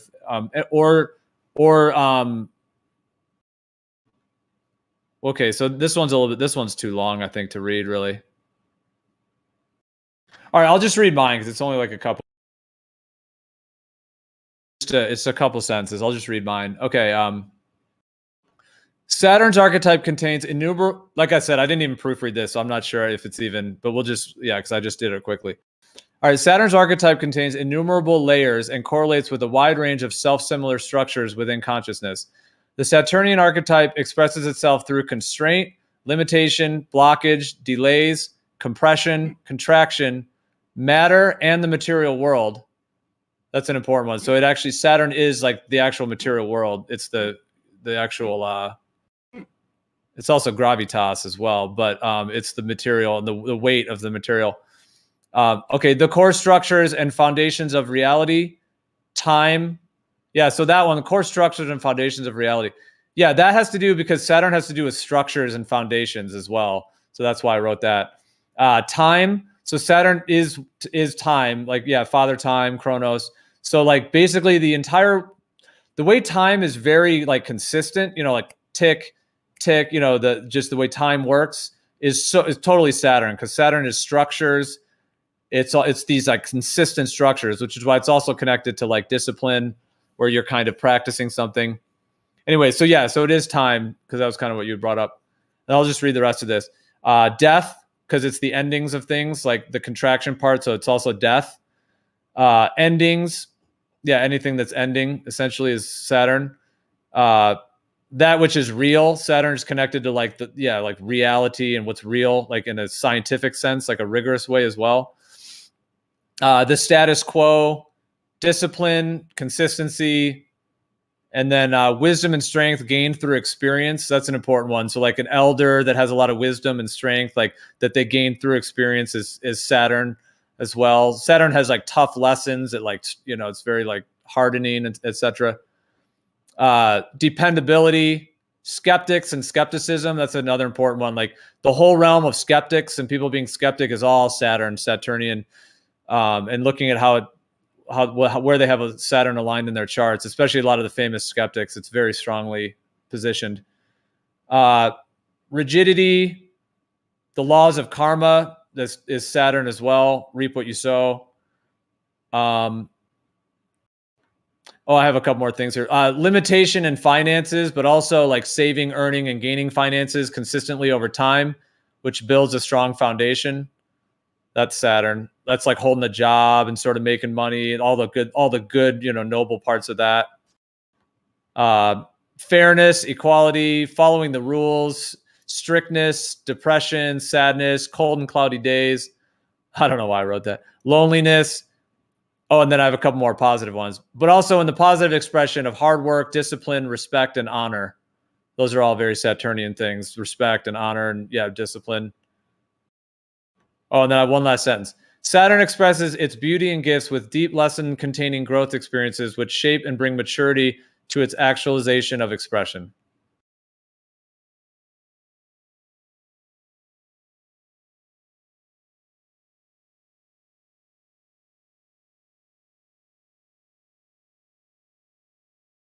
Gotcha. Okay, so time definitely is a portion of that archetype, or at least an aspect of it.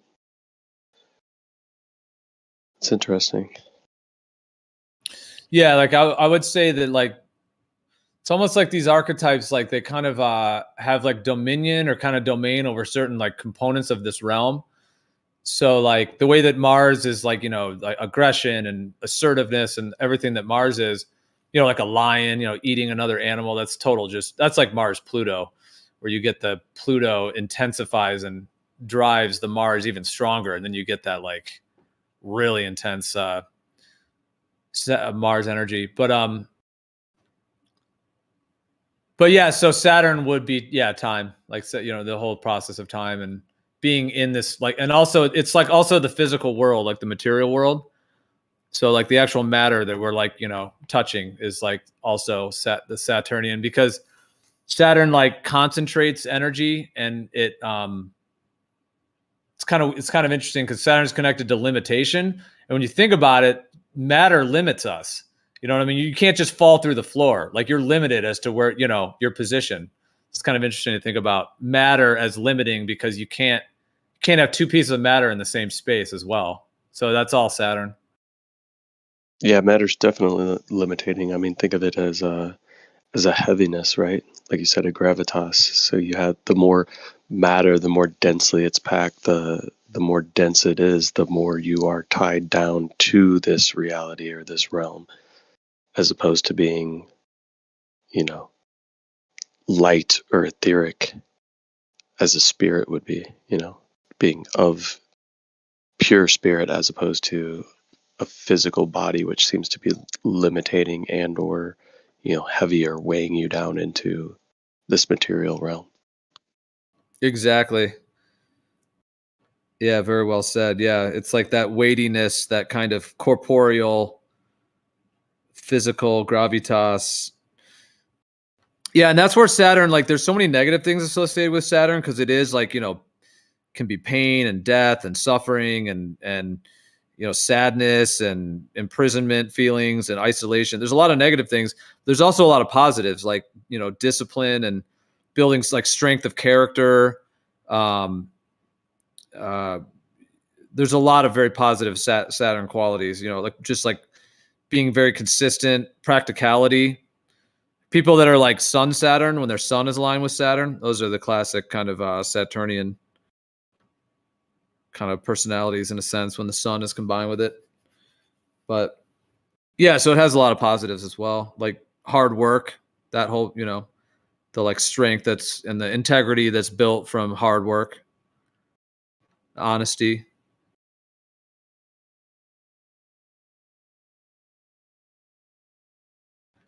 Saturn's also like kind of a heavy teacher too. Like when people work with it and become aware of it, it's like the idea that like if you're feeling some of those more negative things like sadness or whatever it may be, is that because your other parts of Saturn are not balanced? So that's what people get into too, is like working with these things to actually balance them, to actually try to bring through the positive sides of it. And there's an idea that like if you're doing something wrong in your life, you may be actually sort of like binding yourself almost by kind of doing that wrong thing. And then the kind of like, so, like the idea that these archetypes or these celestial bodies, they're not just correlated with nature. Like there's even the idea that they actually have like lessons and like healing and like ways to harmonize, you know, these different aspects of ourselves.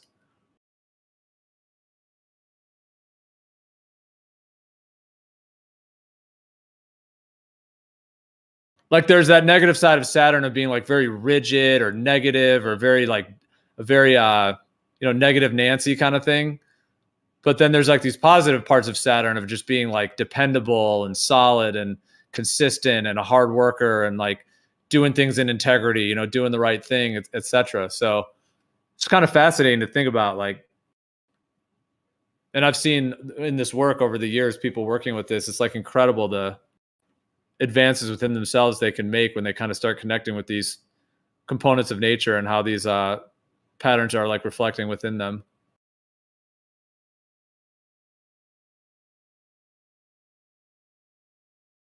And then there's a whole thing of balancing them too. Like Jupiter is like overindulgence or overexpansion, where Saturn is limitation. So, you know, how to actually harmonize those two.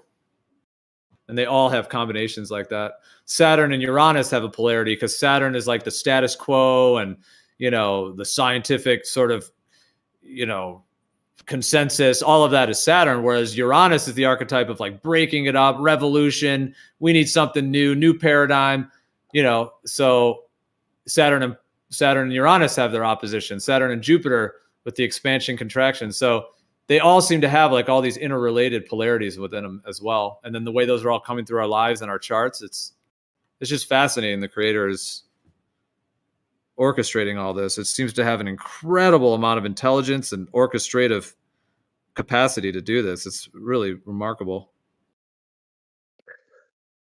Yeah, I do think it's more plausible that these celestial bodies are in fact much closer than we're being told, meaning that they're more likely to have an energetic influence on us based on location.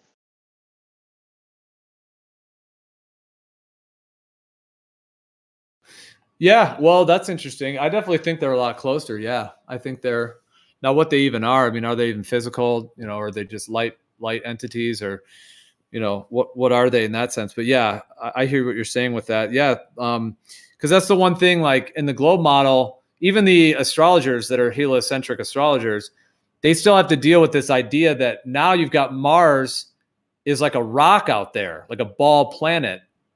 Why would that be connected to, you know, people's aggression on Earth? You know, like as a rock. And there's no like scientific explanation for why a rock in space would be like beaming, you know, aggressive energies to the globe or whatever. So a lot of my colleagues and people I know in these fields, like a lot of them are heliocentric, and they're in a really challenging situation where it's like they're having to like reconcile those two, you know, and then they're having to fight against the scientific community that's telling them like, no, there's no scientific reason for it. But, you know, but then they're still thinking it's a ball. Whereas kind of what you're saying, if it's actually just these local luminaries or somewhat local, like they're above us, they're like right there some way, almost like you could reach out and grab them, but obviously they're up there like it's a big ceiling, but it does seem like it's right there.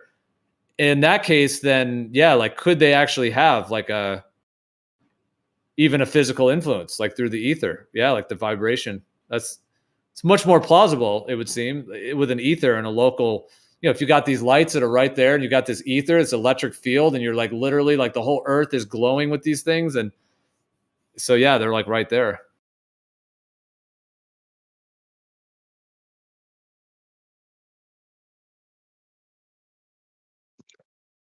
Yeah, that makes sense to me, or at least in my head that the energies are probably more influential,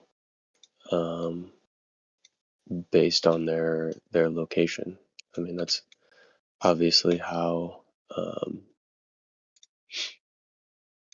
that's how your charts are derived, right? Is based on the position of the celestial objects. So to me, it makes sense that their position relative to where you're at, because it is, our charts based off of where you're also born, like physically, like geographically.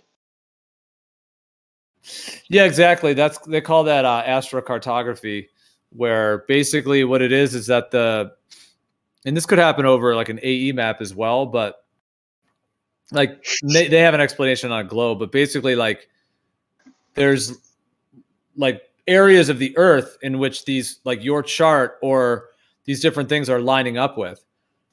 So it like moves your chart. Like, so when you move somewhere, like if you travel or move to a different city, there's actually different alignments, that you have there based on the actual physical position of these things, in correlation to the earth. But I tend to think that in my viewpoint, I think most of it is really just a synchronistic kind of system. Like it almost seems to me like I think there is a significance of that they are local and that they're beaming, but I tend to think, I mean, if you're born like indoors as well, like you're not right when you're born, you're not even really seeing, and then you're only going to see a small little section of the sky anyways. And if you're born in the day, you're not going to see any stars.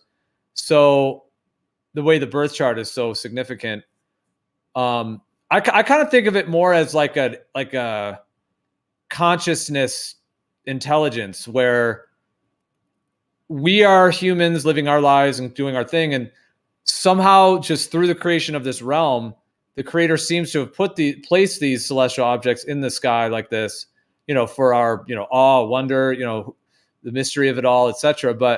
And it's almost like it's putting those things on a cycle, like a time cycle, because they all have their different time cycles, the years and the orbit, what they call the orbits, but the time that it takes to go through the cycle. And they're just saying that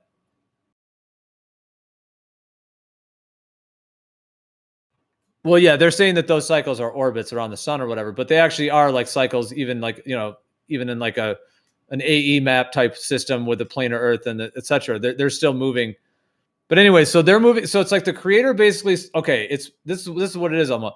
The creator created the luminaries, the number of them, and the way that they're in their cycles. And that's just like set. They're like, it's like gears in a machine, perhaps, unless we don't know what happened thousands of years ago. Maybe the sky was different, but at least from what we can see, and they're on their like cyclical cycles. And then somehow it seemed to be able to correlate down to every intricate detail of every alignment, the like symbolic, archetypal kind of emotional, the parts of our lives, like all of these different, and the events and that we go through. Cause that's the thing too. It's like it's like with actual events, like in your life and stuff too. So it's unbelievable, but it just seems to be correlating it. Like it seems to just be making it so that every event in our lives is in some way correlating with those alignments, even though those alignments are just on a regular cycle. And that's still the part that blows my mind. Like, how do you do that? I guess you'd have to do it outside of time, right? So I guess that's how you do it. You do it outside of time. So like you would already know what the alignments, yeah, you would have to just be totally outside of time to create that, because to sync all that up in real time would be seemingly impossible.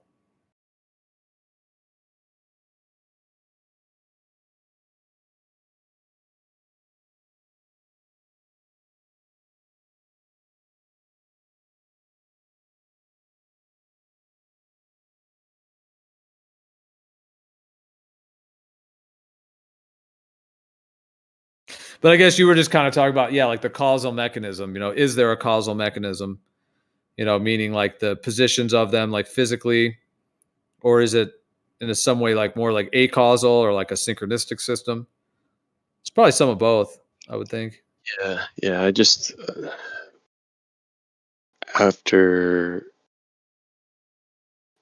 understanding or getting a better understanding of the the nature of the reality we live in, to me, astrology makes or seems to make more sense. That if the celestial bodies are emanating energies that are influential to us, I mean, I think it's pretty well proven with the larger ones. Obviously, the sun is emanating energy that's beneficial to us, and or could be detrimental, right? If we didn't have the sun, we wouldn't have life. But then you also have like moon and moon phases, which there seems to be correlations there too. Even how people act on certain days, like full moons and things like that. There seems to be some sort of something to the old, wives' tale about full moon and people acting a little bit crazy. As I guess anybody who works in an ER can tell you, like my brother. But yeah, it makes sense to me that if these other celestial bodies are closer and more local to us, that they would be of more influence, or it makes sense to me that there might be more energetic influence to us based on their specific location, just solely based from like an energy standpoint, kind of like you're saying with the ether there. Yeah, totally. And then it's fascinating to think about whether these celestial things are like vortexual in nature. I mean, they're like moving, in some kind of flow as well, but just made me think of like all of them as like vortexes within, like if there is some sort of like a plasma superfluid, some sort of a very high octave liquid of some sort that is able to, I guess I was just thinking, I know it sounds very like just energetic, but I was just thinking how like if the wandering stars, as it were, like, Mercury, Venus, etc., if they're all creating like a particular vortice in the actual ether, that is interesting. What if like It's a distinct possibility, right? So the closer that they are, the more that their energies are going to mix with one another, right? Yeah, exactly. Intensify the rotation, intensify the energy, or even if you think about like radio waves and things like that, how you can intensify or amplify the output based on like a second source. I have a. Oh shit! What's up, Shadow?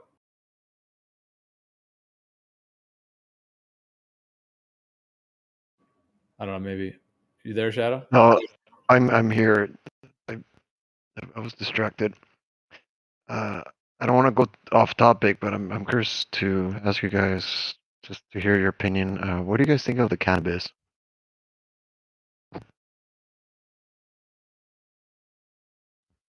Did you say cannabis? Yes.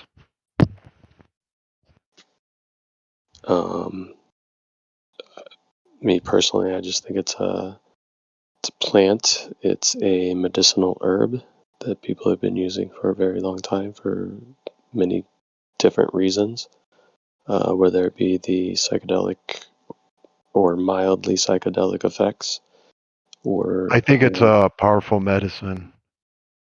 or the I know that now. cannabinoids with the uptake, right? The benefits from that. So. Yeah, it's a medicine. It really is.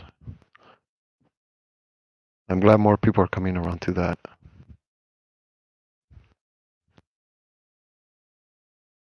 Have you guys done any experience with it? Yeah, sure.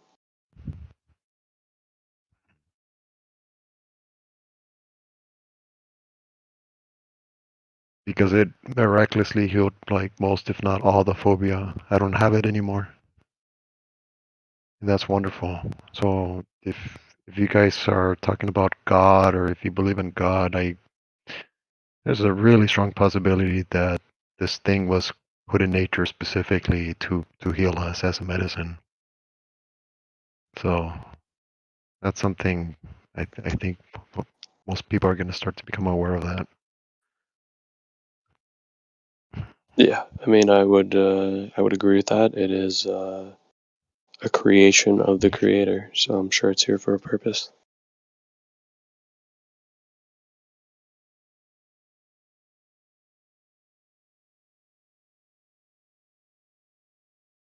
Yeah, I was just thinking too, Napalm. Like, let's say like there's a Jupiter, or let's say there's a Mars Venus conjunction, for example, in the sky. Like every night, or wherever you're at, you know, it's like that's gonna pass somewhere near you. So it's like, in that, like, is it actually beaming energy in some way? It's pretty interesting to think about. And even if it's on the other side of the Earth, like you're still in this whole system. So it would make sense that we would be that there's a connection between the kind of as above, so below, essentially.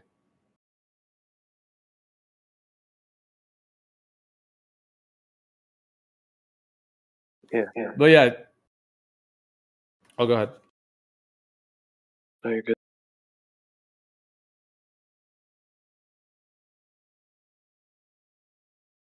But then, like, the fact that you have transits to your birth chart, so like your birth chart moment already happened, and then when the luminaries keep moving, you get alignments to your birth chart, and the fact that those are aligning indicates that there is like even some sort of a deeper like principle there for like the whole Earth to like remember what your birth chart was essentially, and then make the alignments that are happening now align with the parts of your birth chart that activates different cycles throughout one's life.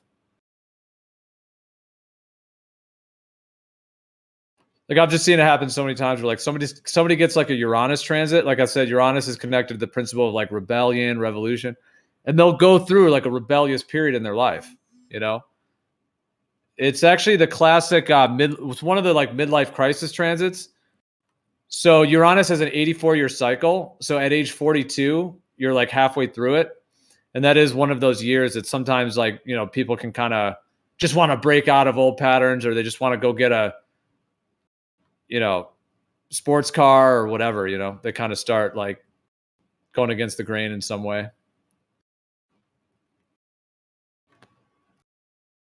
So I'm just saying, like, the system is remembering your birth chart and remembering where it is now, and then making that happen. So it's like almost like a computer code or something on that at that level.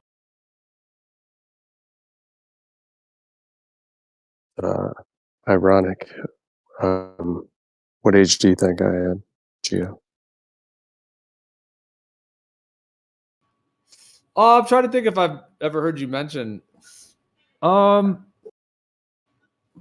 I don't know. Have you mentioned it, or I mean, are you in your 40s, or if I had to throw some numbers out there? Yeah, I'm 42 for a little while longer. Literally 42.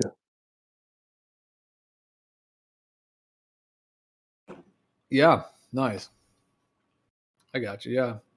Which is that midway point.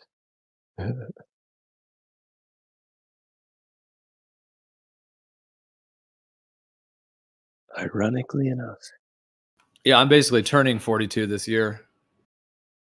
Later this year, if you call it that, even though, you know, 41 and a half or whatever. But yeah. Oh, so you're saying you're at that age? Yeah, right. I am too. Yeah. So what? So you'll be getting your.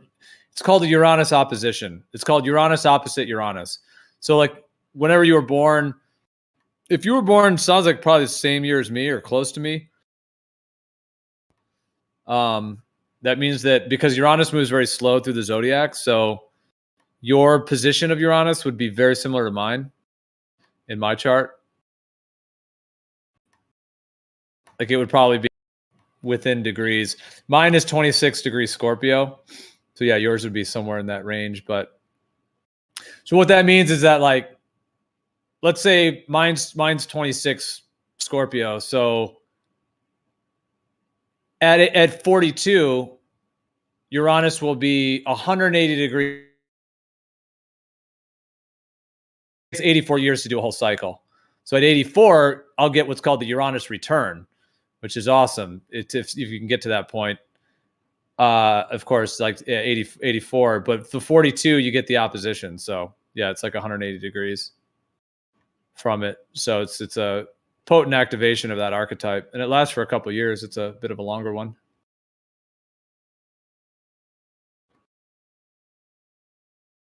But yeah, so you're right at that age.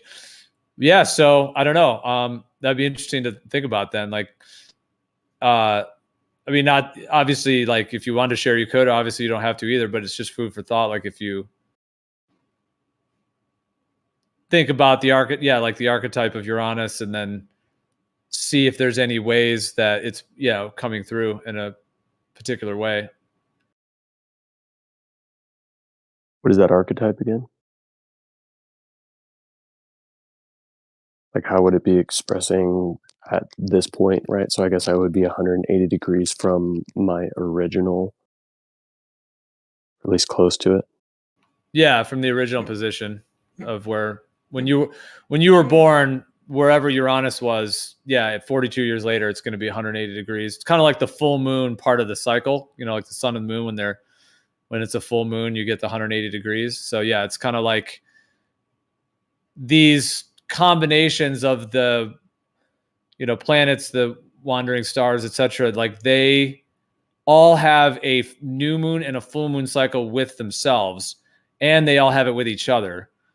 So there's like, for example, like the Uranus-Pluto cycle, when it's a conjunction, that's like the new moon cycle. When it's 180 degrees, it's opposite. It's like the full moon part. And then, so it's just like the phases of the moon.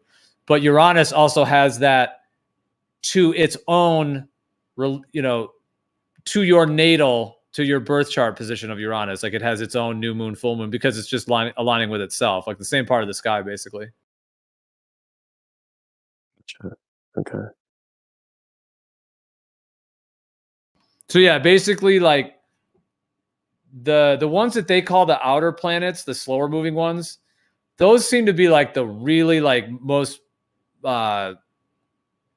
embedded like themes within one's life during the times of those cycles. So the other ones that move quicker are kind of more like nuances.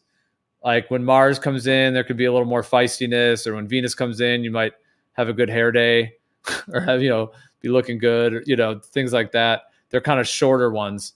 Whereas these big outer cycles are big ones. Yeah. So yeah, for you, you're basically going through a several year. It's like basically it's like age 40. You could say 40 to 44, but it's tightest within like 41, 42. Yeah, right in there. 41, 42, 43 are like the core years of it.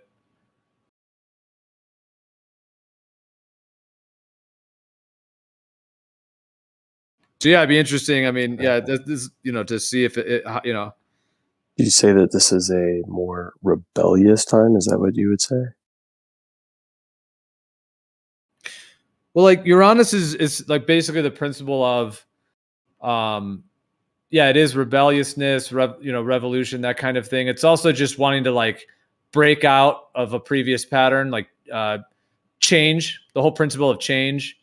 Sometimes quick, unexpected change. It could be in the negative side, it can actually be somewhat destabilizing because it's so kind of, like an earthquake in a sense. It's so shocking and sort of destabilizing, but it also has a very transformative quality to it as well. Generally, it's also like wanting something new, something different.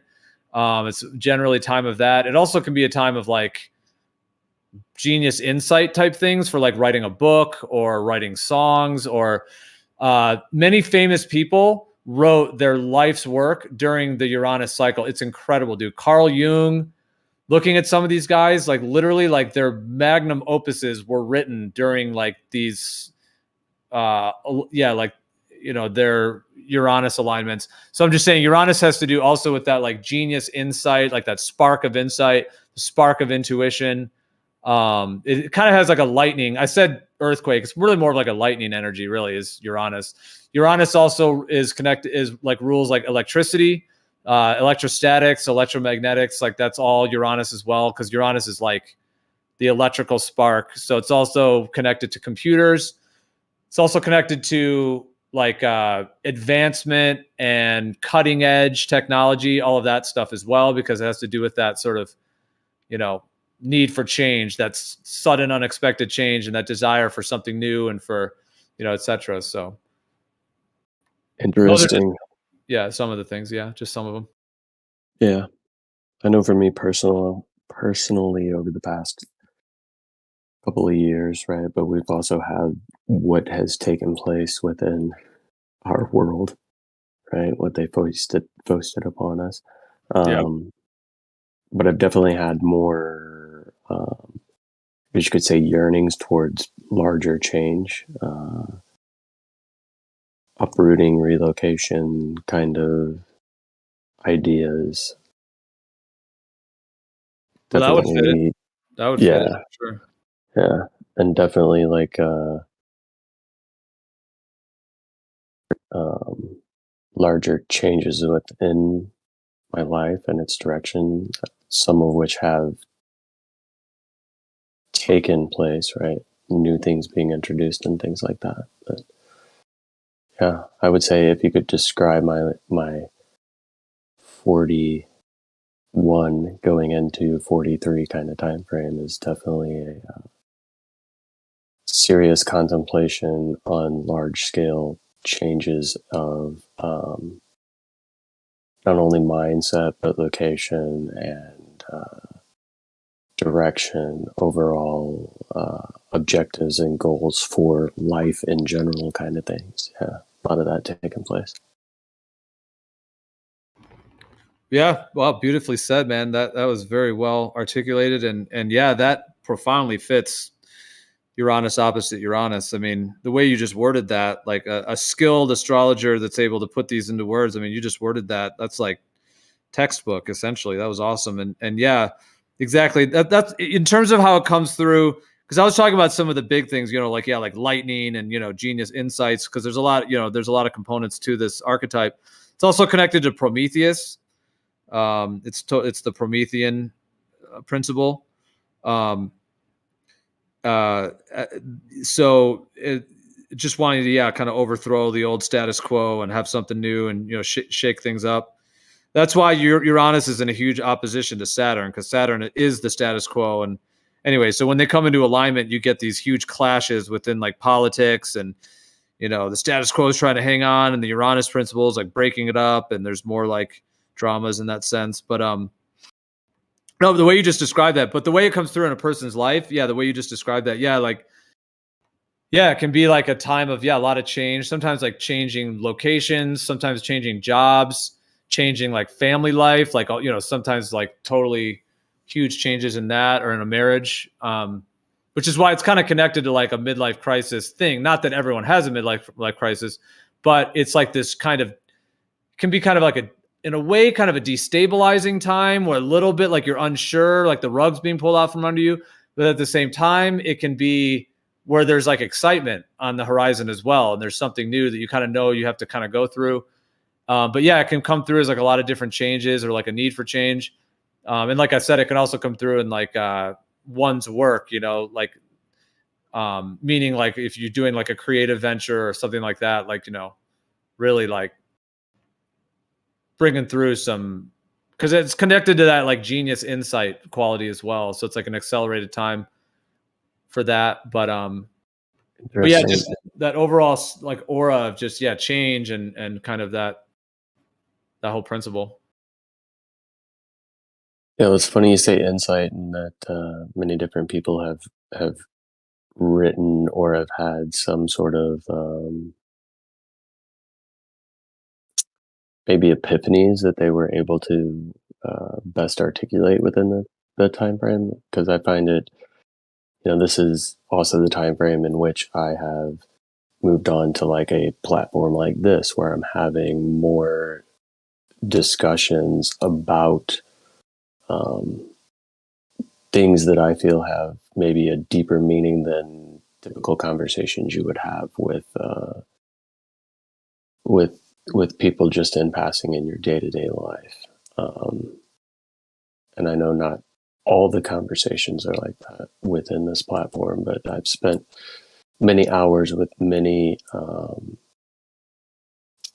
people that have great insight into so many different things, and I've had very good conversations, and I feel like it's ironically I've gotten onto this platform to be able to express a lot of the things that I hadn't expressed, even though I'd been contemplating, researching, however you want to describe that for, almost a decade prior to. And then this has been my time to be able to express a lot of this, or at least be able to articulate it, where I hadn't necessarily previously done that. I don't know if I've even told you my kind of journey on this, but it's been one that's been way more introspective until actually getting onto Discord. Like I very rarely discussed many of the topics that are discussed in here, especially the shape of the earth with people at all. So. Yeah. It can be. Were you relating that to the possible opposite Uranus transit, like in terms of the Uranus opposition? Because were you putting it in that light? Because I mean, like what you described there, it could be that like kind of a period of a couple years where there's kind of this underlying theme of sort of like stepping out of your shell, maybe in that sense, or stepping out of one shell, or kind of going into some new territory, and a somewhat new territory. I know it's not like completely. Like all of this, I know is not completely new in that way for you, but just in terms of kind of like some, like let's kind of think of that idea of like kind of that that thing of like refreshingly trying something new in a sense, or just being involved in some kind of new expression of yourself that is different and has some kind of like just a change, just kind of a new change that is like something that wasn't quite happening before. Just that whole principle of like. It's kind of like refresh, like a refreshing. I was kind of thinking about, like when a monitor like refreshes, but also just like the way that the rain kind of cleanses things.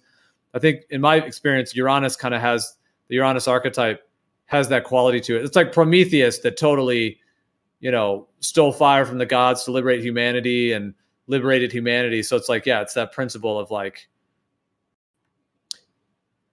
Yeah, and it could be like even something as direct, like if someone goes through one of these transits like this, where they totally just get into an entirely new topic in some cases, or they just take on some new entire thing as well. Yeah. Like they just take up snowboarding or something new, that like, yeah. I mean, I did just start playing hockey, but yeah, it's interesting time in your life, for sure. I do think this is also like an age where you do start to have a lot more, taking an introspective look as to where are you at, where did you think you would be at this point kind of scenario, right? Are you living the life you want to be living? I think a lot of people have those kind of internal discussions with themselves around this time frame. And one thing I wanted to say previously when you're talking about this, Uranus opposition and then coming back around, right? 84 years. Do you think it's so I tend to notice that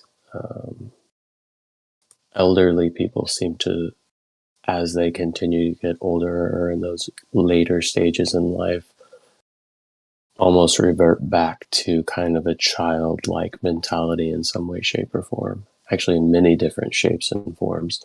Do you think that has something to do with that energy as well? Yeah, it's interesting you bring that up. Well, the Uranus archetype is connected to like the trickster, like the cosmic trickster, because it's like that sudden, unexpected kind of whoa, something kind of in that sense. So there can be a quality, yes, of like in some cases with the Uranus expression, especially if someone's born, like let's say a man is born with like a Sun, Uranus, Mars conjunction, something pretty strong where it's like, wow, like their Sun and their Mars is all connect, right with their Uranus. So they're just a full like Sun, Mars, Uranus person. And then, yeah, like if they get to the 84 years, like, is that what you mean? Kind of almost becoming kind of like kind of having that trickster quality, or like, you were saying childlike as well, though. Is that what you were saying? Kind of that playful, like a playful kind of. I look at it as, or I was just thinking of it as, this is the long cycle of your birth chart, probably the longest, right? Would you say typically for the average lifespan would be this Uranus cycle? No, there's Neptune, which is 160 years, and then there's Pluto, which is like 240 years. So okay, but this would be probably the only one that comes, the longest one that would come full circle in one's life. Would you say? Yeah, because you'd have to get to like 160 years to get to Neptune. So yeah, it is. It's that's a good point. That's it's the one that you can realistically reach the full cycle of. Yeah. Because I feel like it's, to me, just observing people, as they get older and kind of almost revert back to certain aspects of a child. And like I said, I feel like it's many different ways, because I do see old people that are getting, very childlike in like a happy way, very childlike in a stubborn kind of way, very childlike in a, many different aspects as they get into the, the 80s and the older years. So yeah, I wonder if that's kind of like an energy that you're reassociating with as you go through that cycle, and kind of draws you back to the energies of where you were at when you were starting your life. Yeah, no, it's beautifully said, very poignant, because I'll say this too. This is going into some more depth, but basically what's been discovered is that like the birth process, being born, the stages of it seem to be correlated with these actual celestial objects, as they call them, the planets, and the sun and the moon. Mm-hmm.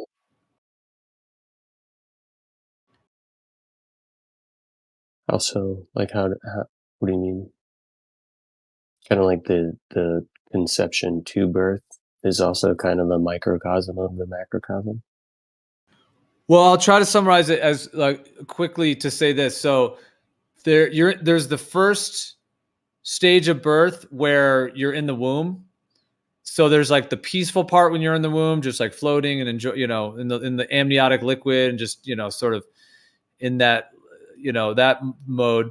And then there's still the part in the womb when the birth process kind of begins, where and then that transitions into so there's 4 stages, or 4 like matrices. The first one is the womb. The second one is when the water breaks, but the cervix is still closed. So the water is broken and the cervix is closed, meaning there's no movement. It's kind of a little stuck, and you got to kind of start but it's like, blocked basically. And then the third one, this third stage, is where the cervix starts to open. There's more of a struggle to be born, the fight or flight, all of that, the struggle to be born essentially. And then there's the fourth one, which is the release, the birth, coming out, and all of that. Now, what's been explored deeply and been clearly correlated is that each of those 4 stages seems to correlate with like the hero's journey, but it also correlates with like our lives, like these different things we go through, and so on. But it's connected. Each one of the I'll just call them planets. Each one of those planets, as it were, of those 4, there's one associated with each. So the first matrix, when you're in the womb, that's Neptune, which Neptune is connected to the water. It's connected to that kind of blissful, undifferentiated unity kind of experience. So Neptune is the first matrix, first stage. The second stage is Saturn, because that's like the cervix is closed. So that's the imprisonment, the blockage, contraction, constriction, all of those components, the hardening, kind of like creating a diamond kind of energy part of it. That's Saturn. And then the third one, where there's the fight and flight and all that, that's Pluto. It's like the intense, when there's a lot of intensity and a lot of kind of, the sort of struggle, etc., to be born. It's Pluto. And then the fourth one is Uranus. That's the sudden release, the sudden change, the sudden unexpected change. So what's fascinating about that, the way you link that with the Uranus cycle being 84 years, if it's connected to the birth, that final moment, well, when you're 84, you've now done a whole life, and your actual birth like not only happened, but you actually like went through, because like the minute you were born, like that, wherever the position of Uranus in the sky was, the minute you were born, boom, like it's like that. It's the fourth matrix, so it's when you're coming out anyways, and it's Uranus, and Uranus is in a position in the sky. So when you then come full circle, 84 years, yeah, that's a huge completion. And the fact that it's connected to that birth moment is very fascinating, the way you said that. I've never thought about that before. That's a new thought, new kind of layer of thinking. I appreciate you bringing that up, because that's totally that's the case. I mean, I knew about that, but I just didn't quite think about it in that exact way, that there's it's like a completion of the birth or a full circle. And then perhaps, I mean, could that correlate to some of the characteristics you were describing? Yeah, I think I just look at it as like a coming full circle of life, or at least it seems to be that way when people get older. They, you get into your late 70s, your 80s, and beyond, you become a lot more childlike. I think even people that may have been a little more staunch and grumpy tend to get a little more giggly and happy about some of the little things in life, right? At least that's what I've noticed, kind of a regression back into childlike mindsets, and even some of the ones that you would associate maybe some negativity to, based on being in adulthood, which would be some of the more, how would you say it? How kids act, right? They can be great, cheerful, boastful, and fun, and laughing, and then the next minute they might be really concerned about the fact that you took the toy that they wanted to play with or something like that, right? So I don't know. I just feel like I experience with older people kind of a regression back to some of these childlike tendencies, or at least I've noticed that personally. And I thought that was interesting, that there was a 84-year cycle, which seems to be kind of around that time frame, that people would be transitioning into that kind of around there. Exactly. And there's another big one, which is Saturn. So the cycle of Saturn is 29 and a half years, so roughly 30. So everybody has their Saturn return. That's what it's also called. Like when Uranus does all the way 84 years and it's back to where you were when you were born, it's called the Uranus return. But then there's the Saturn return, at age 30, which we all go through, from 28 to 32, right? All in that range where we kind of grow up. Basically, we go out of childhood, because Saturn is connected to the cycles of maturity, maturing, growing. It is connected to aging and getting older. Also, how they say every 7 years, your body like is all new cells or whatever. Now, whether that's true or not, it's hard to say, but they say that like every 7 years, all the material in your body has been regenerated. Well, what's interesting about that is that we talked about earlier how Saturn is connected to the material world, and Saturn's a 28-year cycle. So when you split that into, it's a 7 year it's roughly 7 years every quarter. So how there's like a quarter moon, full moon, quarter moon, etc. So there's 7 years for Saturn to make one quarter. So it's like a quarter part. So the fact that they talk about how your body's rebuilt every 7 years. But anyways, the cycles of Saturn are also connected to aging and growing older. So we all have our Saturn return at age 30, the first one. And that's when we mature, we kind of get out of childhood. We're an adult now kind of thing. That's the main, part of that. And then of course there's the intermediate one, like when you're halfway between 30 and 60, but then there's the 60-year one. So when people hit 60, they tend to start looking older. They tend to kind of move into that grandparent mode. It's amazing, dude. I've seen it happen. Someone who's 55 versus 65 is very different. Now I know there's 10 years there, but even if you say like, just even in the years around the peak of their second Saturn return in their 60, when they're really in the peak of it, it's amazing. Like they just start to look like a grandparent, like in a way, you know, they move out of that. It's incredible. So there's the actual aging part of it. But anyways, but then there's a third one you can hit at age 90 if you can get to that one, which is pretty incredible. So you could have 3 Saturn cycles, and those, we all know someone who's over 90, they're just like, we just see, it's like they're just like, you know, we it's like we hold them in high regard. Like, oh my God, you made it that old. Like that's amazing. Yeah. They're like true elders at that point. Oh, that's the other thing. It's connected to being an elder. Like generally age 30s when you become an adult, age 60s when you become an elder, and then 90s when you become like the real elder. Yeah, that makes sense. So I'm just saying like those cycles. So people, like if you're talking about people that you've experienced, like, yeah, like they would have already gone through their second Saturn cycle at 60. And then they're even into their next quarter or even the next half of theirs. So they might even be through like, you know, between 60 and 90 as well. So they're right in that Saturn opposition. So there's a Saturn opposition, you know, between 60 and 90.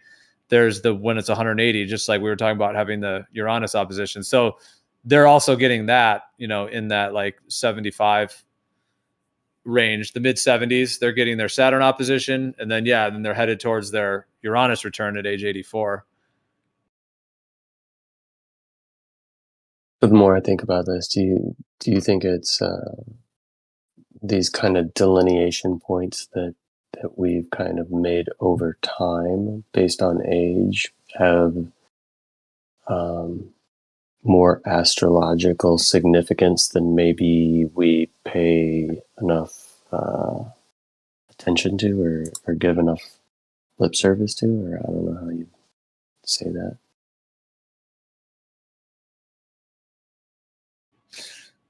Yeah, well, it's interesting. I mean, I think a lot of the way these cycles play out, people are just not really aware of. But yeah, I mean, there's also ways that it's connected to being a child as well. When you're young, like when you're halfway through your first Saturn return, like at age 14, in the mid-teens, that's when people kind of are right going through maturity, and they're kind of going from a kid to like a teenager, basically. Yeah. And then there's the quarter, the Uranus quarter, which is half of 42. You get the good old 21, the wild, go drinking, the whole 21 deal. So yeah, like right in those 20s, everybody's getting hit with Uranus square their natal Uranus, like a Uranus square Uranus transit from their birth chart. So yeah, everybody goes through that at like, you know, 20, 21, 22. But what was the thing you said? You were saying like, yeah, we don't really like kind of show homage to these patterns and is that what you were saying?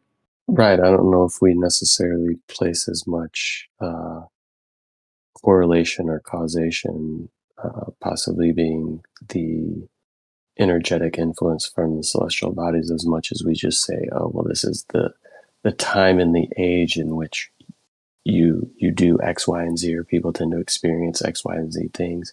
And maybe it has a lot more to do with the energies that are present based on this growth cycle.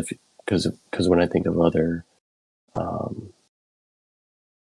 like living things, you know, like a plant knows when to go dormant, when to grow, when to flower, when to drop seed, and kind of have this cyclical nature to it based on, from what we can tell, the patterns of, you know, the moon and the sun and where their positions are, kind of tells the living things what they need to be doing at specific times. So it seems to make perfect sense that there might be quite a few influences up there that we understand where their positions are, where they're in their cycles, and how we would be needing to experience these certain growth patterns or these certain emotional, psychological growth periods based on a specific time frame, if that makes sense.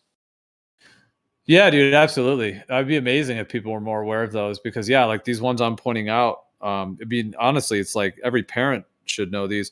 Another one is so Mars has a 2-year cycle, and you know how they call it the terrible twos? Oh, yeah. Well, that's because like Mars is that principle of sort of aggression, fussiness, as they call it, sort of a lot of just kind of aggression and misbehavior, whatever it is, the terrible twos, the kind of I don't know, I'm not using the best words to describe it, but yeah, it's kind of like a time of sort of like irritability maybe, or kind of, it can be. Yeah, kids throw fits. Yeah. Like crazy. So that's when they're getting their Mars return, their first Mars return at age 2. Which Mars is that principle of and it's a return. It's a return based on the individual's birth chart, not just necessarily a return to a specific. Well, I guess it is a specific location. I'm just trying to say. Well, it's like everybody's, since we're all on that 2-year Mars cycle, it's like we're all on like a slightly different one because we're all born at a different time, but we're all like in our own Mars returns with the world. So it's like you're born, and then obviously 2 years later, you're getting your Mars return, but that's also when Mars is, back to where it was 2 years ago. So, and then you keep doing that. Yeah. So everyone's kind of in but yeah, that's the first one that kids get. Yeah. So it seems to definitely correlate with that phase.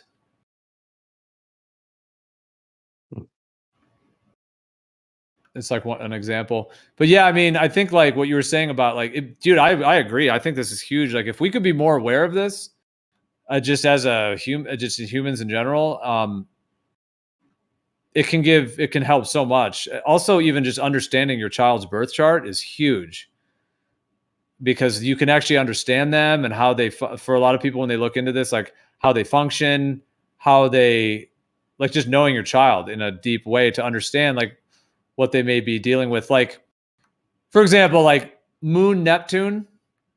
So the Moon and Neptune is a very sensitive, emotionally sensitive kind of energy.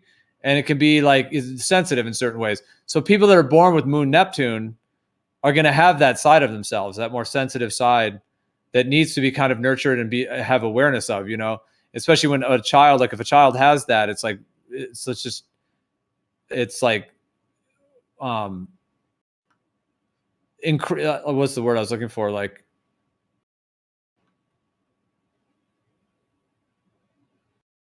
what's that word? Like invaluable. That's what I was saying. It's like invaluable to know that, like that they have that Moon Neptune. So to help like nourish them if they go into that sensitive place or things like that, or if they're in public or just different situations, it's just knowing your child in those ways. Or if they have like a Mars, like a Sun Mars or like a Mars Uranus, can be very explosive anger in some cases. So like if you know that your child like someone's child has like a Mars, strong aspect in Mars, and if they have anger issues, you can help to actually understand, what's going on for them and what they're actually and then there's even ways to then kind of try to even be in communication with the child about these things and be able to kind of work with them, if they want to, and so on, to like, so that they can be aware of that part of themselves as well. And then find like, ideally like more fruitful ways of expressing the anger rather than, something that is more of a destructive type outlet. Just real quick. I've been listening to you guys for quite a while now. And I've been, for the life of me, trying to find my birth certificate so I could do my birth chart properly. Where can you even do one without giving somebody your email? Illegal. So I'm just going to know where to go. If you have the date That's actually like most of it. But if you have the time, that's even better. That's that'll get you a more exact moon position. The only thing that's a big difference is the moon, but also the rising sign. It's the rising and the moon, because obviously the moon's moving pretty quick, and then the rising, you know, we all know how quickly that kind of changes when the sun rises. So that whole rising position, those are the things that you need to get the time. And then the place, I mean, you probably know the general city, but yeah, if you can get the time, that is No, yeah, I just found it. I've got it. I've got the Mine time, the position date, a and the place. Geo. Mine Oh, position to the ISS. ISS was not around when I was born. That's a I'm just joke, trying to y'all. figure out where I can calculate it so I can start figuring out what the fuck is going on, you know? My chart lines up with Sputnik. No, I've always been kind of wary of like astrology. Even before I was I'm interested, dude. Listening to them, I could listen to them all night, bro. I'm just eating it up, man. I mean, I'm joking, throwing jokes and just loosening it up, but man, I really could listen to them all night. Can't you, dude? Yes, it's very interesting. what were you saying, though, Platypus? I forgot. Where can we Oh go yeah, to get where a can I birth where can I chart get like for? a good star chart or birth chart, whatever we call it? Oh, you were saying you've always been weary of it. You were saying. Oh yeah. I've always been weary of it, but I mean, there's signs and wonders, you know. It's like something's going on with this stuff. But yeah, I've never really like dug up my birth certificate and been like, okay, I'm gonna figure out where the stars are and stuff. But I'm very interested after Because listening to you even guys talk about it. God, I just deja Yeah, vu cool. big time, bro. you can. Just deja vu. There is a website, astro.com. It's not really a very good chart, in my opinion. If you give me your information, if you want to give it to me, I can do it with my software and then take a screenshot and send it to you, or I could even send you the file or whatever. So I could make one for you on my software if you want, and then obviously I could just send it in DMs if you want to keep it private, or if you wanted me to, whatever it may be. So I could send you a chart from if you just want your chart in that sense. But also astro.com, you can do free charts on there. And there's probably some other websites you can do it too. Problem with the astro.com, I just don't think it looks very good. It's just kind of cluttery and doesn't really give all the, you can get your chart there though. I mean, you at least can get the basics, but in my opinion, it's not very readable unless they've improved them over the years. But that Yeah, is, I just DM'd you my social security number, my age, my look. No, I'm kidding. last four, yeah, your last Your four PIN or number, whatever. your Yeah. Yeah, the Visa pin. PIN, your Visa PIN number, and Mother's Yeah. maiden name. I'll fax you over a copy of my diary. But no, I sent you all my deets. So if you can run that through your software, I'd be very appreciative. power of attorney. Fuck it, let's go all the way. Let's do it, dude. I'm a Virgo. You want me to? I can make up this chart, but do you want me to only DM it to you, or do you want me to post it on the live stream text? Yeah, I guess if somebody wants to go ahead and like reverse engineer my star chart to figure out my birthday and where I was born, like they can just figure it out. That's fine. Yeah, you can post it. It's not. cool. It's cool to grow. I mean, it sucks really to grow up a Virgo as a man. It's like, what's your sign? I'm like, nah, I ain't into that. But no, what's your sign, dude? Come on. I'm like, all right, I'm a fucking Virgo. I'm a Virgo. You know what to go next. But I've always been interested in stuff like that, man. I've seemed to link up with Scorpios and Libras, and I've always wondered, how that works. But I always wind up with a freaking Libra, man. Or a Scorpio, or a early Scorpio. It's weird, man. Like almost every long relationship I've ever had, it's been Libra or borderline Libra Scorpio, man. I wonder if that had anything to do with the energies around us. Well, it's funny that you were just being like, you're all, oh, I'm having deja vu. I'm having deja vu. Because you said that like while I was talking about this stuff, and I happen to be a Libra.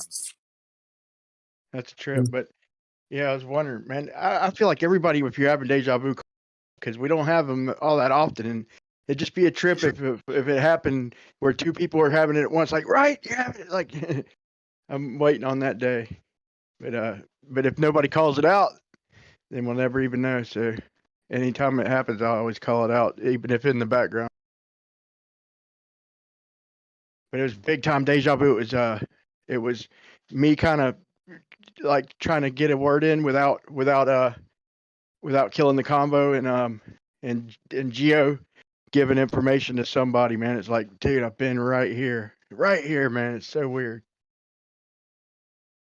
They say that's a chemical in your brain, but man, I don't know if I buy all that. Like, maybe whatever, similar chemical, but like I literally just have when I experience deja vu, like I literally have, or I feel like I have a memory of that same thing having happened in the same exact fashion. It's So I interesting. don't, Deja vu is an interesting experience, isn't it? and it's so infrequent that it's hard to really pinpoint anything. You know, it's hard to put any kind of study on it. Like even dreams, like I'll remember my dreams, but then I'll forget them later that day. But I mean, I'll of course remember some of them, or I'll remember just like the main of most dreams. But it's like, but you could do something with dreams. You could kind of try and study your own dreams. Deja vu, like you'd have to be very disciplined to remember what to do if it happens. Like, I mean, it's so infrequent, dude. It'd be hard to put any kind of observational study on the shit because it's so few and far between, you know. Ryan, do you ever find yourself when you're experiencing deja vu trying to take in or be observant as to what are some of the things that are taking place, the conversations that are being had, the scenarios that you're in, or anything like that when the deja vu is happening?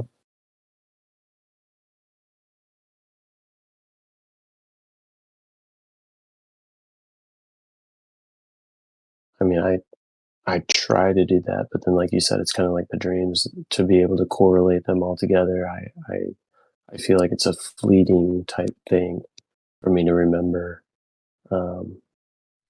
the I very times well and might have been in that situation though, because I mean, I'm in here a lot, but it just was so familiar, you know. And I know this ain't the first time, but I swear it was like you were there, and the guy was asking. It was like almost a damn same type of situation, man. Maybe something similar happened, or maybe it was a chemical. What do you think? Do you think it's just a chemical and nothing more?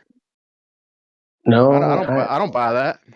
I don't know. I think it's obviously something that enough people experience often enough to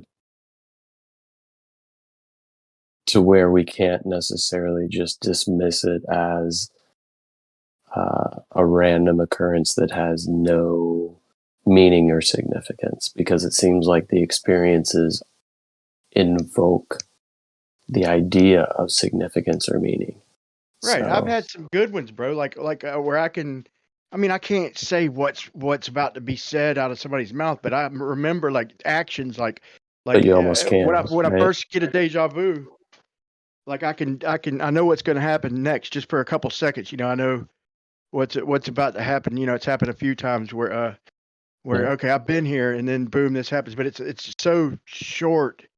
It's like nothing epic. It's just like I remember this, and then this happened, and that kind of happened. It just kind of insignificant, but it is what I had experienced. So I kind of knew that was going to happen. But man, I don't know if I might even be tripping, man. But that's what my mind remembers. But I don't know, man. I don't know. It's one of those things where, like, once you start to realize that you have the ability to remember it, and that really consciously starts to sink in, is when you lose the ability to remember what's going to happen You next, kind of know, thing. right? And dude, Yeah. there's things that they can't explain though, man. Like, bro, just a simple one, dude. Like, I mean, a real simple one. Like, okay, deja vu. They try to explain with chemicals, whatever. But like, I remember being in, I think, like the 6th or 7th grade, and and there we get these science magazines every freaking month or whatever in science. So she'd have one set out on our desks when we came into class, and she had one where on the very front cover of everybody's little science monthly or whatever little magazine, it had a picture, a big picture, the full page of a face, a guy yawning, right? So everybody sat down, and no, she told everybody to flip our it over, so it's face down, and everybody flipped it over. Everybody flipped it over and seen, yeah, you see where I'm going. So everybody flipped it over and at the same time and seen the guy yawning, and almost the whole room started yawning. So it's like, what are they gonna write that off as a chemical? Like, what the fuck, dude? And how can you explain yawning What the fuck? being contagious, bro? And it's sure enough, almost the whole room. I don't remember if it was everybody, but we laughed when we realized that, damn, we all yawned You just seeing a got motherfucker yawn. manipulated. You also got manipulated. You have been Sure we did, bro. But still, why the fuck did we yawn? Just seeing a picture. That's the phenomenon. That's the phenomenon. Ain't that cool? We observed the phenomenon. Okay, next question. How can we discern? You can't call it a chemical, right? You can't call it anything in the air or anything like that. You can't call it ether. You can't call it a collective consciousness. There's many names for this shit, right? Y'all, you guys know. And it gets, they figured out how to get a collective consciousness to do things, man. And damn. Then you got your motherfuckers in the room that are in denial. No, I was just sleepy. I'm just sleepy, man. It ain't nothing. Yeah, it ain't nothing, man. You got Kosho. Kosho was in the same class. He's like, I'm just sleepy, man. Fucking, I don't know what they're talking about. Well. What's up, dude? Dude is in Napalm. Geos. What's up, baby? Yeah. How's it going, man? Get it, man. Hey. Just hanging out, man. Love you guys. Love the energy, truth. Yeah. What else can you ask for in life? Yeah. Right, Not much right. laughter. I mean, the ridiculousness of the globe is so funny, bro. I mean, every day, man, I wake up laughing. Those Mongols tried to pull that shit. Yo, your mic, Kenny, your mic got real quiet. It got muffled or quiet. Yeah. Oh, there you are. Yo. My bag. Okay. What's up, bro? Life is. What's up, Gio? Yo, what up? Yeah, you too, man. I love what you're doing up over here, man. Keep it up. Love it, man. Hey, anytime you got to spread information about where you live, hey, guess what? It's where you live. You might want to check it out. That's awesome. Look into it. Look into it, man. I don't know. It's go just for a hike, go down to the walk, the beach, your river, whatever you got, man. Trees. You like growing gardens, man? Check it out. Good stuff. I mean, it is kind of an amazing thing that it is literally the world we live. It's like the realm that's the actual earth. Like we're here, and most people just take their whole belief system on someone else's word. Right. Do it yourself, man. Go out, plant a garden. Something simple. It's not too complicated. Plant a garden. Hey, Gio, man. Like this is I always like I'm starting to see a lot of. I mean, I've been, but see a lot of like keywords when people come in, and generally when they say that they're skeptical, we know that's like, yeah, you don't sound real skeptical, but let's give it a chance. But when I'm talking to somebody, bro, I've never heard, and I've been around long enough where I've seen a lot of people, new flat earthers, and and then Globers. I've heard posers acting like, just for conversation, or maybe they are on the fence. But when they say like, what does it matter? I mean, what does it really matter anyway? How does that impact life, bro? I've never heard a flat earther say them words, bro. Like, how does it affect our life? That just doesn't really run through our brain when we first hear about the subject and shit. And to me, I've heard that a couple times recently, and to me, I would call somebody out right then if they say that. Even if they're asking it like a serious question, I know there's no hope for them. There's no point in trying to waste any energy. That's like a key word right there. And like even if they Why would try and it? act like it's a genuine question, bro, it's that's not a skeptical person. I don't know, man. Yes, exactly. Somebody says, "Why would they lie?" Ah, I mean that's a deep dive, man. From there Yeah, there on, you go. Why would they lie, You- right? you- Bro, that's you're something. standing on the cliff, man, and you're like, "Why would they lie?" And you know to take that dive and say, "Hey, man, why would they lie?" And really question I that. just it gets on my nerves when like it happened the other day I forgot where I was at, but it was a guy and he was like credentialed and stuff, and he's Oh he's yeah, trying to have he's trying to have a conversation with us, so he's of course he's acting like he's trying to, I guess, fit in whatever a little bit, but then I've seen that several times over the years where they call like, well, where do you stand? Well, I'm skeptical. And I could be like, bro, do you believe the moon landings or just 9/11, anything? And hear their answer and just flat out tell them, bro, not even trying to be a dick, but bro, you're not skeptical the way you think you are. Try and find a nice way to break that to them. Everybody likes to put themselves down as skeptical, but Yeah, I think I there are know the end of. half of them are not at all freaking skeptical, bro. And then I point out what you're skeptical about is you're skeptical about something being different than what you've been taught. That's what you're skeptical about, bro. And I know you don't want to hear that, but that's the truth, and that's what you'll defend. yeah, yeah. And You're right on. You're right on, Brian. 100%, man. I mean, when you go through a schooling system that's as heavy as the university system is, yeah, you're gonna get tucked up into all kinds of crazy fucking paradigms, yeah, yeah. and you're just gonna go, oh, dude, man, dude, I just spent like $100,000 to get this 200,000, whatever they spend. Dude, I've talked to dentists, doctors, Oh, that's gotta hurt. physicists that have. I think, I've talked to doctors and dentists that both have flipped and said, "Oh my god, everything I learned was just dog shit, bro." bro, when I talked to Mick West over, I think it was on Jose's, it's gone now. It might not be gone. It might be on his new. I hope it ain't gone.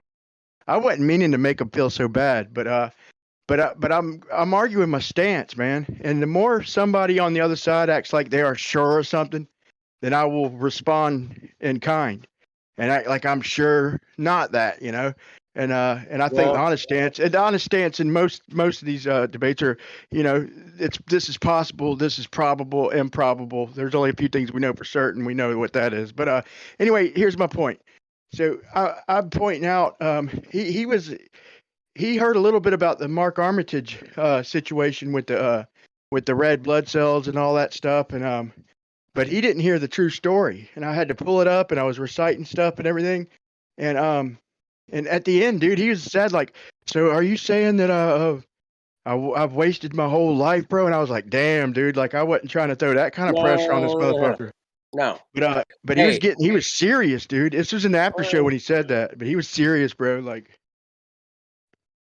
anytime you come to the realization that you were completely wrong about something, it takes a couple of days to kind of process it, man. You don't just like, okay, I'm good. I figured it out now. I'm good. No, it doesn't work like that. Hey, not Mick West, but who's the other? I'm thinking of. I don't. I think I just misquoted the name. It's the other. No, Miles Davis. I think it was Miles Davis. He's like a paleontologist type of dude, and but he couldn't deny what I showed him. And then I told him, I said, dude, this is not a fossil, bro. This right here, they're literally melting the bones, like with the solution and stuff, and exposing the red blood cells, bro. And so just back up if you're trying to deny this. Well, hold on, this ain't even a fucking, excuse my language, a fossil, bro. This is bone, and this is meat and blood. You know what I'm Yep. saying? And it hit him pretty hard, man. I don't even know if I've seen him since, bro. Now that I think about it, or heard from him, man. Hey, Brian, it's called soft tissue. That's Yeah, it. soft tissue. Yep, that's it. If you got soft tissue, man, there ain't no dinosaurs. Okay. and I've had guys that were out digging bones, and they, all the mainstream said, "Hey man, these are dinosaur bones," and the guys in the background going, "Hey man, that's soft tissue, bro. Can't be that old, bro. Sorry." And they Right. shut them up. They shut those motherfuckers up. But I what I love had to you say guys. to wake They wake shut him them up. up, just like they shut up the fucking flat earthers, man. They shut us up, make us look ridiculous. They come in here with their crazy fucking tangents on a sextant, and I'm like, nah, dude, piss off. But Listen to this, but he was talking about fossils and all that stuff, and that's what I finally had to say. I finally had to say, look, this ain't a bro. This literally ain't a fossil, bro. It's bone. That was the whole that's like point. Like real it hit him. bone. It hit him like, hold on, this he could try and explain this shit away, but wait a minute, this ain't a fucking fossil, bro.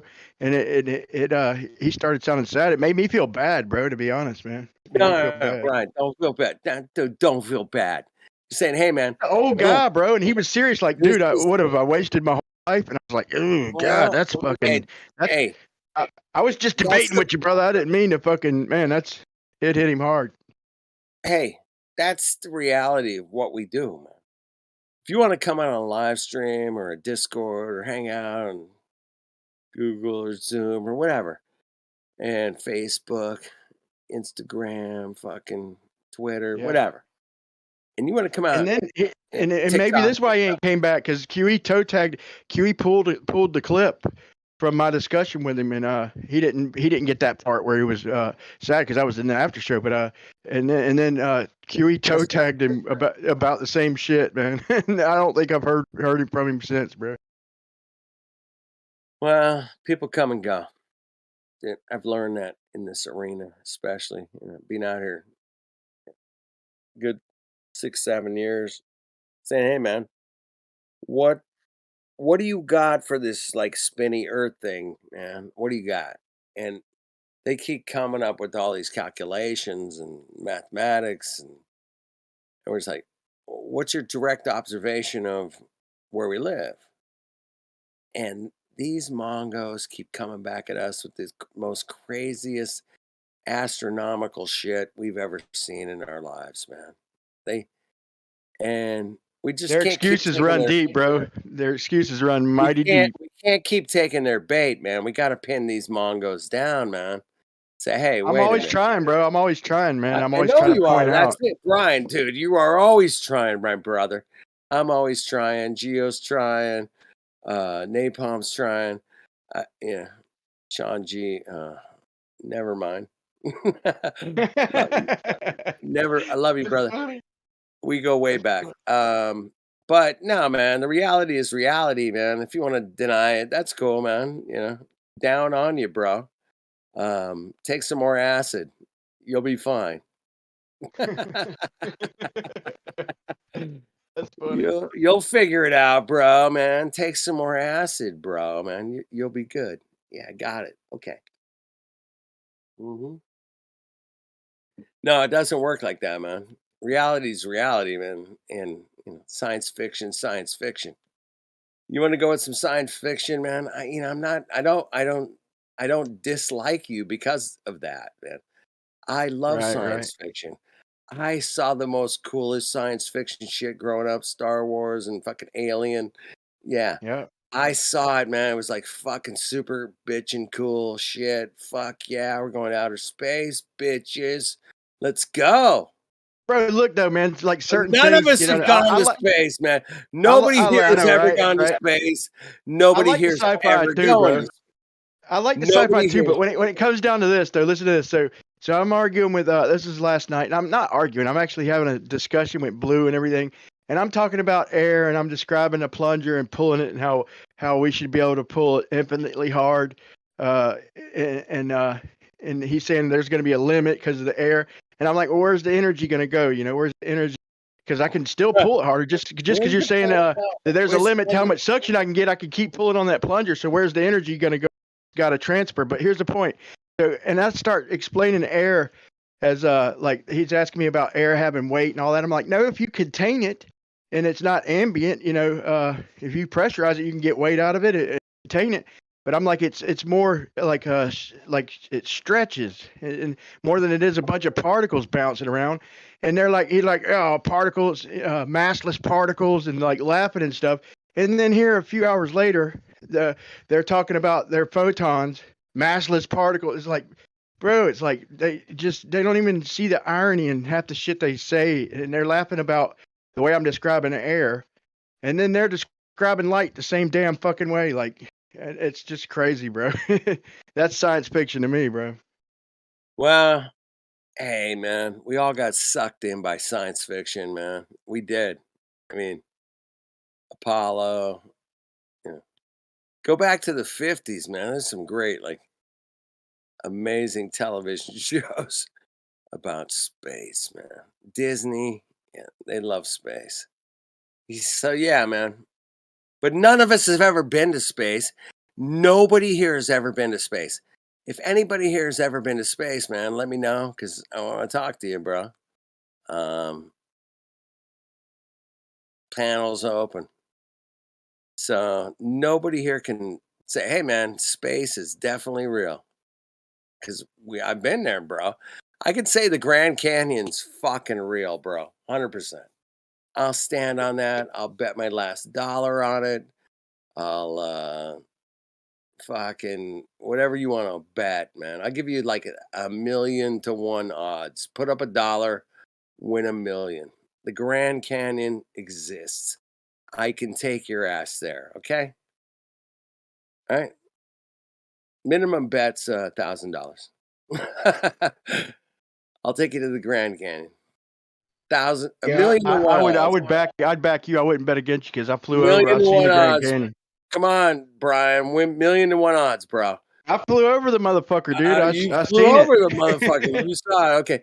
I hiked it, man. I've been down in it. I visited.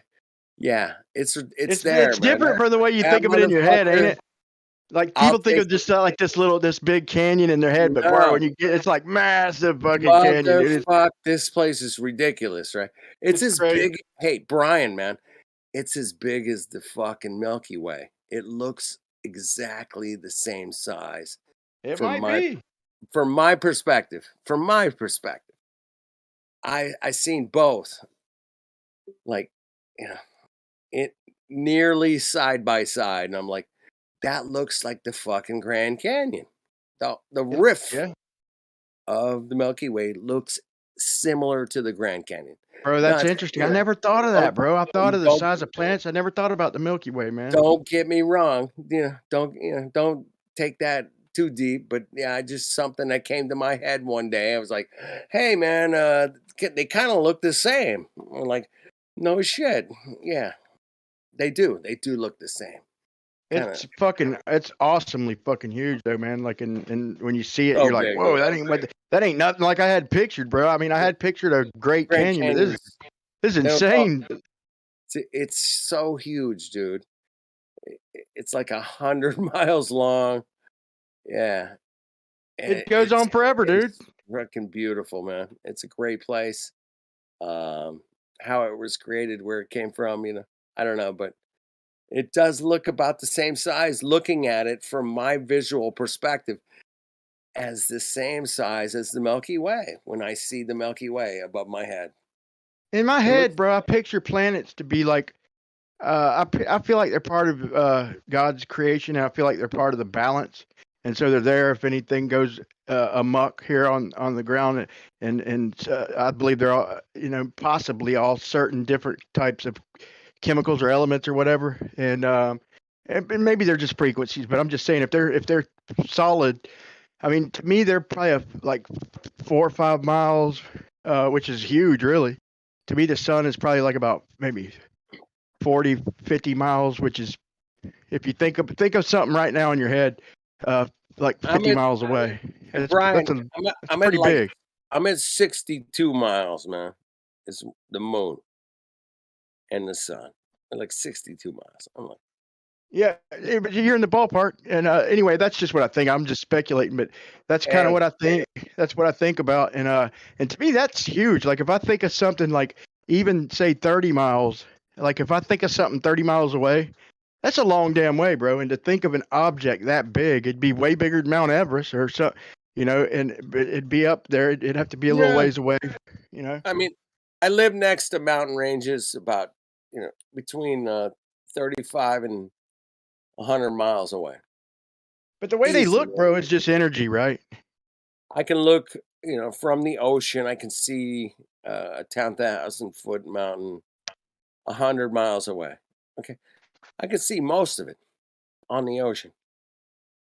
It's like, well, that's kind of weird. I shouldn't see fucking Big Bear from fucking the middle of the Pacific Ocean, 20 miles off the coast. I shouldn't even see the thing. It's 120 miles away, dude. 10,000 feet. I shouldn't see any of it, but I can see the whole fucking mountain from 120 miles away, dude. With my naked eye. Yeah. That's how fucked up this fucking globe thing is, man. You can prove it right here in Southern California, man. Come out here on a beautiful, clear day and catch a 120-mile observation of a 10,000-foot mountain that should be well beyond any curvature of the earth. Because at 120 miles, yeah. 10,000-foot Way, mountain. dude. That's should dude. be, People don't. That's a long way, man. People don't. yeah. People just take all these observations that we're throwing up as. I mean, even if you're talking like if you show something over a few miles, bro, that's a fucking long way, man. I mean, when you're talking 100 miles or 50 minutes, that's a fucking Brian, long way, bro. I don't Hey, think people are Brian. appreciating them. Brian, you've seen Jay Tolan's video. Oh yeah. I'm not trying to undersound. I didn't mean to sound any kind of way. I'm being serious. 120 miles is only 10% of a 1,200 miles. Yeah, and then they tried to act like they found one of his pictures that might not be something else. But bro, how about the Jacinto thing? There's no other mountains looking San like Jacinto. off toward Texas. They found one. That's anytime I'm bringing up Jay Tolan Media as a reference, they're like, oh man, he showed the wrong mountain. I'm like, bro, you trying to tell me every one of his observations were wrong? Like you're just discrediting him just because you think Right. one of his observations didn't line up?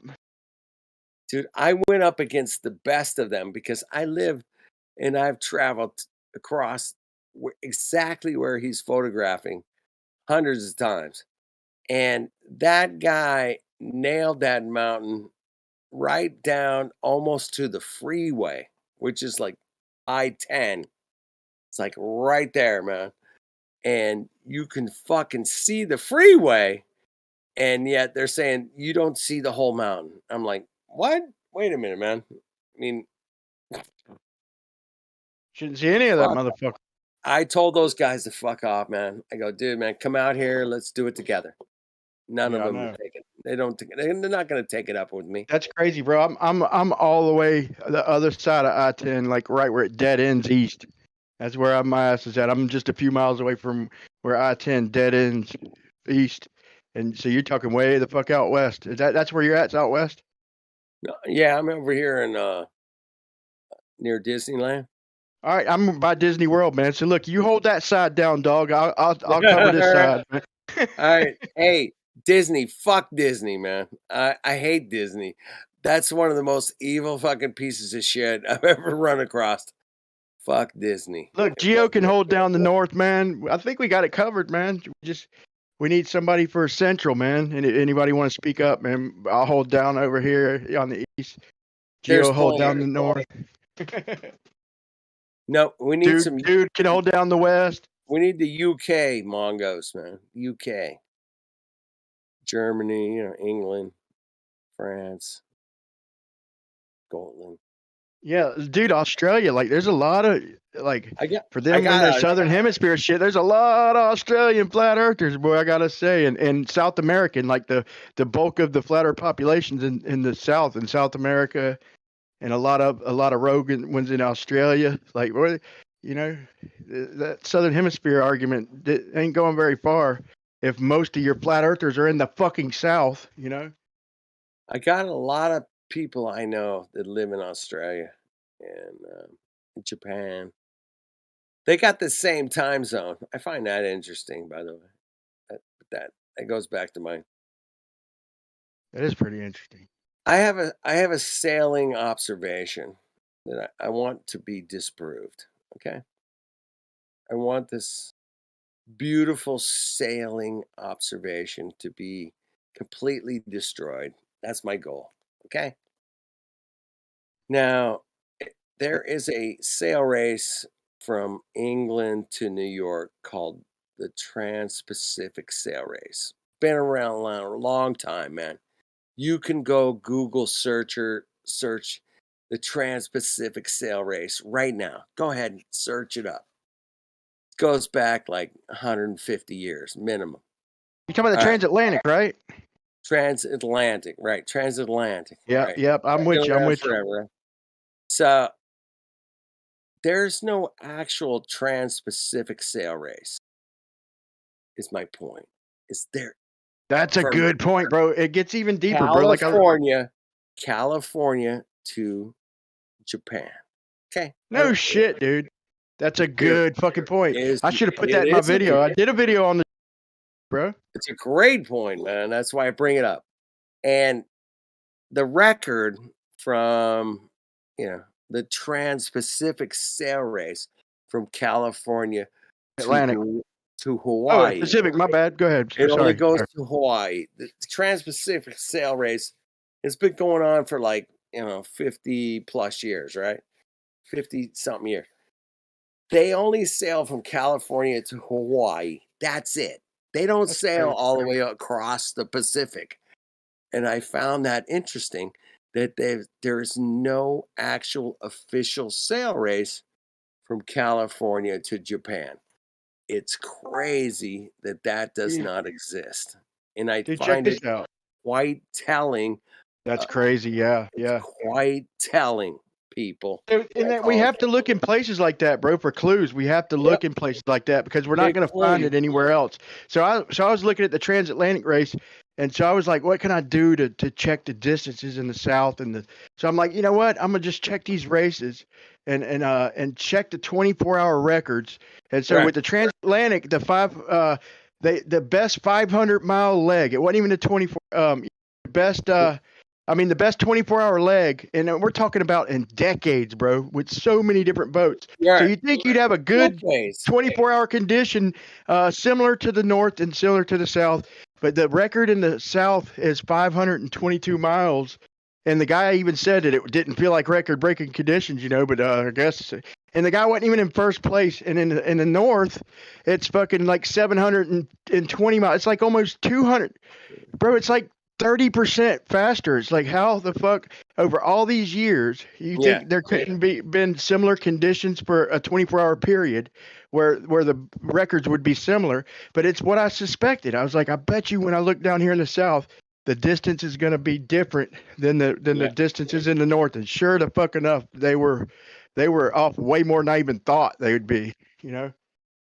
Well, it was just an indicator to me. From my research that I've done, and I've looked into this sail race for a few years. It's not a new thing for me, but I'm a sailor going back decades. But I was saying, hey man, what's up with this Trans-Pacific Sail Race, man? Why are you only going halfway, man? What's up? I know, right? Right. There's got to be something to it, man. I mean, that should be a pit stop. What the fuck are they going to Hawaii for? How's that a Trans-Pacific? Well, I mean, you got two legs. I mean, you can call it a two-leg race or, one leg. I would go for the one-legged race, man. From I call it a ripoff. To Japan, man. Let's do this, right? And all the records are all solos, man. No team is actually Trans-Pacific sailed from California to Japan. These guys with these hydrofoils and these super yachts now, they could get there in fucking 9 days, if they really, caught some good wind and the right conditions. Yeah. But the record is like 19 days, but it's a Dude, they got solo. them boats. Them It's boats fucking, they got solo. some, they haul ass nowadays, bro. It's like, Yeah, it's these fucking sailboats are ridiculously high crazy tech. watching, bro. I mean, They we're talking literally go high. fast. They literally go Yeah. faster than the wind, dude. They found ways to go They faster than the damn wind. They That go sounds faster impossible. than the wind. Yeah, exactly, man. That's how high tech this shit is, man. It's like high speed internet on sailboats, right? It's crazy good. And you know, Dude did it to it's show it was amazing. possible. Dude, I forgot his name, but he did like a type of myth. It wasn't a MythBusters, but it was a type of thing. I watched the video where he was because it doesn't say. I mean, if you think of it in your head, there's no way. How could you possibly go faster than the wind? But he did it on with a car. I mean, with the wheels on the salt flats. Like they built a special fucking setup and sure enough, bro, he outpaced the fucking wind, bro. And that was rolling. That was floating, you know. Dude, that was back in like the 90s, bro. He did that. Yeah, it's crazy. Yeah. I mean, I don't think it was, it was a long time ago. Yeah, but these hydrofoils that get up out of the boat, yeah. Should be able to sail from California to Japan in like 10 days. No problem. Maybe 11, but the record's 19 days. Solo. All the records Wait, are from solo. where does it leave? Where it's San the Francisco. record to what, like Honolulu? San Francisco to where the fuck was it? I got it queued up here, man. Hang on a second. 19 days. 19 days, yeah. 19. That's the record. Solo. These are all solo records. You guys can go look this up on Google and type in like, sail races from California to Japan. How long does it take? Yeah, the record. They call it the Great Circle Route. Are you guys familiar with the Great Circle Route? Anybody? I'm familiar with what they call a Great Circle Route, but I'm not familiar with. Yeah, the Great. Fill me in. They call this the Great Circle Route because it goes way. If it wasn't a globe, it would take a lot less time. Oh, so they kind of like head straight west They from go San like Francisco. way north, and then kind of like make a circle route to Japan, rather Never than liked their flying directions, bro. directly over the Pacific Ocean. Can't stand their directions and what they call a line of sight straight shot, bro. It just doesn't make sense, bro. It's crazy. Yeah. Like to get to Hawaii. Hawaii right now from where I'm at is south of where I'm at. Okay. Yeah. So it's on the other side of the sun, right? It's on the other side of the sun if you want to get technical, like just on the other side of the sun. When it's over Cancer, okay. But to get there, for me to look at it from my house right now, to look at a straight line of sight, I've got to look north, west. They tell me that's a great circle straight line of sight to Hawaii, which is further south than me. But to see it, I've got to fucking look slightly north, like west northwest. Like, man, I ain't buying that, bro. That's a problem for me. Hey, that's my whole point, man. Is to say, hey, man, there's definitely something wrong with the travel times of sailboats and airplanes as well, from Japan to California. There is something wrong with the times.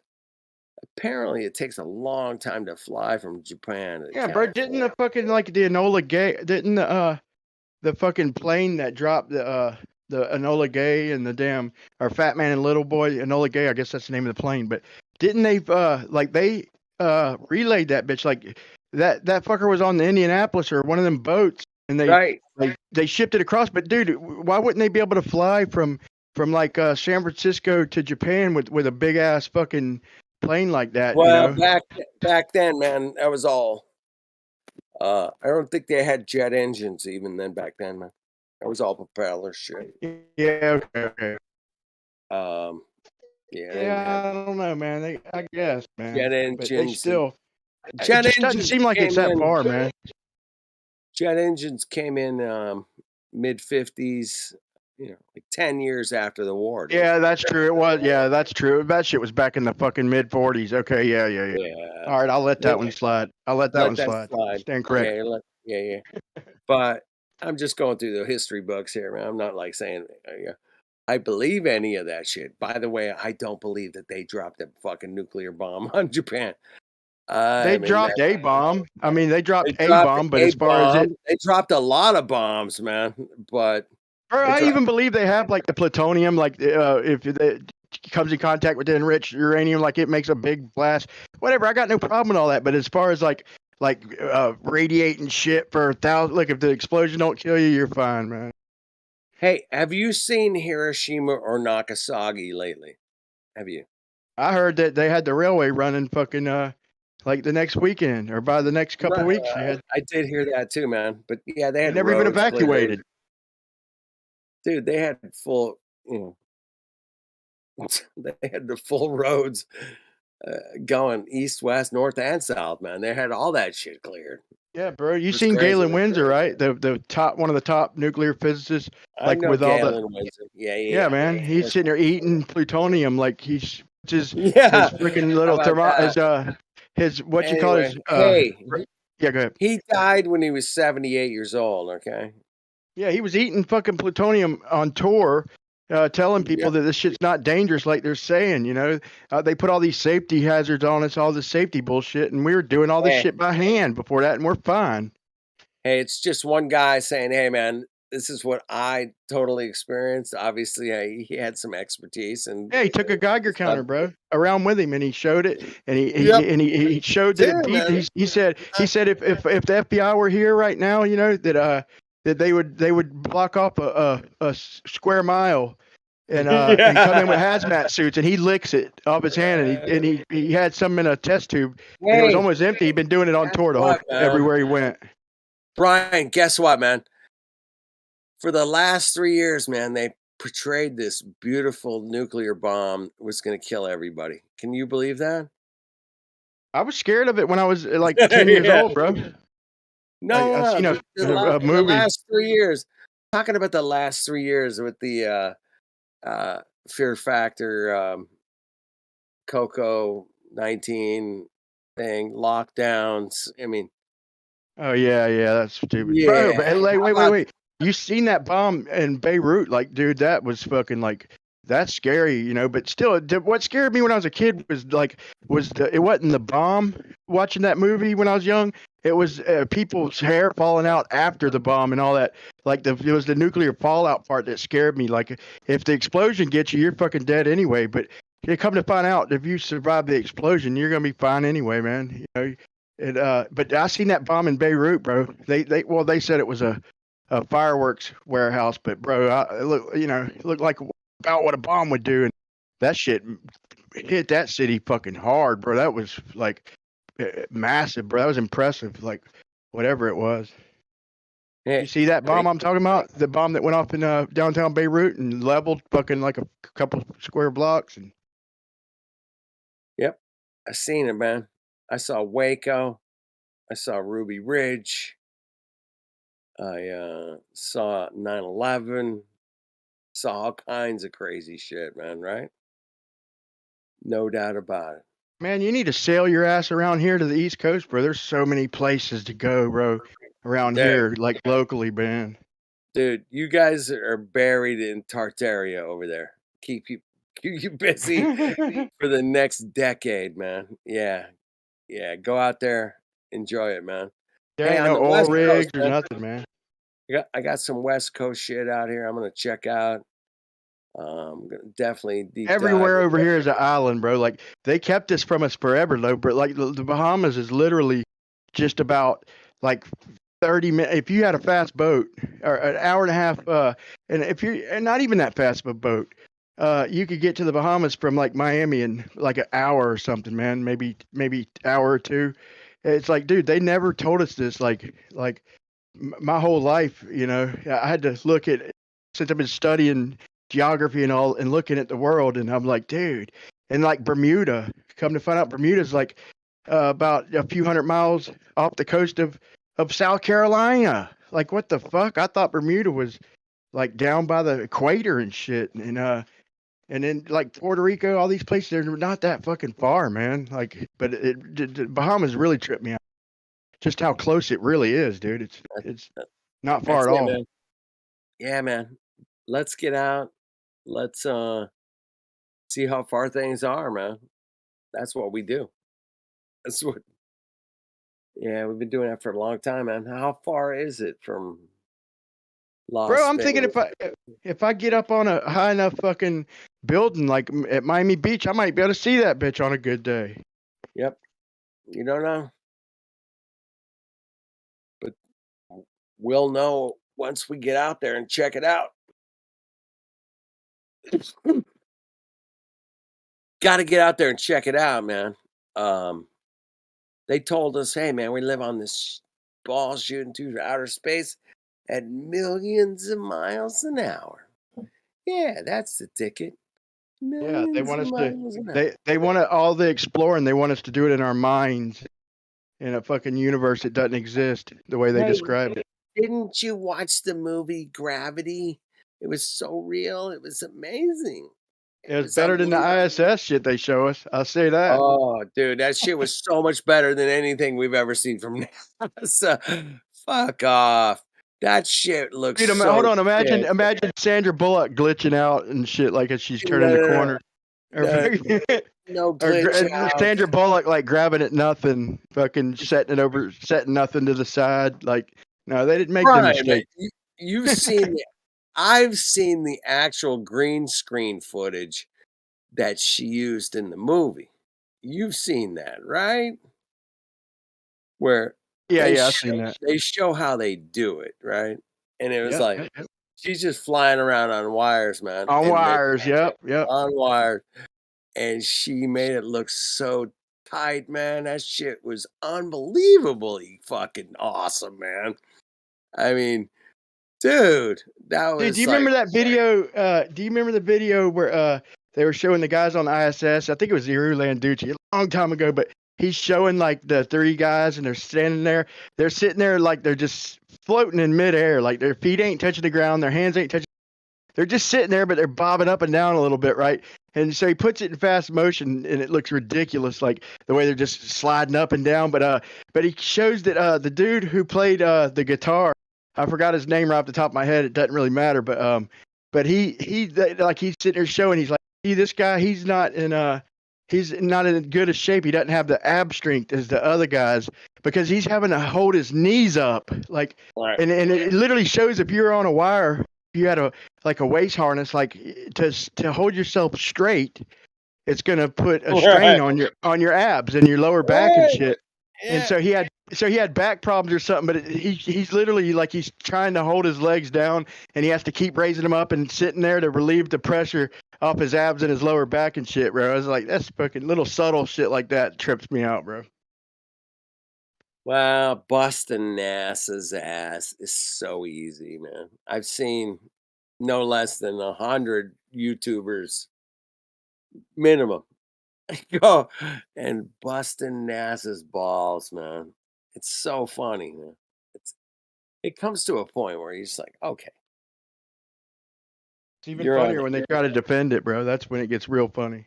Well, that's why we're still here because they do try to defend it, but they don't know the first thing about it. And yeah, we go up against the veteran anti-flat earthers, man. We go up against the Mick Wests and the all those Mongos. Yeah, they're all in the same club. Anti-flat earthers, yeah. Simon Dans, whatever. Yeah, we go up against those Mongos. Yeah, good luck, guys. Show me that gas pressure without a container, man. And I'm done, man. I'm in. Yeah. It doesn't really need to go really past that, bro. If you get Don't. it right down to it, that's Let's get obvious, down. blatant shit, bro. Let's get busy, man. What do you got? Dude, dude, at minimum, I've asked 100 of these guys to come to my house. I got welders, I got metal, I got wood, I got glue, I got whatever. What do you need? Clamps, plexiglass, steel plate, galvanized. What do you need? Show me gas pressure without a container. I got every tool ever made by a man. And what do you got? I'm here, man. Where you at? I'll fly you here, man. You can show me gas pressure without a container. I swear to God. Make them walk back. I don't care where you live. You're come. I'm paying for your flight. I'll pick you up at the airport. You can stay at my house. Gas pressure without a container, please. I'll be here. Thank you. Yeah, I'd make them walk back though, if they can't prove it. Yeah, you gotta walk back, bro. Yeah, I'll fly your ass here, but you walking home, bitches. Don't prove Yeah, that. If you prove that shit, you're walking. yeah. And you gotta walk home, man. Don't give me none of this. Like I caught a bus here. No. Train. No, you're walking. That's funny, bro. That's funny shit. Well, I keep it real, just like you, Brian, man. I just do it in the most ridiculously funny way as I possibly can because it is ridiculously funny to think you're shooting through some outer fucking space at millions of miles an hour. Fuck off. No. That ain't gonna fly, bro. What's your evidence for your crazy fucking shooting through space thing, man? What do you got? And we've all taken the task, man, and they've come up short. They keep coming up short, and I'll expect that they will keep coming up short on their explanations for this shooting ball through outer space at millions of miles an hour.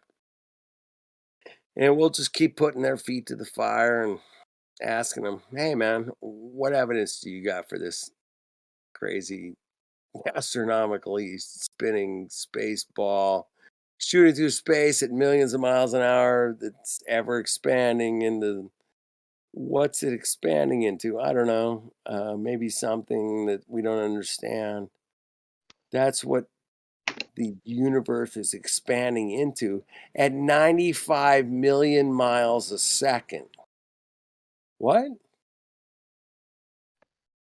Nine? Well, that's faster than the speed of light.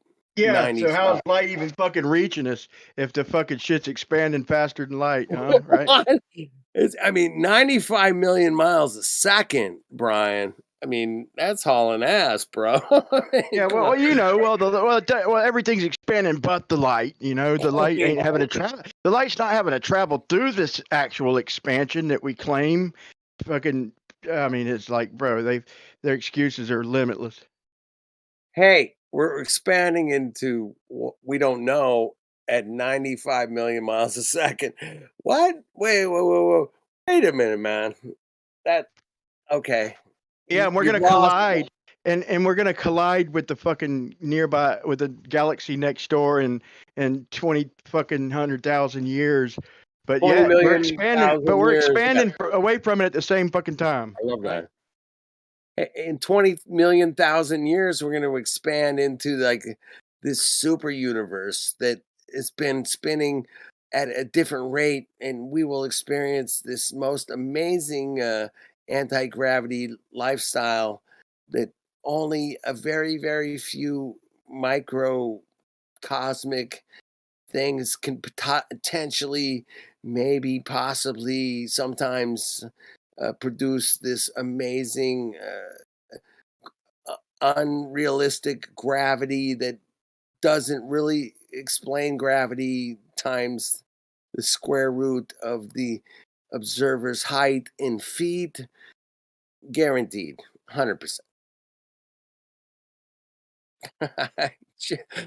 I just fucking crashed the room. Cool, man. Bro, I like that about that race, man. I like that about the race, what you let off with, like, I mean, when I think about it, like Japan wouldn't be that much further in miles. Yes, that's it, man. Hawaii, It's halfway, bro. It's especially, halfway between Hawaii. Especially since they're going north, right? They're heading north to start with. They're on the same fucking latitude. You look at the fucking coordinates, man. It's a couple of degrees off. What's that? Like 120 miles or whatever. It's not that far, man. I mean, but yet it takes so much longer to sail to Japan than it would Hawaii. It's crazy, man. And I'm calling it out, man. You guys take it, run with it, whatever, man. But the fact is that it shouldn't take more than 10 days to sail to Japan from California. But it takes 19, according to the world record. Yeah, whatever. Dude, when I looked it up, I couldn't even find any flights that even go There's over nothing. the Pacific, bro. Like, what the fuck is this? Like, and they had an excuse or some fucking, of course they had a fucking excuse. I forgot what it even was, but I'm like, so Well, it's no called flights over the fucking Pacific, dude? What the fuck is that? Well, that's it. That there's no flights over the Pacific, and they call it the Great Circle Route. They have to go kind of close. I got you. I see what you're saying close now, to right? the land. This is their explanation for it. They have to go close to the land in case there's an emergency, you know. Yeah.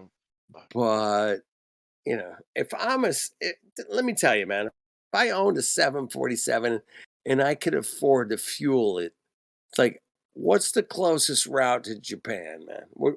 I'm in California, man. Oh, okay. Probably Well, you fucking, just fly straight across, and yeah. It depends yeah, on on what map you're talking about, bro. Yeah, it shouldn't, well, San Francisco should be as close as anything, really. I don't know, man. I don't know. hey, Seattle's even closer. Yeah, that's what I was I thinking. mean, Seattle would Seattle's be like closer dead. in reality. Seattle's like dead balls straight across the Pacific from Tokyo. Okay, Okay. dead balls. I mean, they're on the like almost the perfect. Yeah, but yeah, there's no direct sales from Seattle to Tokyo or whatever. Sail race, Oh, man. you'd have to go to Tokyo. You'd have to go all the way to fucking like to New York, then to fucking like to Russia or to London, and then to Tokyo. Like they'll Anyway, go the whole opposite way, man. I just want somebody else to get on this sailing race bullshit. That the I'm on it. Pacific Ocean is an absolute fucking travesty for the fucking globe. It is. And I can almost 100% prove it. So no races that cross over from Japan to North America or Philippines, anything like that. No, there ain't none, huh? None. Dude, search it Damn, out, man. I'm talking that's about crazy. California to Japan. I mean, these guys have been allies for what, 80 years now, Ever? right? Yeah, ever. Yeah, I mean, We're dude, driving their cars around I with love the Toyotas and fucking. I love Japanese people. No, a few I of love you guys. Godzilla.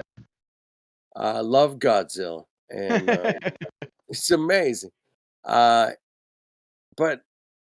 you know, sailing across an ocean records should be very, very prominent, kind of prestigious sportsmanship. My goodness, man! I sailed from California to Japan with my team with the hydrofoil in only 9 days and 15, whatever. Yeah, they would be all over this shit, man. These motherfuckers don't, these are sailing, racing motherfuckers, man. I met these guys. I worked with these guys. These guys love to compete, man. If there's a record to be broken, man, with a team, I can sail from California to Japan in fucking 7.5 days, bitches. Yeah, they'd be all over that shit, man. It's like the world's land speed records, man. These guys built these engines and jet engines and crazy shit and then went out to the salt flats and tested them. And yeah, it'd be the same kind of competition, man. These guys would do it. But there is no fucking trans-Pacific sail race officially. There is none.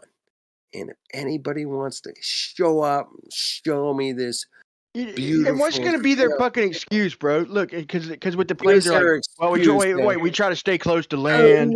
But what are What they going is to say? it? The same shit in a boat? Or are they going to try and say the boat's got to stay close to fucking land? You know, I'd like to hear their bullshit on this. Exactly. Fuck off. I want to hear their goddamn excuses for this fucking non-Pacific sail race. Because you don't have one, man. You don't got an excuse. Because there is no excuse. Because we're fucking sailors. I would be the first one to sign up for your goddamn Trans-Pacific sail race. I'd be the first guy. And fucking, I know at least 3 other sailors that are flat earthers who'll be like, yes, let's go, bitches. I'm gonna crush that fucking 19-day record, man. I'm gonna smoke that. I'm gonna come in 11 days, bro. 11 days from California to Tokyo, bitches. 11 days. I can do it. Hey, Let's do you go. know how? That'd be impressive, dude. Hey, do you know how far? I mean, off the top of your head, do you roughly how far San Francisco is away from Hawaii? It's 2,500 miles 2,500 miles. Okay. from California to Hawaii. Yeah. Yeah. So yeah, bring your Trans-Pacific sail race. Dude, I want to go to yacht clubs and just like sit these sailors down and say, "Hey man, let's do this, bitch. You ready? Come on, you fuck. Don't be a pussy. Let's step up, man. Let's sail this bitch, man. We can do it in fucking like 12 days, dude. Come on. Let's 15 chart tops. it. Let's chart 15. some shit. Let's chart some shit, man. Come on. What do we got? 15 days? 6,000. Look, Yeah, you're we gonna can head do it, off. man. You're gonna head off from San Francisco San towards Japan. Francisco. And instead of hitting Japan, you're gonna hit an ice wall in 2 Well, weeks. dude, we're going straight across, man. It's pretty much straight across from San Francisco, man. Yeah, it's a 2-degree difference. I mean, it's not much. So yeah, let's sail that bitch, man. You're gonna cast anchor, dude, and run into wildlings and shit. Yeah. You fucking Glober bitches. Yeah, come in here with your negativity, man. I just want to sail across the Pacific, man. I'm not asking for like something special or something. I'm like, hey, let's go to the moon. No. I'm just saying, hey, man, I want to sail across the Pacific in like That's a reachable goal, man. Fuck, dude. reachable goal, dude. This is so reachable, man. I'm a sailor, man. I can I'm do on this. board, bro. I'm on board with you, man. Put me in when we got to 12 make this days. happen. We're gonna crush the record, dude. We're gonna have the most high-tech hydrofoil sailboat that you've ever seen, man. This shit's gonna fucking. We might even get there in 9 days. I don't want to be too optimistic, but I think we can do it in like 12 days. Okay, just 12. We can crush the record, man. The record's 19 days. Okay, we do it in 12. We're gonna be fucking like Pathetic, dude. That's we're fucking gonna be like pathetic. superheroes. Man. We're gonna be like the most amazing sailors that ever lived. Man, we'll be legends. Who wants a piece Wait, I of say that? that's pathetic. Let me take that back, bro, because I don't really know everything that goes into it, and it's probably a hell of a journey. But still, as far as like being a record, though, man, that is a little like that doesn't sound fucking feasible. It's 19 days for the Put me fucking in, record. coach. Yeah, it's the Yeah. record. Yeah. Dude, we get about 5 of us, and we charter a fucking yacht, dude. A guy who'd want to do it any damn way. And Hey, we just man. pitch in on everything. I'll take a single haul. Yeah. Schedule it for like a year in advance, so we got time to put away some money and shit, man. Something like that would be fucking doable, you know. Well, it's very doable. I mean, a sailboat and sailing, yeah, it's doable. These things I've done, you've done, we could. People can sail oceans, man. Oh shit, really? You're a fucking genius, man. But how does the sextant work on the globe? Well, it magically works because the tangent line of the dip horizon is measured in degrees of millithousandth of a mega nano particle that produces a mathematical equation that totally tells me that it's a globe, 100% every time.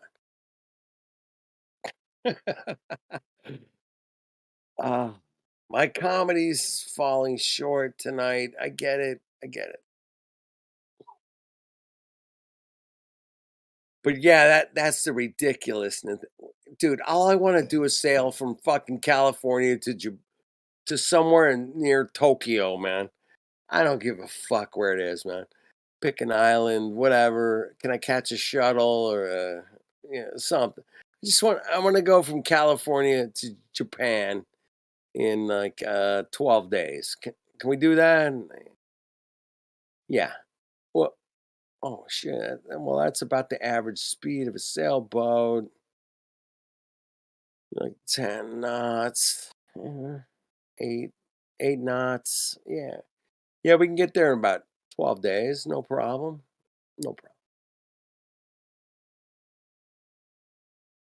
Well, the record's 19 days. Just some ragtag fucking average Joe guys that work for a living. If we got there in 18 days, If we got there in like 17 days, we'd be like, we'd break the record. Holy shit, man. We crushed a record by 2 fucking days, bitches. Exactly. That's what I'm saying, man. It shouldn't take that long, man. But they're making up their explanation for this. Get this, Brian.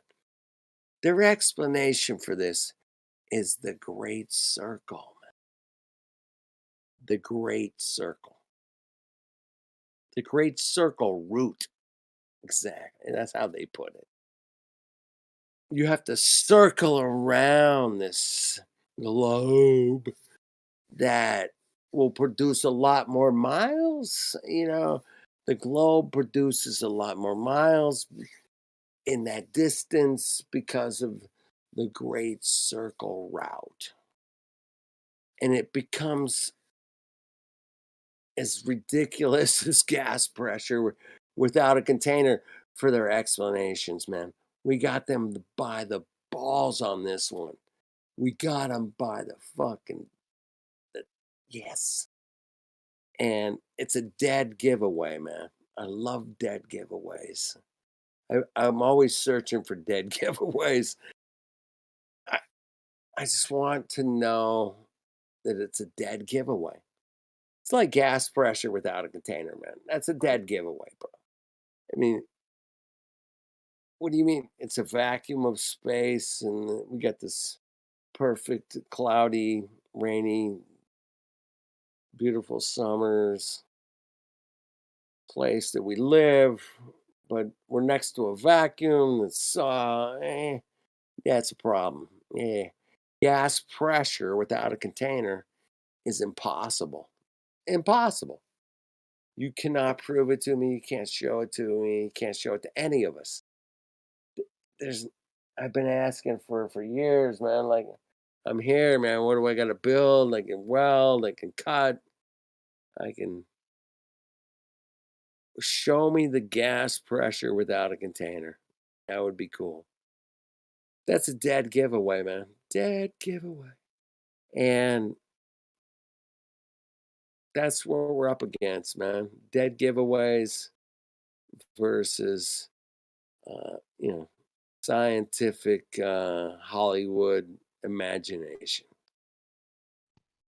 But I got tired of hearing him say gradient, bro. So I was like, I put together fucking like 60, 70 feet of PVC pipe and capped it off with balloons, put one in hot water, one in cold, and showed a gradient. Like, look, I can show you a gradient inside of containment. Show me the pressure without the fucking containment.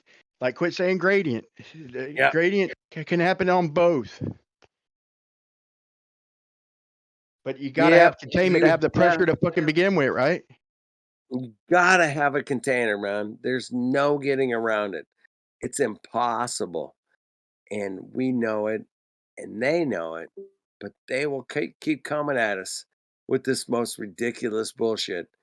But until you can come to my shop and show me, hey man, I got your gas pressure without a container, bitches, you're fucked. You're done.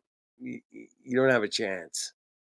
And we'll applaud you for your efforts, but yeah, thank you for participating. We have a parting gift for you. We have a parting gift. Good luck with that, man. Good luck with gas pressure without a container. Good luck. That would be great, man. That would be really cool if you could show up and show that, man. But it's never going to happen. And that's the cool thing about knowing the reality of physics, that I know for a fact there's no fucking way in hell you could ever show me with gas pressure without a container. Period. I know that, man. I love that one. So I'll stick with that one. You guys, fight it out with your radiant, gradient, sextant, fucking bubble level. Yeah, whatever, man. Pick your fucking nightmare. It's not gonna happen without gas pressure, without a container, man. It's not gonna happen. Good luck with that. Let me know how it works out. That'd be cool. Um, I'm here. I'm here. You guys can find me. Send me a DM. You got gas pressure without a container? Cool, man. Let me check that out. This is, yeah. I'll crack a beer to that one.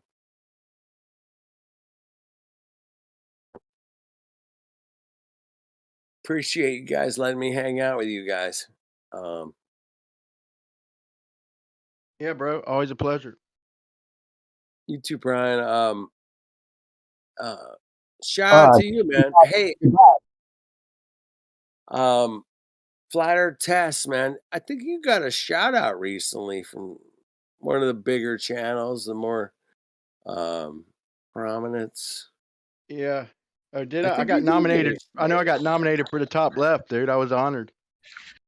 No, you got a shout out recently. Hey, New Perspective, man. What's up? What's up? You are, man. I'm about to go to bed. You must be. I heard you were saying goodbye. Yeah. Yeah. How long have you been hanging here? I'll go back and listen to your conversation if you guys were talking some cool shit. Nah, man. Just being realistic, man. Saying, hey, man, you live on Earth. You can check out Earth, man. No, fuck that. Tell them real quick before you go. Before you go, tell them about the record. Blacking and shit. That was a good point, bro. What, the sailboat thing? I've heard that one before. Yeah. Yeah. We've talked about most things before, probably. Brian, New Perspective and I have known each other probably like 5 years. We go back. He's one of my best friends. Yeah, he's been to my house. He's stayed in my house. I've been to his house. I met his parents. That's what's up. Yeah, dinner with my parents and shit. Yeah, sister, your niece. Right. Yeah, I thought that was a good point, though, bro. Like the record's 19 days. Like that's dude, so we New could break Perspective, that. man. Real quick, man. Trans-Pacific sail race. Right. There is an official Trans-Pacific sail race, but it's from California to Hawaii, right? And my point, and you've heard me say this before, man. I was like, yeah, why exactly. aren't we Doesn't go to sailing all the Japan. way to Japan, bitches? Right. Yeah. What the fuck? I've used that point from you before. Yeah. But Brian, he's like, dude, man, I hit on a note with him. He gets it, man. Motherfucker. Yeah, he broke down the whole Yes. race and the speeds and all that with the other one that they keep talking about. Yeah, there's a video on his channel about the speed the boat goes and how it doesn't seem like we're even Man. I talking. told him how the record is like 522 miles in the north, and I mean, 700, like 729 in the fucking north, and 522 in the south. Like, bro, you'd think over a few decades with hundreds of boats every year that there'd be similar conditions in the north and in the south over a 24-hour period, and yet you got.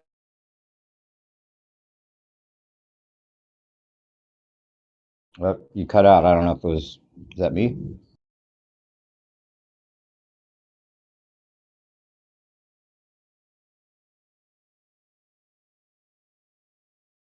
Hello?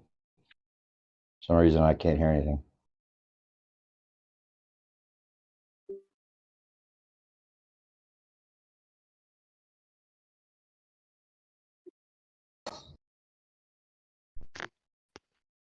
Hello?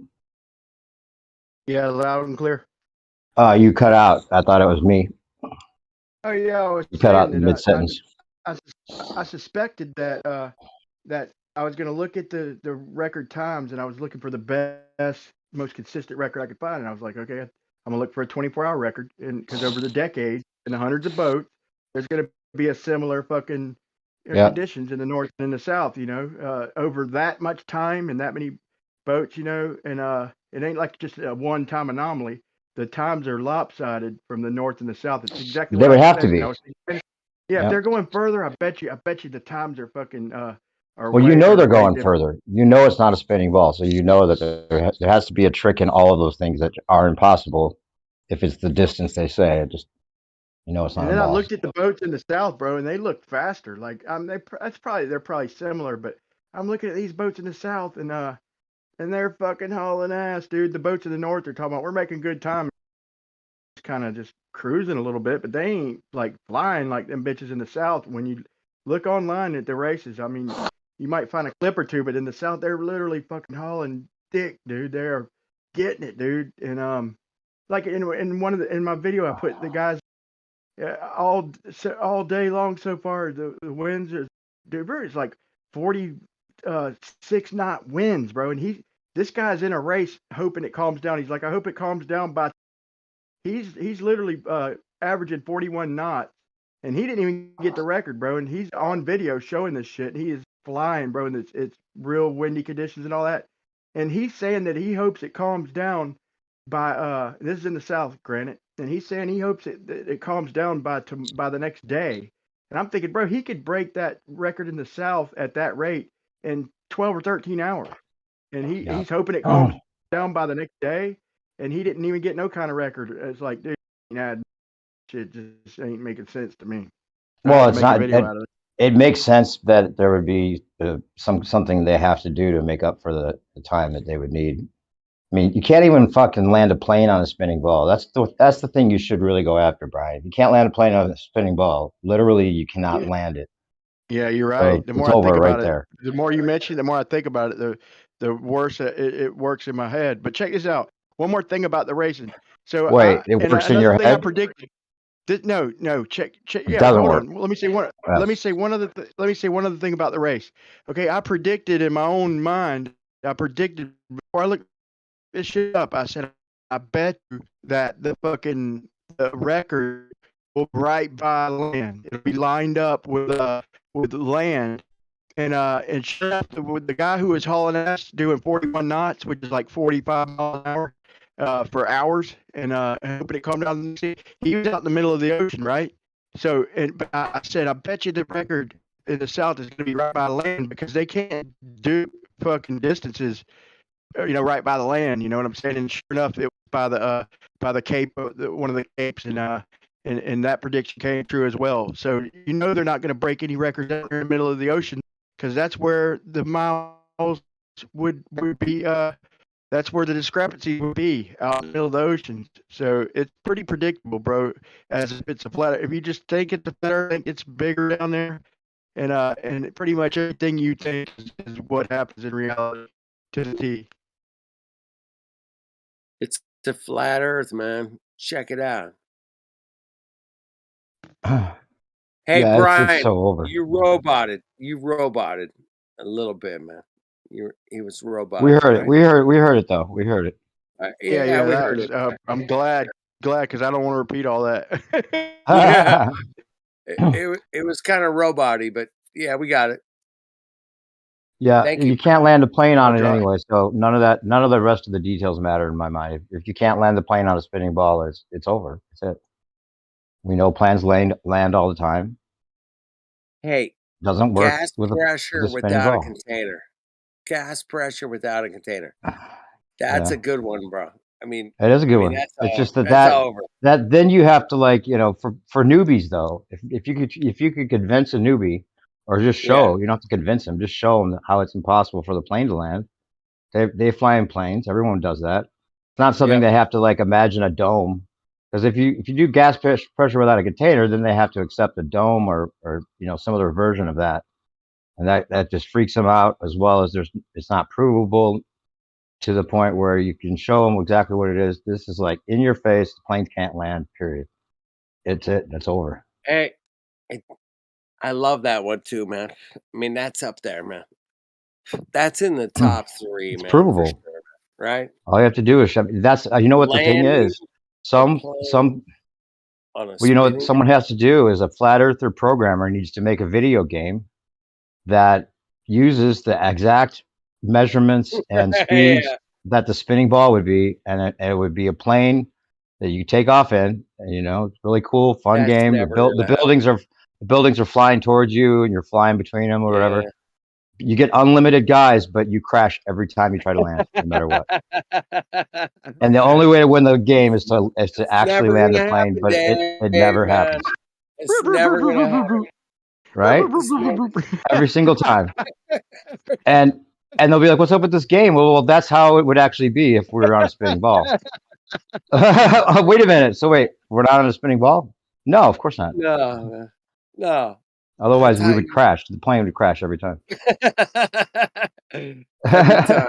Yeah, That's in your face, what I man. told New was what I told New was we need to it's a fucking video game where you're flying a plane and you don't know what direction, and you got a certain amount of time to land depending on what level you play. Like beginners Yeah. you got like 30 minutes or an hour to land, and but you find out where you got 15 minutes to land, and it gives you your position, and you got to work out the fucking Coriolis force in what direction to fucking land or you wreck, and fucking like Then call you'd have to Coriolis. time the landing strip Yeah, to circle around. land on it as it's going by you sideways, You'd have to right? find the And your fucking. wheels would break off and you crash no matter what. You'd have to find a runway that correlates with the fucking latitude.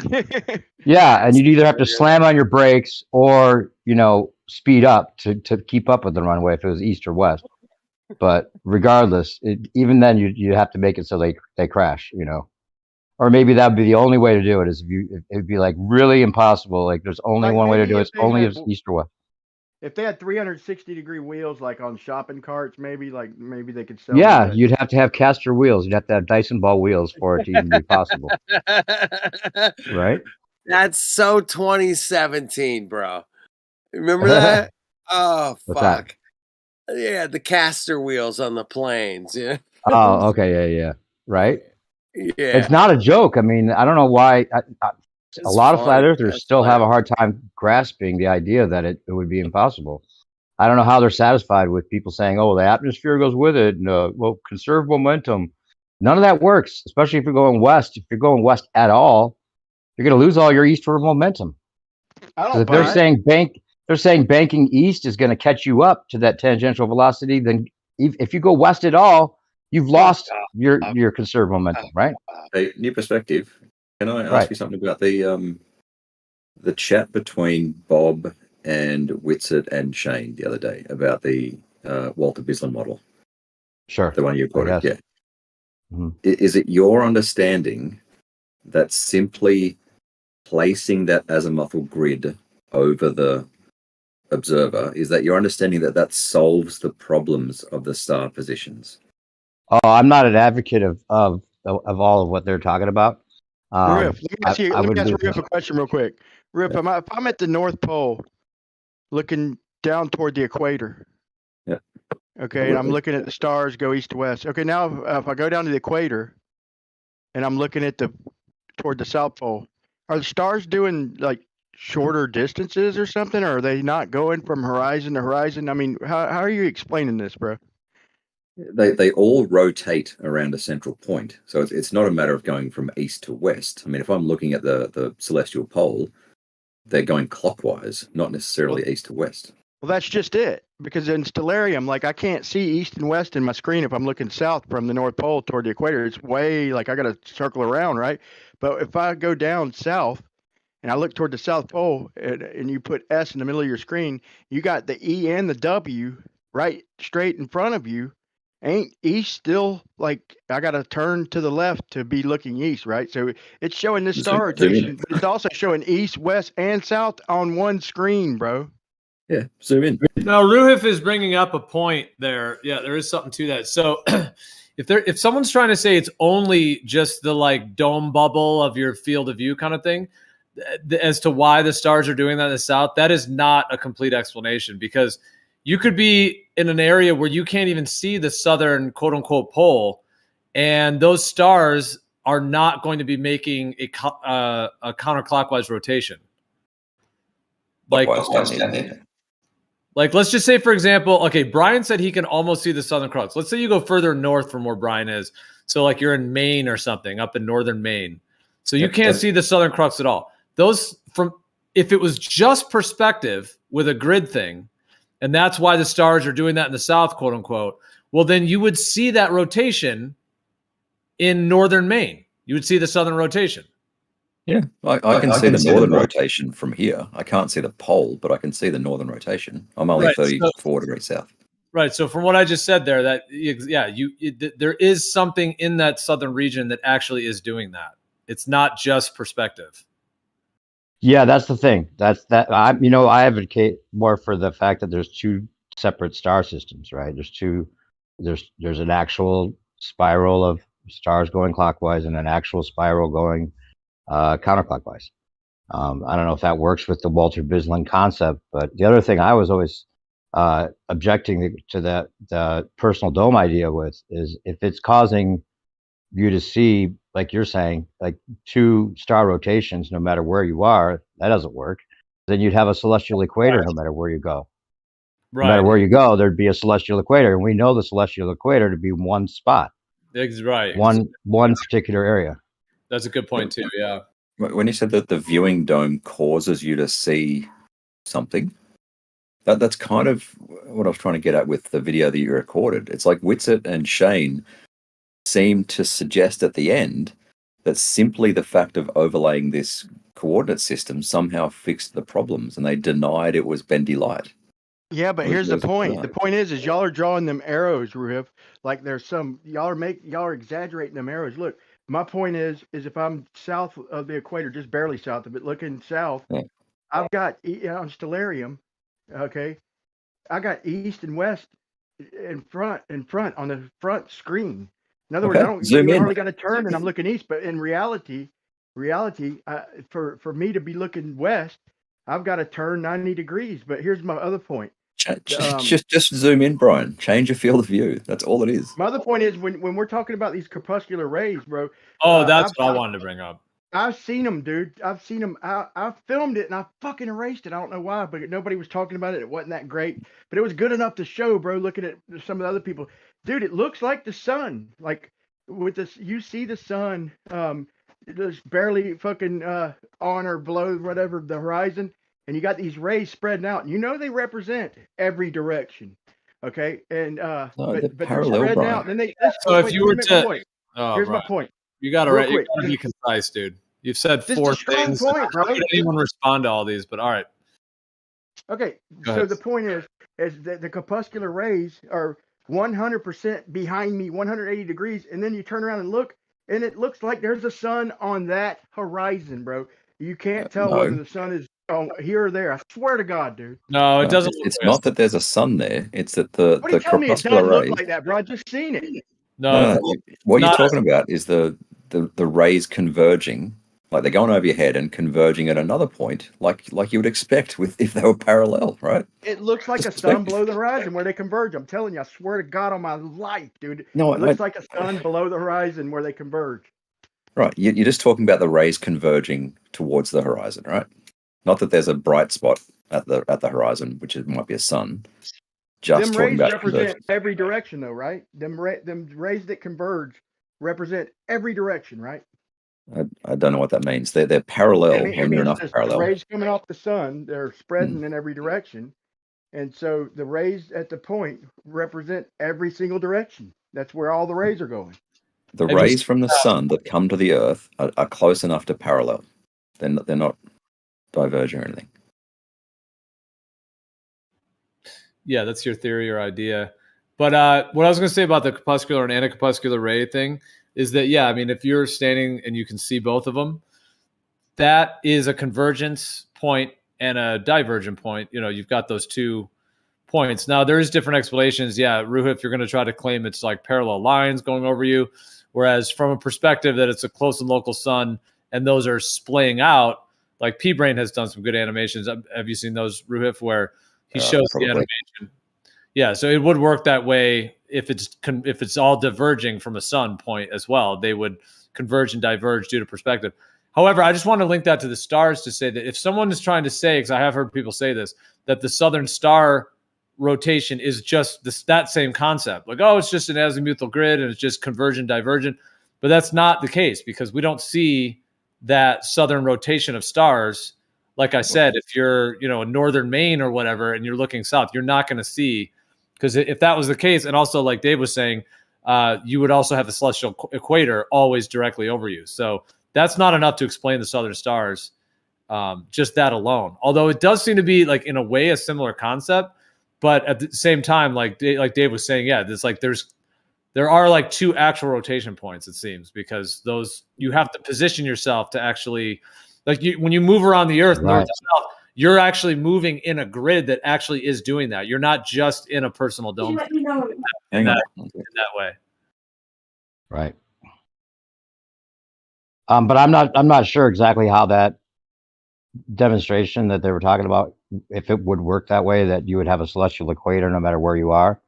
I don't think that they're that unfamiliar with the way things work that they would think that that's the case. But that was my objection to it when it was talked about a while back, as far as like your personal dome and how that would, just create the idea of these separate, star systems, even though it's one. And, it does seem like there's a certain spot, and maybe, yeah, even their own constellations in the south as opposed to the north. And so you'd have to work that out. I mean, if it was an exact mirroring.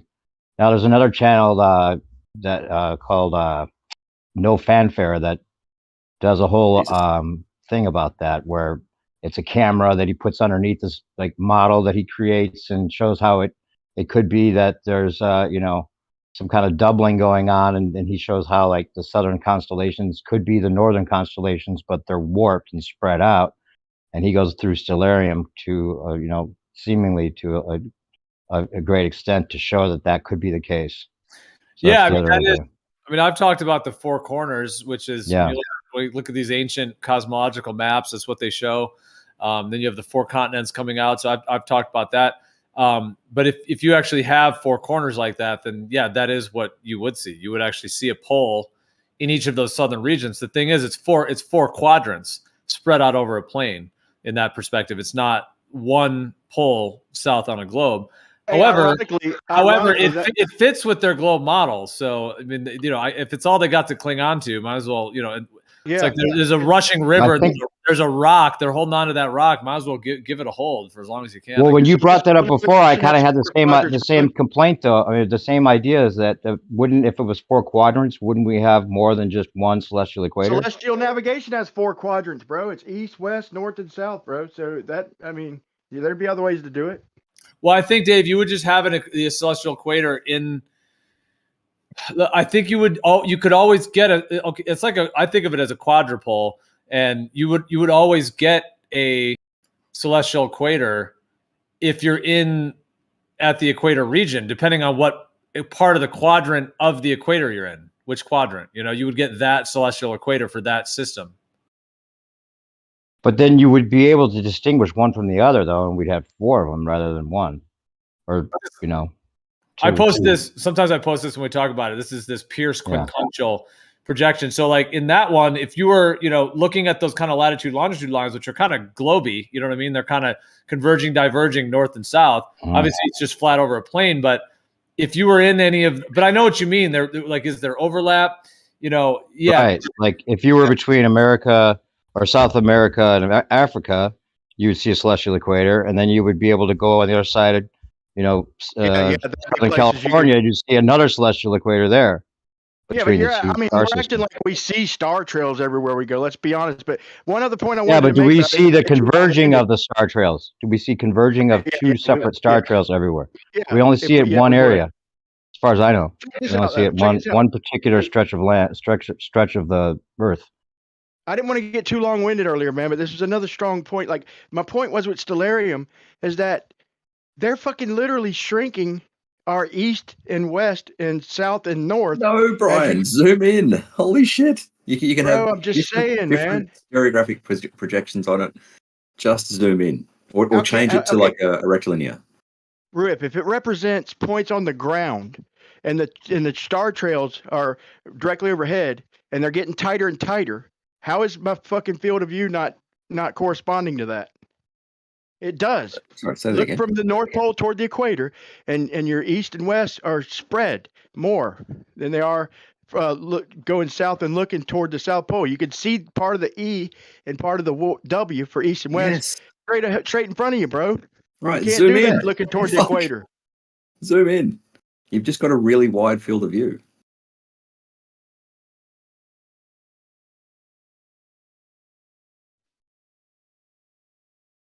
So the star trails aren't getting tighter. The zeniths that are spinning aren't getting tighter then? I'm not sure what you mean. What's west? If you can What's see west? east and Hold on. west. If I'm looking south and I'm below the equator and I'm looking directly south, and my east and west are basically like whatever about zooming in, I'll try that, whatever. But okay. Now, when I was at the North Pole looking toward the equator, my east and west were 90 degrees to the right. I had to turn 90 degrees both directions. Okay. Right. Now, and that's to follow the stars that are at the equator basically, and the ones go to my head. Now, when I cross the equator looking south, if the stars going from east to west are getting tighter and tighter, and I'm looking off in the distance, to see all the way east and west would be getting tighter, just like it does on Stellarium, like I'm saying. Let me share my Stellarium screen. Yeah, go ahead. Right, is that shown on the thing?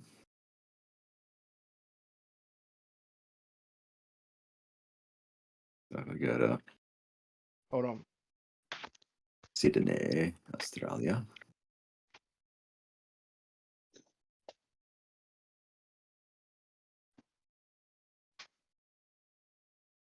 I see it. South. Yes, I'm looking south. Where's your S? And Can you put S is right in front of me. So S is straight in front of me. East is over here, and west is over here. Right. My field of view. Can you put the letters on screen? They are on screen. Can't you see the letters? No. No. Oh yeah. Can you enlarge it a little bit? Not really. No, actually. But it's just my field of view, right? Down the bottom left here, you can see the field of view, 235 degrees. But if you go into, where is it? So no matter where I'm at, stars are coming from the east and all the way from the east and setting all the way to the west, no matter where I go, right?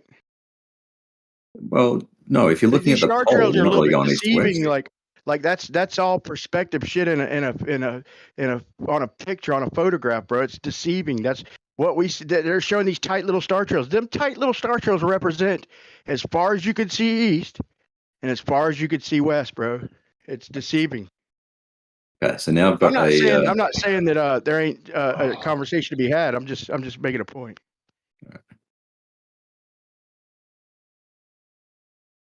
So now I've got like a kind of a rectilinear shitty one, but too wide though. There we go. It's a bit better. See the field of view down the bottom left, 44 degrees. You can just zoom in and out. That's it.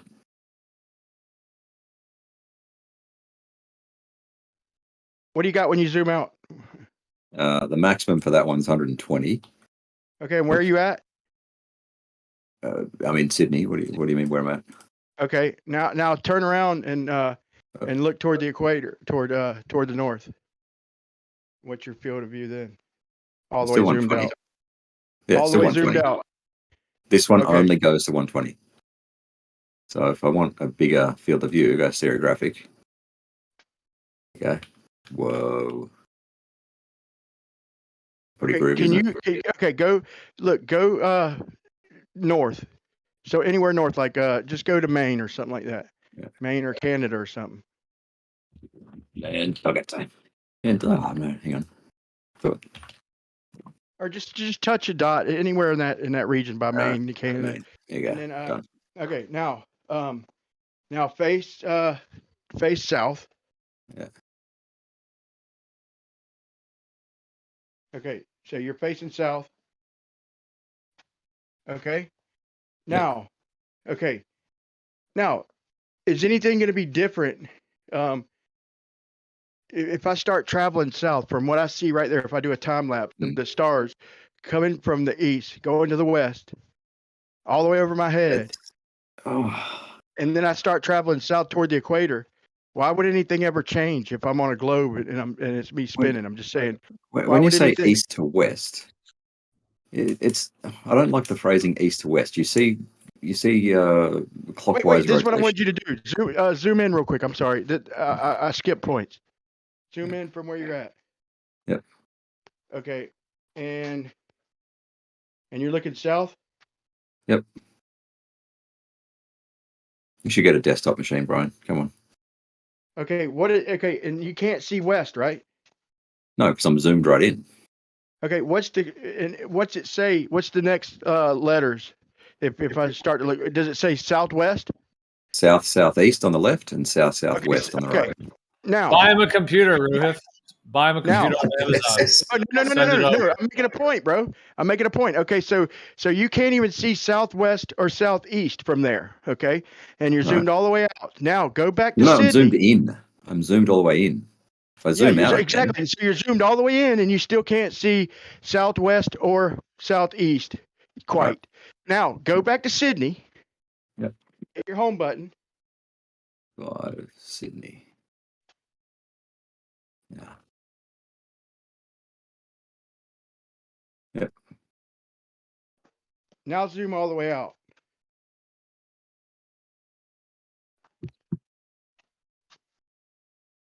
Okay. Now what are you seeing now? You're seeing all kinds of directions, right? Yeah, because I've zoomed out like 235 degrees. But you just did the same thing in the north, right? Yeah. Why from that location? What the fucking directions? Why'd they change, bro? All you did is move. You're seeing way more directions from Sydney looking south than you are from Canada looking south, bro. And that shouldn't change east and west, bro. This is my only point, bro. Hang on. Let's go up here. We're looking south. I see exactly the same.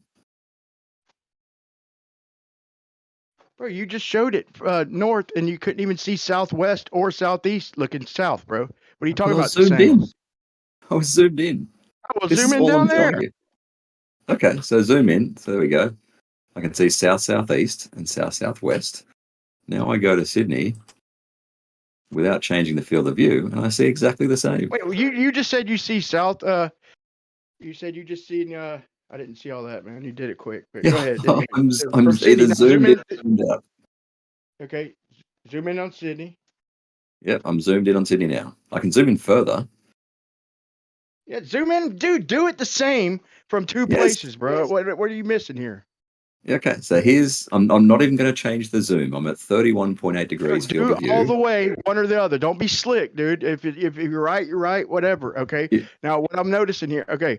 Now just go all the way in, like I'd asked you to do to begin with, from one position, go to the other, and do the same damn thing. But go all the way. Go all the way zoomed in from both, so there can be no freaking discrepancies. Hang on. One second. My wife said Mando, and I'm like, the fuck? Mandalorian? Like, what the fuck are you talking about? Yes. Okay, cool.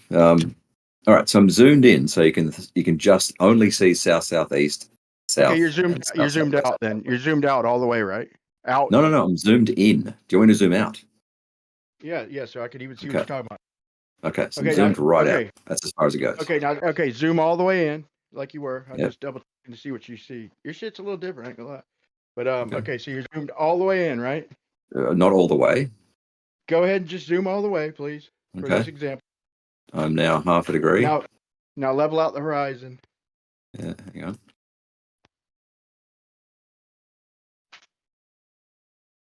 Oops, which way are we going? That way. Oops, that's south. All right. 3 degrees. I can zoom in basically infinitely, so let's just do 8 degrees. 9 degrees. There we go. 10 degrees. Dude, well, how can you do that? Are you serious? I didn't know that. Okay, What do you mean? you're at okay. Well, you ain't gotta go that far. How far does normal stellarium zoom in? This is normal stellarium. Bro, why won't my shit do that? I don't know. Get a desktop. All right, so just make it like 20 degrees, man. Just Okay. make it and show me where the S is. So the S, yeah. Okay. Now, where's the next nearest measurement? Like E's to the left. There we go. Okay, so it was right there. You didn't even hardly have to move screens, right? And that's Yeah. and that's so 20, east. That ain't- 27. That's not southeast, right? And what's your zoom rate? 20? 27 degrees, and I can see south, southeast, and south, southwest. I need glasses, bro. I ain't gonna lie. Hold on a second. Un minuto, por Which is favor. more than 27. What's the field? Is that a wrong field of view? Could be. Yeah, but just double I check. wonder what the field of view means here. Because it's you got the Altaz grid overlaid, right? And there's 40 something degrees. Probably 27, so 54. Yeah, it might be half the field of view. That's a bit weird. Okay, do me a favor real quick. I don't even see the point. Okay, so you're telling me it's the same field of view basically. So them stars that I'm looking at are going all the way from the east, from one horizon, and all the way to the west, like everywhere else. If you're looking Just south, they rotate clockwise. Right, and they're going from one horizon all the way to the next, right? Not necessarily. If they're above the horizon all the time, then no. What do you mean no? Looking at it, saying it goes east to west is not really, not quite accurate. Like I understand what you're saying. That's reality, though. Like, these Star Trail pictures are what's not really reality. Like we're seeing these things, but all we see is stars come up from the horizon from the east and go all the way to the west. And as we're looking in the distance south, it's like almost a mimicked freaking North Pole, bro. It looks like a tunnel almost, bro. But it looks like off in the distance, it's compressing, like kind of, man. That's why. That's the only reason I buy the perspective argument is because of the crepuscular rays and the fact that the south is a little bit different, man. And the fact that wait, go ahead and do the north, man, so we can get closure on that. So turn to the north, right? Or sorry, move to the north. Yeah, back to us to Move that to main or whatever. Yeah. Literally the same. Okay, what are you looking at? What direction are you looking? South.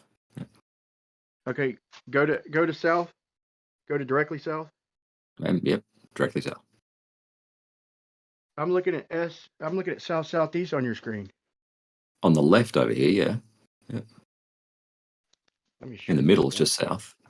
Is the stream not really streaming well? No, I think it's my eyes, bro. This ain't very good. Okay, so now the stars that you're looking at from there are also coming up from the horizon, whichever one's horizon, and going all the way from one horizon all the way to the next one, right? Well, yeah. When you say the horizon, you might have a star. Where's the circle? Oops. No, I've got the wrong grid up. Hold on. Right, so you might not have stars that are already rows. I get that. That's the fucking. Go ahead. Here's your star trails, right? That's the path that follow.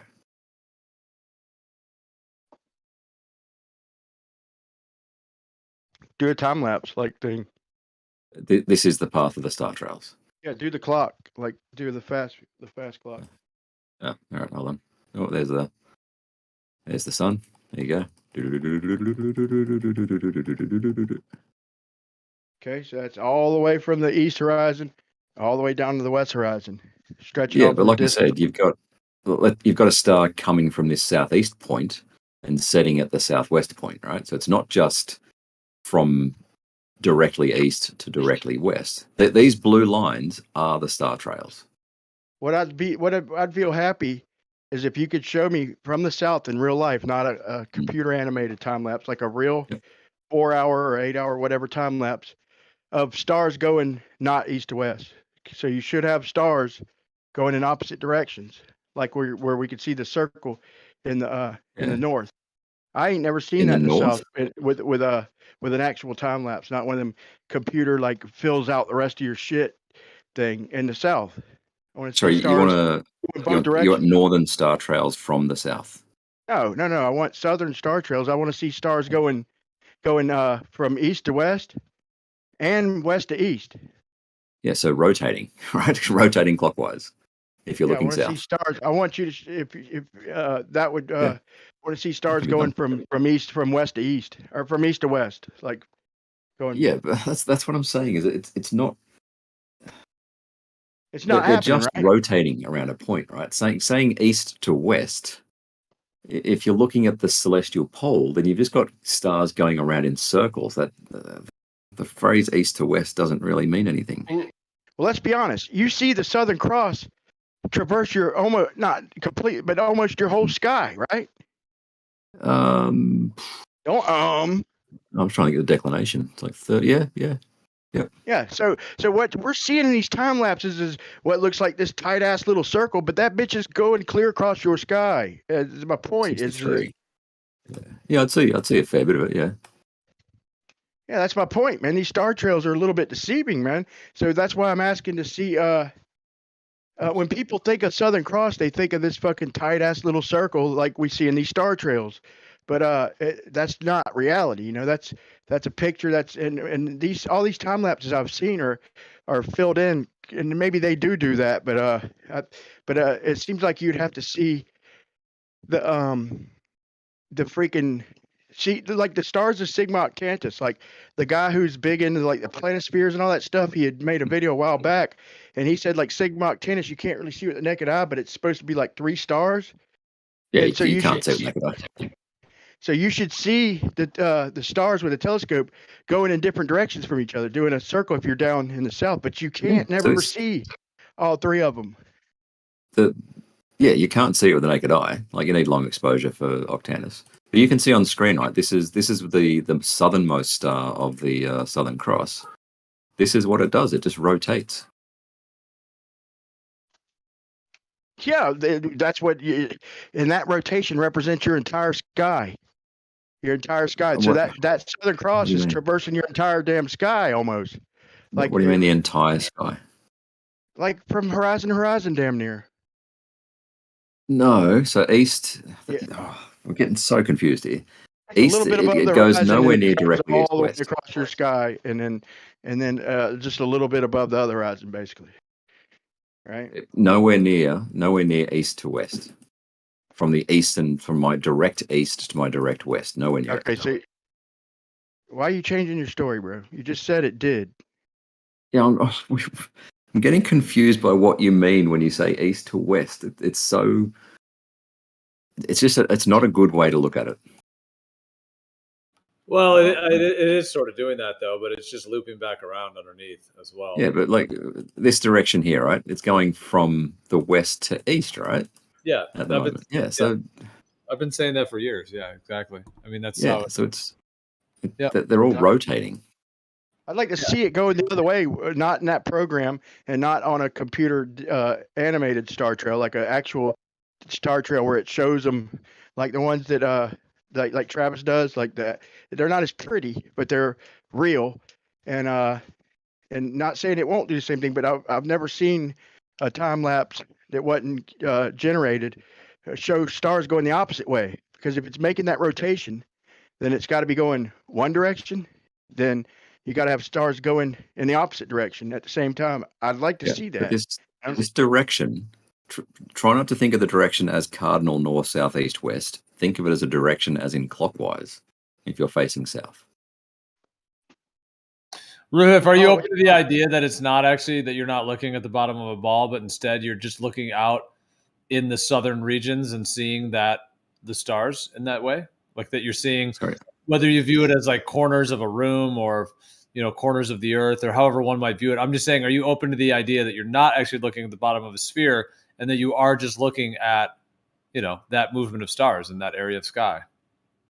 However, you're kind of asking, am I open to the whole flat Earth idea, right? That's kind of what you're asking. Any Not other really. You're asking a similar Well, question. Not necessarily. I was just, okay. Yes. I mean, I am talking about a stationary planar Earth with the sky above it, but I'm not even trying to get into the whole discussion of it. I'm just saying, are you open to the idea that you're not looking at the bottom of a sphere, but that you are just looking at, you know, that sky in that area, whatever it may be, and that it is just the way that the sky constellates in those regions? It is kind of the same question as are you open to the Earth being flat? I have considered it and concluded that it is not possible. Everything is explained by the globe model. But I was just talking about this in particular, like this particular observation. Yeah, this is explained perfectly by the globe as well. Right, but I wasn't really trying to, like, you know, get into whether you have evaluated your an explanation that you think is what you're choosing to go with. I was more just asking, are you open to the truth being that it's not looking at the, you know, south on a sphere, and that indeed the Earth is of a planar nature, etc., to where you are just seeing that section of sky on a plane? I'm very open to seeing any evidence that I'm wrong. Fair enough. I mean, yeah, you're on your journey with it. You got to just keep searching. Yeah. Did you want a star trail, Brian? Yeah, a real star trail, not a. So it sounds like that's kind of that gets us back to the beginning. It sounds like the answer is yes. You do think it's possible, and so you're open to looking at evidence.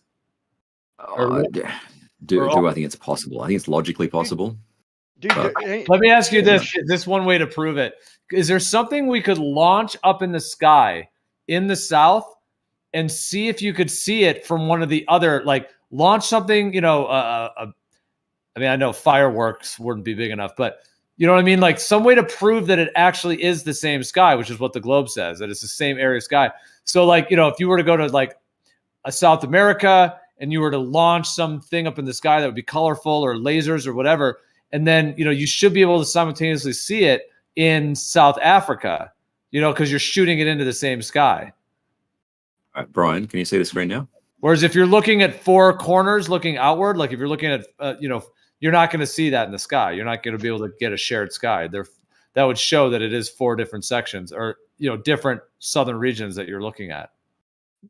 Yeah, as in different, like we see the same stars, and on the AE map, they should be in different directions. Okay, right. Different directions. What are stars? Yeah, in those areas. Yeah. And they are in different directions.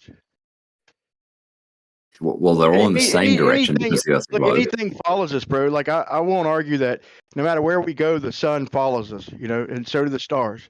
So I wouldn't expect. Look on your globe. If you're looking straight up, and I'm 5 miles away, bro. There's no angle change, bro. We're on the salt flats, and I got 20 people scattered out over 60 miles on the salt flats. Everybody's looking up at the star, but nobody's looking in the same place, bro. Okay, how does that work on a globe? I could throw out problems for your globe. You're just limiting your thought when it comes to play. Dude, the stars are problems. You know, I could throw out a bunch of problems on the globe, man. That being one of them, bro.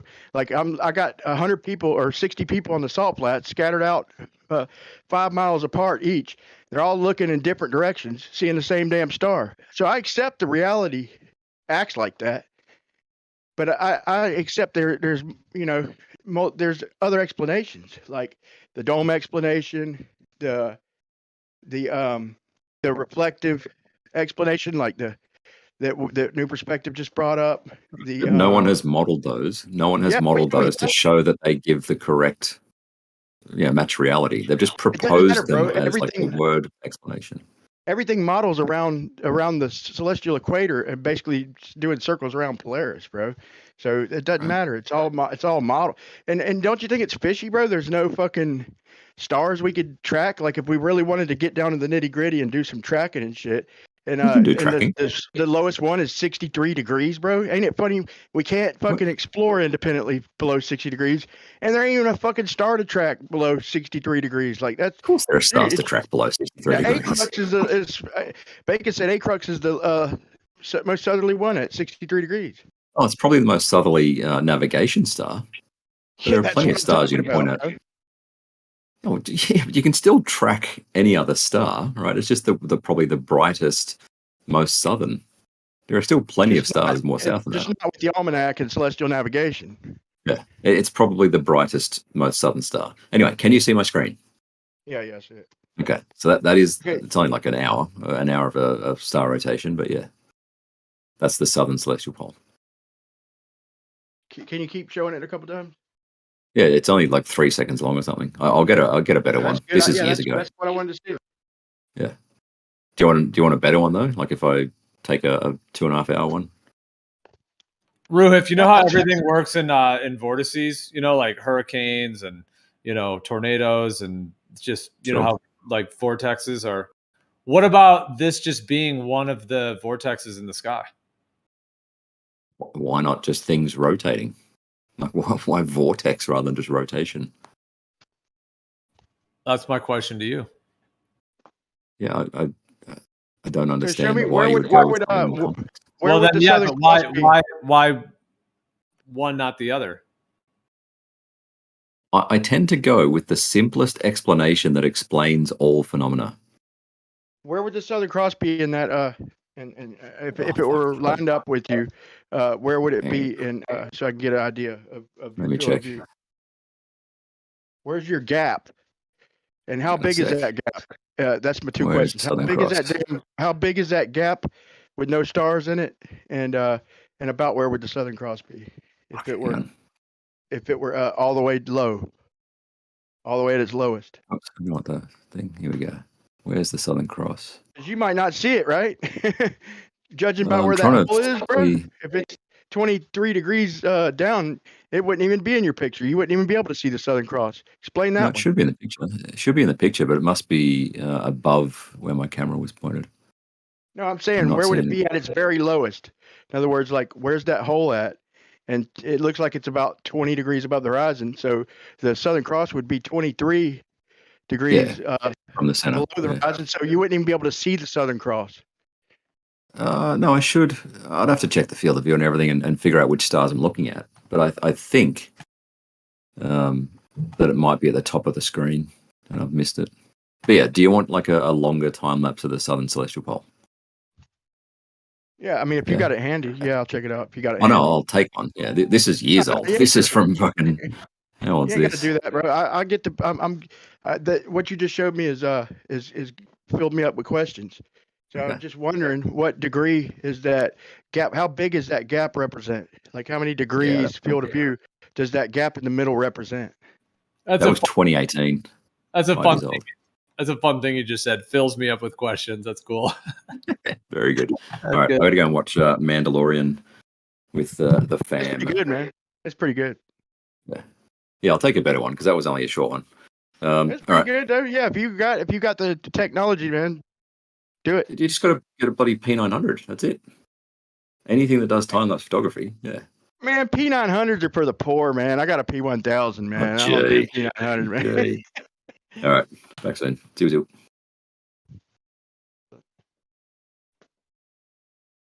I was just asking because that's a big ass looking gap right there in the middle that they always show, and so I just wanted to know like how big is that gap, and it looked pretty low on the horizon. So if I talked to Ross and another guy who lived Bandsaw Bandit said that the Southern Cross traverses their sky, like it doesn't come up from the horizon like and disappear, but it's from one side clear to the next, and he agreed to that, and then he changed it kind of, and I was just curious about that. And then also I'm looking at that gap in the middle. It looked to be about 15, 20 degrees, and we know that the Southern Cross is at like 20. What? It's actually at 20. The bottom of it's at like 26.5 degrees. So it would have been well underneath the horizon. He wouldn't even have been able to see the Southern Cross in that picture, which is to me a head scratcher. If you're in the South, because they always say they can always see the Southern Cross. Well, not from there, you can't. But I guess that depends on where he's at. But yeah, that's interesting. Like they talk about your changing directions, but like I said, I could have people scattered all over the salt flat and even a couple miles apart, so you know there's no change in angle, and they're all looking at a different spot in the sky. That don't work on nothing, dude. If you ask me, you know, we could be 20 foot apart. Don't tell me the fucking angle's changing in 20 foot, and we're looking at different spots in the sky because I'm looking right above me and you're looking right above you. That don't work on nothing, on a pyramid, on a ball, on a plane. But that's the way the stars work. You know, they follow us no matter where we go. So I could say that they're infinite distance away, bro, and come up with all the math and make them so bright that it makes our sun a fucking baby. But bro, I don't believe all that. I just believe that's how God made them, bro. They're another dimension, bro. I don't usually debate with that. I try and give possible explanations, but that's the reality of it. Like, I don't care what you're on, bro. We're looking in different damn spots in the sky. Period. Well, that's your answer, Brian. Yeah. For you. I mean, that's for you, reality. for you, the answer is God done it. Okay, so all right, good enough. I just said I don't debate with that, bro. But that's the way it works, though, right? If we go up, if we go down, you know, they follow us, right? Gonna come in the clutch, man. What the fuck? No, I'm just kidding. Huh? No, I won't argue with that. If that's what you believe, that's fine. I mean, you would, despite, let's leave the math in the bag for a second. If I got a guy and he's 20 foot away from me, we're on the salt flats, and then I got just guys scattered everywhere on the salt flats. We're all looking straight up at the same damn thing, right? We're looking in different places in reality, and unless you want to say a guy's angle's changing in 10 feet from me, I mean, and everybody's angle's changing on the salt flats. The fact of the matter is, in reality, we're all looking at the same thing, looking in the same direction, you know. You agree with that? Before using the math to describe it? I don't think you have any evidence of that, no. Really? Well, I would just, to bring it down to earth, kinda, to at least get it within light years, I'd say the sun. Like, if I just got 100 people standing on the shore, or let's say we're still at the salt flat, line up in a line, and the sun's east, then we're all looking straight ahead. How about that? And we all got a reflection coming right to our feet from that one same sun. We're looking in different directions, though. We're all looking straight ahead, so we're not looking in the same direction. There's a 60-mile row of us with 60 little reflections coming to each one of our feet. Same thing if you look up. It's just I just twisted the example sideways, but it's the same concept.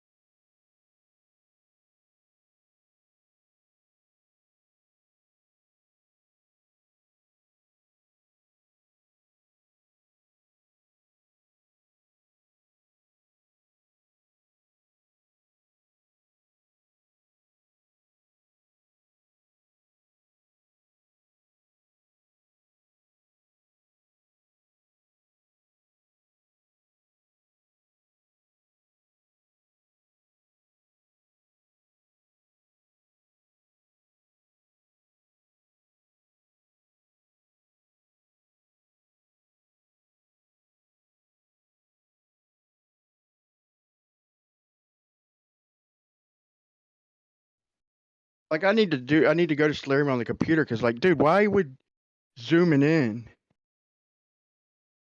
Wait, did it compress? Like what he just showed me, I couldn't hardly see the directions. But I was thinking, did it compress the damn directions from zooming in? Like that wouldn't make sense. It must have spread out the directions. But he can just zoom in indefinitely. Like there's a limit to the Stellarium on my phone, and it is different, bro. But it represents the same damn. It represents the same thing. Like your east and your west are the same, and these stars are coming from from one side going to the other in a direction. Unless you're looking out, okay, well that's a different discussion. But these stars, like so, the rotation's getting tighter. The stars circles, the zeniths, are all shrinking. So your east-west would have to fucking shrink. Their circle's shrinking. If I've got the same field of view, but I'm looking at more of the damn circle that represents north, south, east, and west, that circle, then it's got to shrink. If them stars looking south are represent my nadir, or the opposite of my zenith, they're representing north, south, east, and west, a fucking complete circle. And it's shrinking. Doesn't do that in the north. Goes all the way around.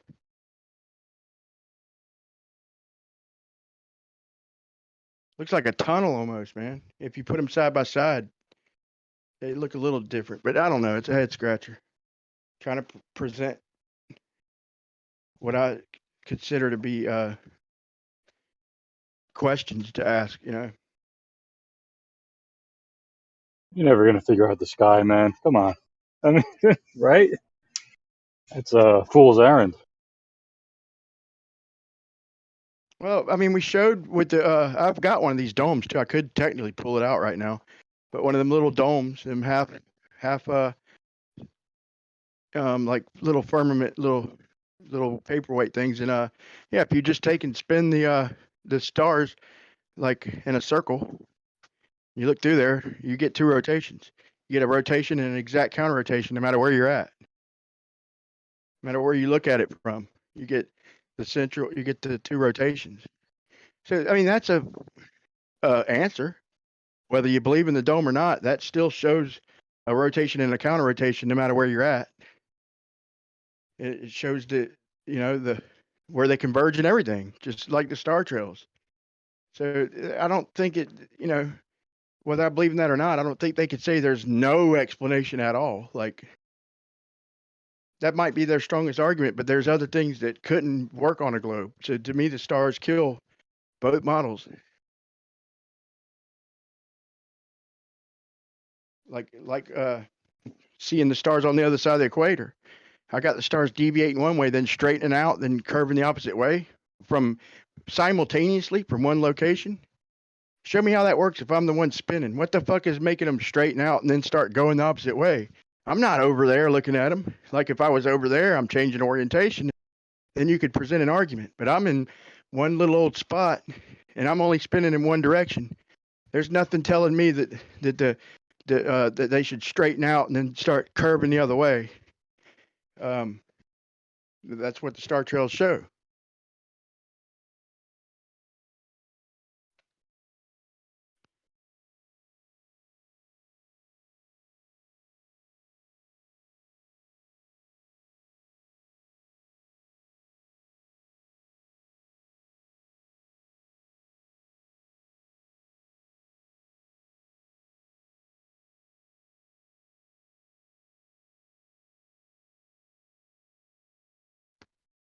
And they got some clever ass little tricks too, like where they show they show from above the Earth a God view, and they show all just a bunch of stars doing circles and with no deviation, and they show like this is how it's working. And yeah, I agree, that's how it would have to work on a globe.